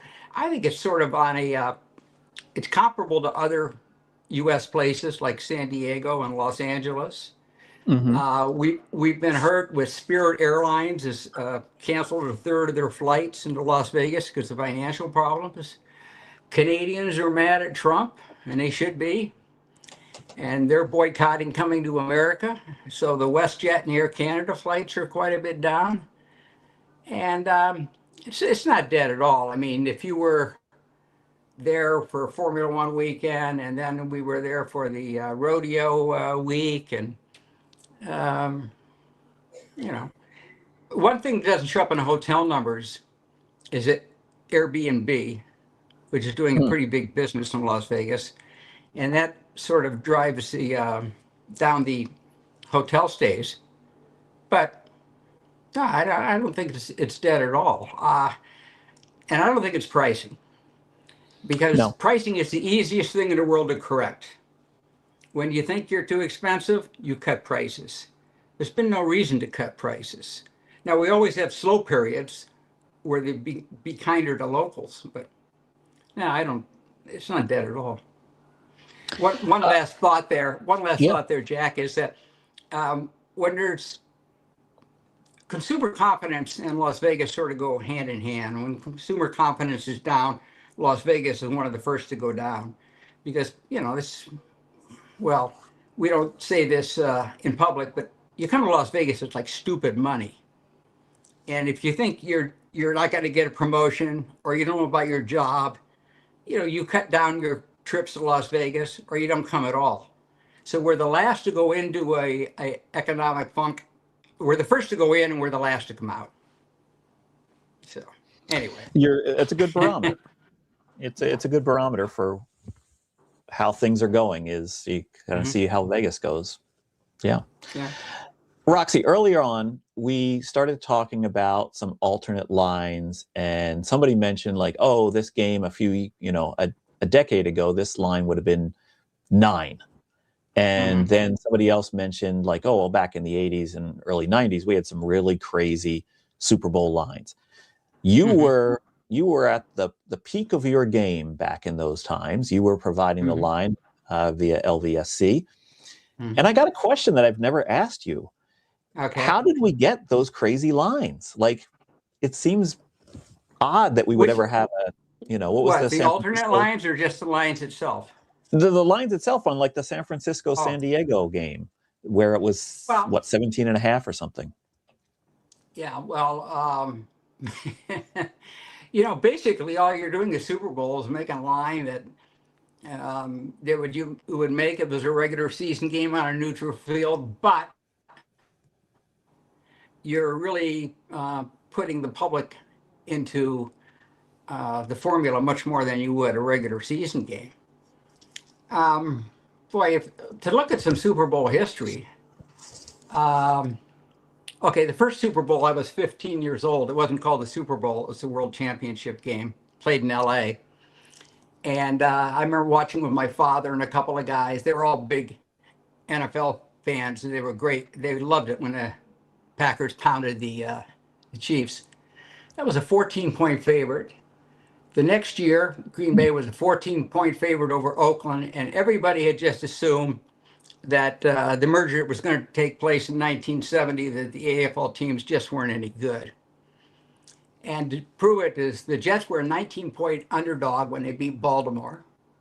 Then Kansas City was a 12-point underdog when they beat Minnesota. And you just have to make the lines on the way you think people are going to bet. Now, I think the public's much sharper now, much sharper. So there's also been this phenomenon where people decided Super Bowl, since it's 2 weeks apart, there's a FOMO. So if they see a line moving up and that's the side they want to bet, they have to jump on the bandwagon before they miss the number. And then the people that want to bet the other side always come in late. Because they want to see how high it gets. And I think that's been in all the Super Bowls. This one hasn't moved yet much. So, so I'm still surprised at that. But a lot of people don't remember what the totals used to be. There was a stretch for 12 years, 1970 to 1981 or 82, I want to say. All the totals were under 40. But 4 years in a row was 33. And we still had big spreads with 33 point favorites. So I don't think that wouldn't happen today. No. Because, the market's much sharper today. Even the so-called squares are sharp. They just don't, they know they're not supposed to bet big favorites and under stuff like, especially when it's 33. So. Did people actually do that back when, if the total was 33 and we had a double-digit favorite? They were betting the favorite and the under. Yeah, I mean, they'd say the other team wouldn't score. Oh boy! Which is about the only way you could do it. Oh boy! We had some we had a lot of low-scoring Super Bowls, but 4 years in a row it was 33. So now the game was a lot different. The power running games were the way it went. Two setbacks and you just kept shoving the ball down the other team's throat. And there also, for a while, there was teams that were really afraid to play their game in a Super Bowl. They just went very conservative. You don't see that anymore. People play their game. If they got there by passing, they stay with it. If they got there by long passing, they stay with it. Used to be teams would be so afraid of losing the game that they revert to conservatism. So. Yeah, I mean, I think that is definitely, the way the game has evolved has helped evolve the efficiency of the betting market. But yes, getting back if you want to go back to what while I'm on that total rant, okay. the highest total was 57. I can't remember the year that the Colts played the Saints. It was 31. Saints won 31-17, but that was the highest total, 57. Okay, we had some high ones with KC in the past few years, haven't we? Yeah, but that's not as high as this one. Not as high. Yeah. Okay. When when we're talking like the mid '90s, and you got like you got Scotty Scheffler over there at Stardust, and you got you putting out the lines, and when it came to the Super Bowl, how much adjustment from the line that got opened, that got sent out, to where the public was settling in? What were the swings? Well, that 49er game over the Chargers, that probably would have been 13.5 or 14 if it was a mid-season game. And, but it wasn't a mid-season game. No. So I wanted to open it up 17, and my staff said it was too low. So I think we sent that one out 17.5 because you could always, or 18. Part of the sending out the Super Bowl number was a number that you could send out where you could get to, if you made a mistake, you could get to the right number without it costing you too much. So if you put out a number like 5, it could run to 4, run to 6. That was fine because there weren't any 5s. Games fall 5 back then. So we decided 18 because if they took the dog right away, we could go to 17, and we could go right to 20 if they laid it. So a lot of those Super Bowl lines became defensive. Of course, they're very tricky when they're 3. But a lot of those lines became defensive. It was to figure out where we were going. Right. Do you think we've moved on from defensive line making now? Like, because we don't see a lot of swing anymore. No, we moved on from that. We have a pretty good idea, which, look, you've got an incredible history of Super Bowl betting. I've always said this, bookmakers got 2 weeks to figure out how to make money on this game between, the side and the total. Of course, they have so many props now. They're pretty poor if they can't figure out how to have both sides going for them. Unless they want to take a side. Right. So, but now the alternate spreads and the props, they actually, when you talk to Rufus and other people, you start to realize that, and bookmakers, they really don't know what their liability is. Yes, they can put the score in, a fake score in, and see how it runs through all their point spreads and stuff. But it can't help them run through all their prop bets. And as Rufus said, and I found this too, that if you get involved in the props, a lot of times you're rooting for one team to bury another team. It seems that props are really correlated in the fact, even though they're individual bets, in the process of you making those bets, you need something to happen. A lot of scores or no scores. Right. So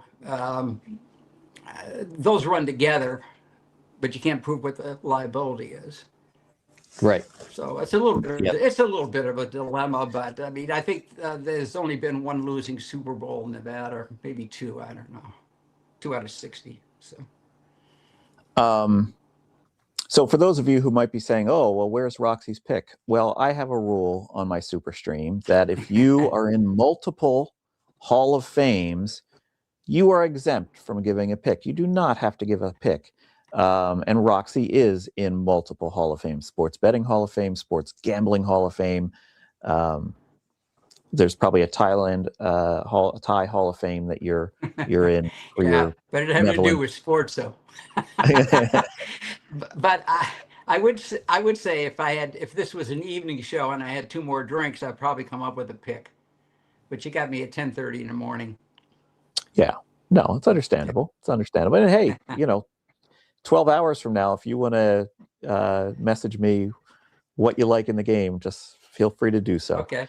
Well, I know you got other people to get on here, Jack. I just want to say next month I'm going to be 75, and this is a rather sad state of affairs that SuperStream is the highlight of my year. I don't know if that's the case. The highlight of your year has to be Bet Bash. When Legacy Cup. Legacy Club of Bet Bash. That's a good one. Yeah, and I'm counting down the days to when that happens, which is about 6 months from now. Ironically, it's we're about midway point. Well, on Tuesday, I have my version of Dry February. I'm flying to Saudi Arabia for 5 days to watch the Saudi Cup horse racing. So that's my idea.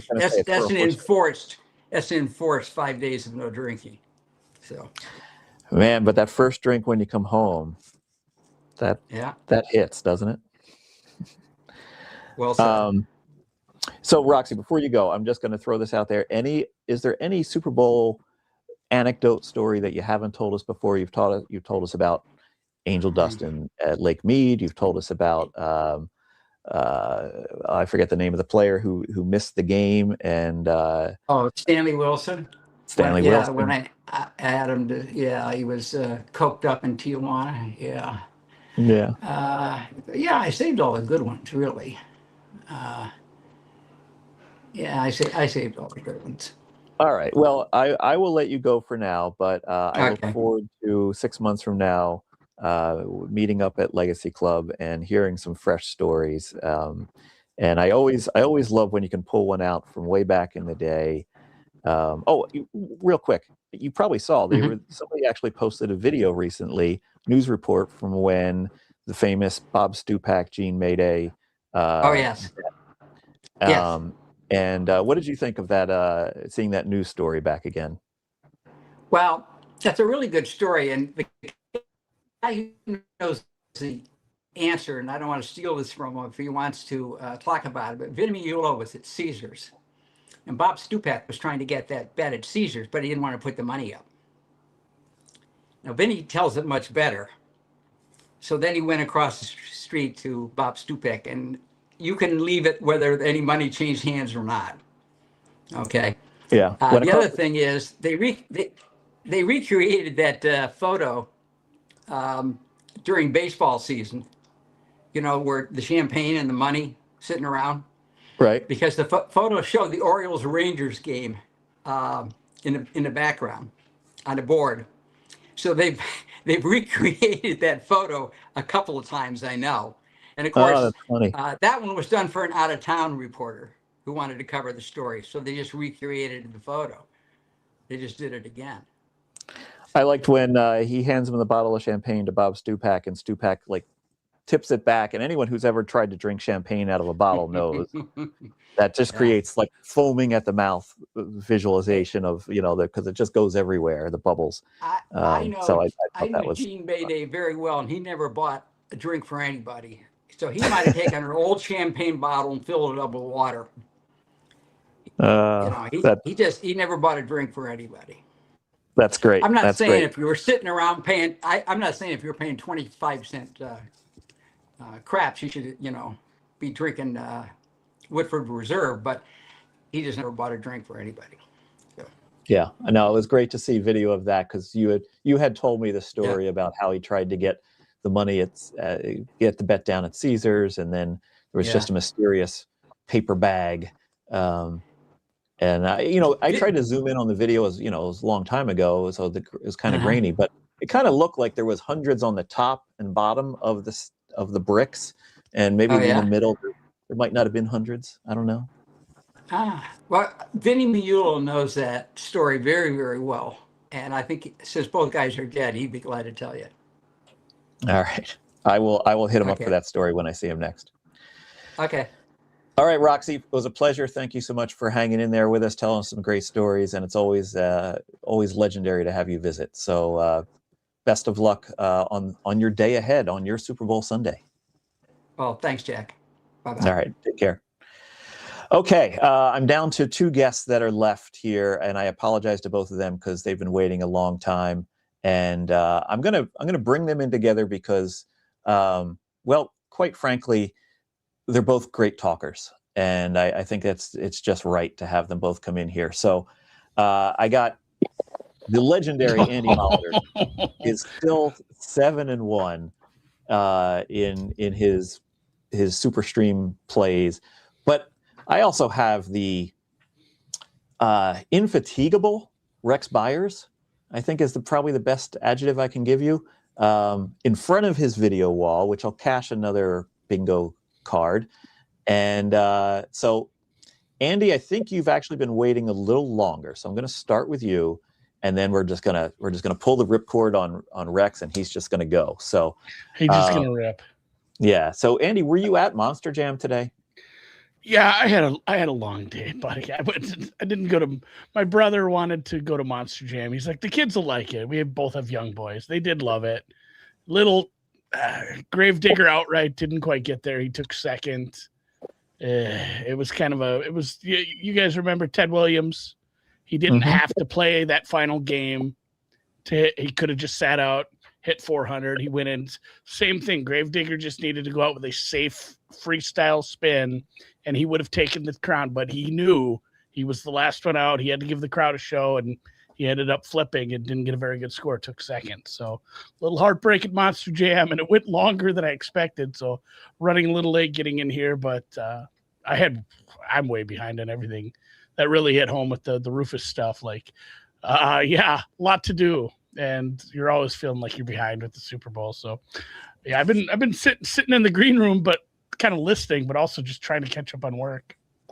You know, the irony is I actually had a guest cancel on me, I don't know, it was last year or the year before, because he was taking his kids to Monster Jam. And I'm like, what are the odds? Because I was expecting you to hit me with a text and be like, sorry, man, I'm at Monster Jam. Monster Jam, of all things. Monster Jam. Yes. So first time. It was my very first Monster Jam. Well, you got one more Monster Jam than me, and I think you're going to keep that lead for a long time. Keep that record. So, to those who might not know, we do track these plays year to year, and I do it, a couple minutes a year. And Andy is 7-1 lifetime. I am also 7-1. However, Andy only loss was a 40-1 prop on over 8.5 sacks in I think the LA Cincinnati Super Bowl a few years back. He's had a stellar record. And so we loaded him late in the show because I'm sure everyone was sticking around to wait for Andy's magical play on the game. Andy, who do you like first on side or total? Has anyone taken Seattle? I don't know. The real square dorks who love to talk about the people would say, why won't FanDuel cancel this bet? Guy got hurt right after halftime. Come on. Those people are just dead set like, oh my God, I have to go bet New England because everyone's on Seattle. Sometimes everyone's right. I mean, nobody talks about that. That screenshot of everybody on Sunday Night Football, they all pick the same team, and then that team loses, and that screenshot's all over. But they do that like 60% of the time they pick the same team, and nobody posts a screenshot the next day when they were all right half the time. So sometimes you're just right. I've been a big Seattle guy all year, so laying it with them. I have Seattle futures, so I'm not going as much on the laying the 4.5. I will, because I do need to have a side. It's the Super Bowl.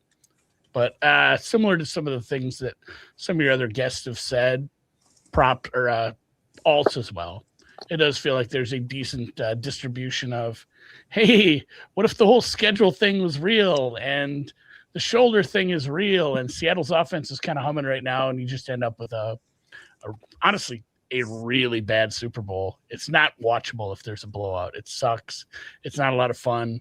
Again, if you have Seattle futures, I'll be having fun, but for the most part, blowouts aren't fun. Still hoping for one. Okay. That's one takeaway that I think I've learned tonight that I wasn't really thinking about was all the ladder plays of alt lines that people are doing. People I respect too, not just recreationals that are trying to hit a big score. People I respect are doing some ladder plays. All right, let's transition over to the prop play. The great prop unknown. Andy, what's your prop play for tonight? soon to be tonight, but tomorrow. Oh God, yeah, we're getting there. It's funny. I didn't realize the one I lost was sacks because I did play sacks in this one. I looked at the 5.5, but I took the plus money on Seattle sacks, 3.5. Campbell's a little healthier, but God, they have a really good defensive line, but more so a really good scheme. And the bet is over 3.5 Seattle sacks on Drake May or whoever else is back there. Plus 105 is the number I got on that. And again, it is just, you have one tackle who's a turnstile. You have an offensive line that's not bad. Obviously, they've played a lot better than what we saw in the couple of years past here with the improvements they made. But I love McDonald and, the kind of the simulated pressure, the disguised pressure, the fact that they don't have to blitz to get pressure, and how long May has been able, holding the ball 2 games ago. Obviously, you saw that where it was just continuing to get swatted out of his hands. Best part about that counts as a sack. So yeah, I'll be hoping for a couple of these. And everyone's talking. I think Rufus brought it up too. I like Drake May scrambling. I liked his yardage over his attempts over for scrambling. And every once in a while you get he's scrambling, and out of nowhere, Witherspoon or another corner comes up and drives him out of bounds half yard before the sticks. And guess what? That's a sack. Ran out of bounds, a half yard short. That's a sack. We'll take him any way we can get him. Yeah, absolutely. I think you've got a good shot at going to 9-1. You've put the pressure on me. I need it. I was surprised to learn we both do Rob Pizzola's prop extravaganza thing, and you were winless on that. I've never won one apparently. Well, he only do one. I think I'm just like 0 for 3. Well, again, one of them was like a 30. What do we got tomorrow? I need to know. We're gonna win. Yeah, I gave. What did I give there? I think I did a Drake May prop over there. I've been on a few different things. Had to give out. You got to save one. You can't just be like, here's all my props. Right. I do the same thing. I make sure that I always disperse them. Losers. That's all. Well, I always make sure that I have different props for different shows. So, and you do the same thing. So you make sure that you're not giving out the same prop on every show. But I was surprised that I've got the positive variance. And Rex loves it. I'm worried that Rex has been mainlining nitrous. He looks like in the camera's moving. So it's like talking me out of it. Oh my God. Oh, you were Rex. I'm worried about this guy. No, you got it. Wellness check.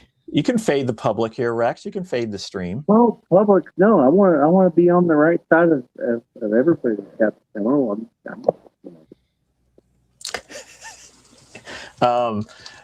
Rex, while we have you here, what's your play on the side or total? Oh, now I'm nervous. I was hoping Andy would hang up before I got to have to do all this stuff. Oh no, I'm gonna hackle the shit out of you.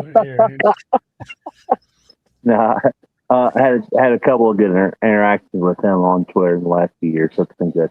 I actually have no opinion on the game. I think the game is 5 and 45 and a half, so I have nothing to it. You're going to make me have a gun to my head. I would rather have the Seahawks because I just think New England's played nothing all year. Props. I actually like both the New England running backs to get involved with catches and yards early and often. This is one of those things where the game state's going to dictate. Seattle's probably going to be playing from ahead in my mind. And, they're not going to have a chance to run the ball a whole lot going forward. So it'll be one of those things where Stevenson and Henderson both get some catches and some yards early. Now, the fact that last week Henderson only played 4 plays out of 64 is a complete fiasco. There's no way that's going to happen again. Like, if they're trying to win the game, they're going to have to play the guy more often. Like, he went to Ohio State. He's clearly a 5-star back. 4-star. Like, he's better than, like, whatever they think they're going to try to punish him with by not playing him last week. That's not going to work in the Super Bowl. You ain't going to win if you don't play your talented guys. So in my mind, Henderson at over a half catch and over 2.5 yards is a really good bet. Even laying up to like 130, 140 on both. And, the Stevenson bet as well at 2.5, like minus 50 on catches, and yardage up to 14.5 is good as well. I feel like even one of his catches might get him 17 or 18. So, I know Jack's rules are give me a side and a total, or give me a side and a prop. I'm giving you no opinion on the side, really. Gun to my head, Seattle to cover, but I'm giving you 4 props. All right. Over and over on the side and total on catches, and the same thing with Henderson, over and over. Okay. Which one of those 4 do you want me to put down on the sheet? Because I'm only putting one on the sheet. Are you fucking shitting me? half a reception for Henderson. And the juice sucks ass, like minus 150. I laid 140. Whatever he picks, I'm going to play the other 3 because that's how life works. So here's the bet, Andy. You go Henderson under, Stevenson under, and then the Henderson over. It's funny too because I have some May over attempts because same thing like game state, the run defense. It kind of just dictates he's going to have to throw a lot, and maybe throw 30 times. He might get his total just in the second half if they get enough of these drives, and if they're going to play, if they're going to play light, winner, right? You play light box, keep your keep kind of what your normal base defense is with all the secondary in, and take away the deep ball to Booty and whoever.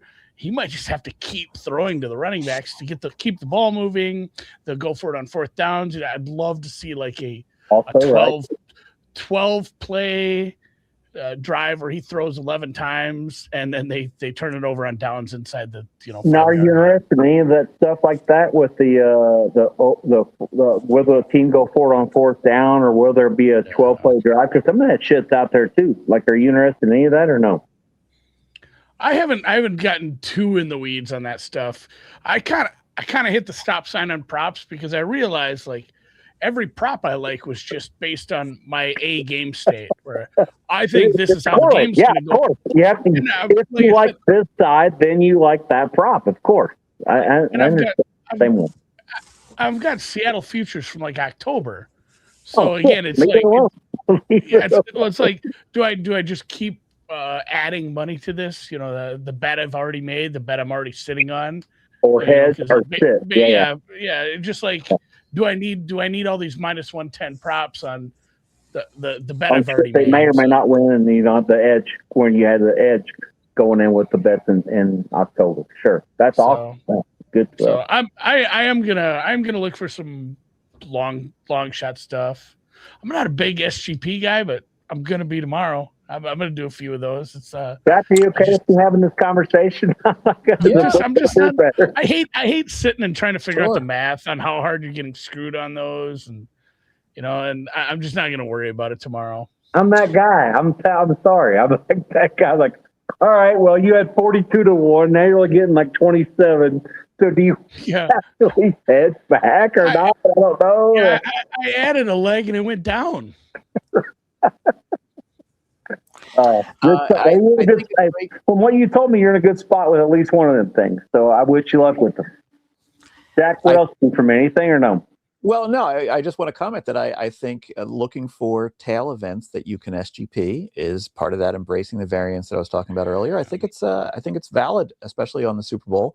Yeah, you're going to be paying a little bit more in juice because these SGPs do kind of rob you. But line shop, like put the same SGP into multiple books, you're going to find there's differences. Like you're going to find FanDuel doesn't price them like Caesars prices them, like DraftKings prices them. So take the best price. Maybe you're finding a nugget of gold out there. Rex, what how's it been going for you, man? Are you still hitting the college half times and all that? I'm on the right side of the ground. I'm betting some, as you say, college halftimes. I'm working with a couple of guys doing some other stuff. Obviously, it'd be much better to actually have a regular job, like everybody else does in this business. And I haven't had one in a couple and a half years since play up. But it is what it is. Like I'm like I said, I'm on the right side of the ground, and anybody that's looking to hire someone that has a clue what they're doing, I'd like to think not that I can do that still. And if not, then I'll keep myself busy. I'll find a way to earn. Good. Always look forward to running into you, Rex. And like I said, you just pull the ripcord and Rex just goes. And so that was enjoyable. The last few minutes here, guys. I think I'm going to start to wrap things up. I still have to give my picks, so I'm going to say goodnight to both. Yeah. We don't really give a fuck about you. Yeah, it's 11:30. It's 11:30 out on the East Coast. Have Rex can I suck your wee wee for a minute? You can go ahead and stick it up your. I think for Rex's, I could just play him off the screen there. It's like 3 hours earlier for him too. It's just like supper time. Oh, I wish you the best of luck tomorrow, Jack, and appreciate you having me on. And we'll see. I'll be out in Bet Bash. At worst case, I will see you in August. I'm probably going back for a March trip as well, but I will definitely see you out there at the events for Bet Bash this week. Absolutely. Look forward to that. Sharing some drinks up at Legacy Club with you as well. That was such an enjoyable time. Okay, thanks, Andy. Appreciate you coming on tonight. Okay, well, I think I'll probably be doing some editing after this is done regarding the last few minutes of the stream. But I got to give you my picks, and then we're going to wrap it up here. It's been a long evening. Put them up on the screen here already. I'm on Seattle -4.5, like everybody and their brother tonight. And the other play I have is one which is actually somewhat of it's a public play. It's total punts over 7.5. But the public loves this because they saw the Patriots punted 8 times in the last 2 games, one of which was played in awful conditions. And so they're instantly going to say, oh, well, New England's going to punt it, 8 times before halftime or something like that. They may punt it 8 times in this game as well, but that's not the reason I like it. I do think there's a little too much recency bias that comes into a lot of people when they get to Super Bowl props. What I like here is that both of these coaches are very conservative. They are willing to pin a team deep rather than try to go for the risky 4th down conversion. Those of you who listen to Rob Pizzola's prop stream know that I was on the Seattle not to have a successful 4th down conversion there at plus money.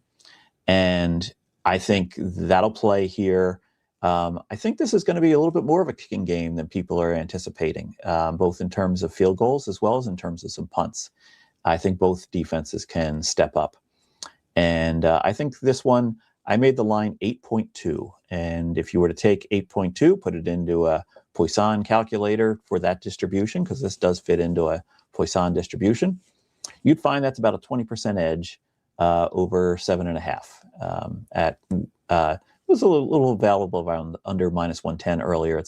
I put a conservative of -115 on it now, but it's still a pretty good edge. And so I do like the total punts over 7.5. That's my play. So these are all the plays. I will post this to Twitter. If you missed any, maybe pause your screen now as I have it up there, and you can get down on those. We saw a lot of line movement tonight. We had a lot of laughs. We had a lot of interesting guests tonight. Hope you all enjoyed it. I will hopefully be back for SuperStream 61, and we can do this all again next year. But for me, this was a pleasure. 4 hours and 37 minutes later, after my gigantic tech fumble, I'm going to wish you all a good night and good luck in the game tomorrow.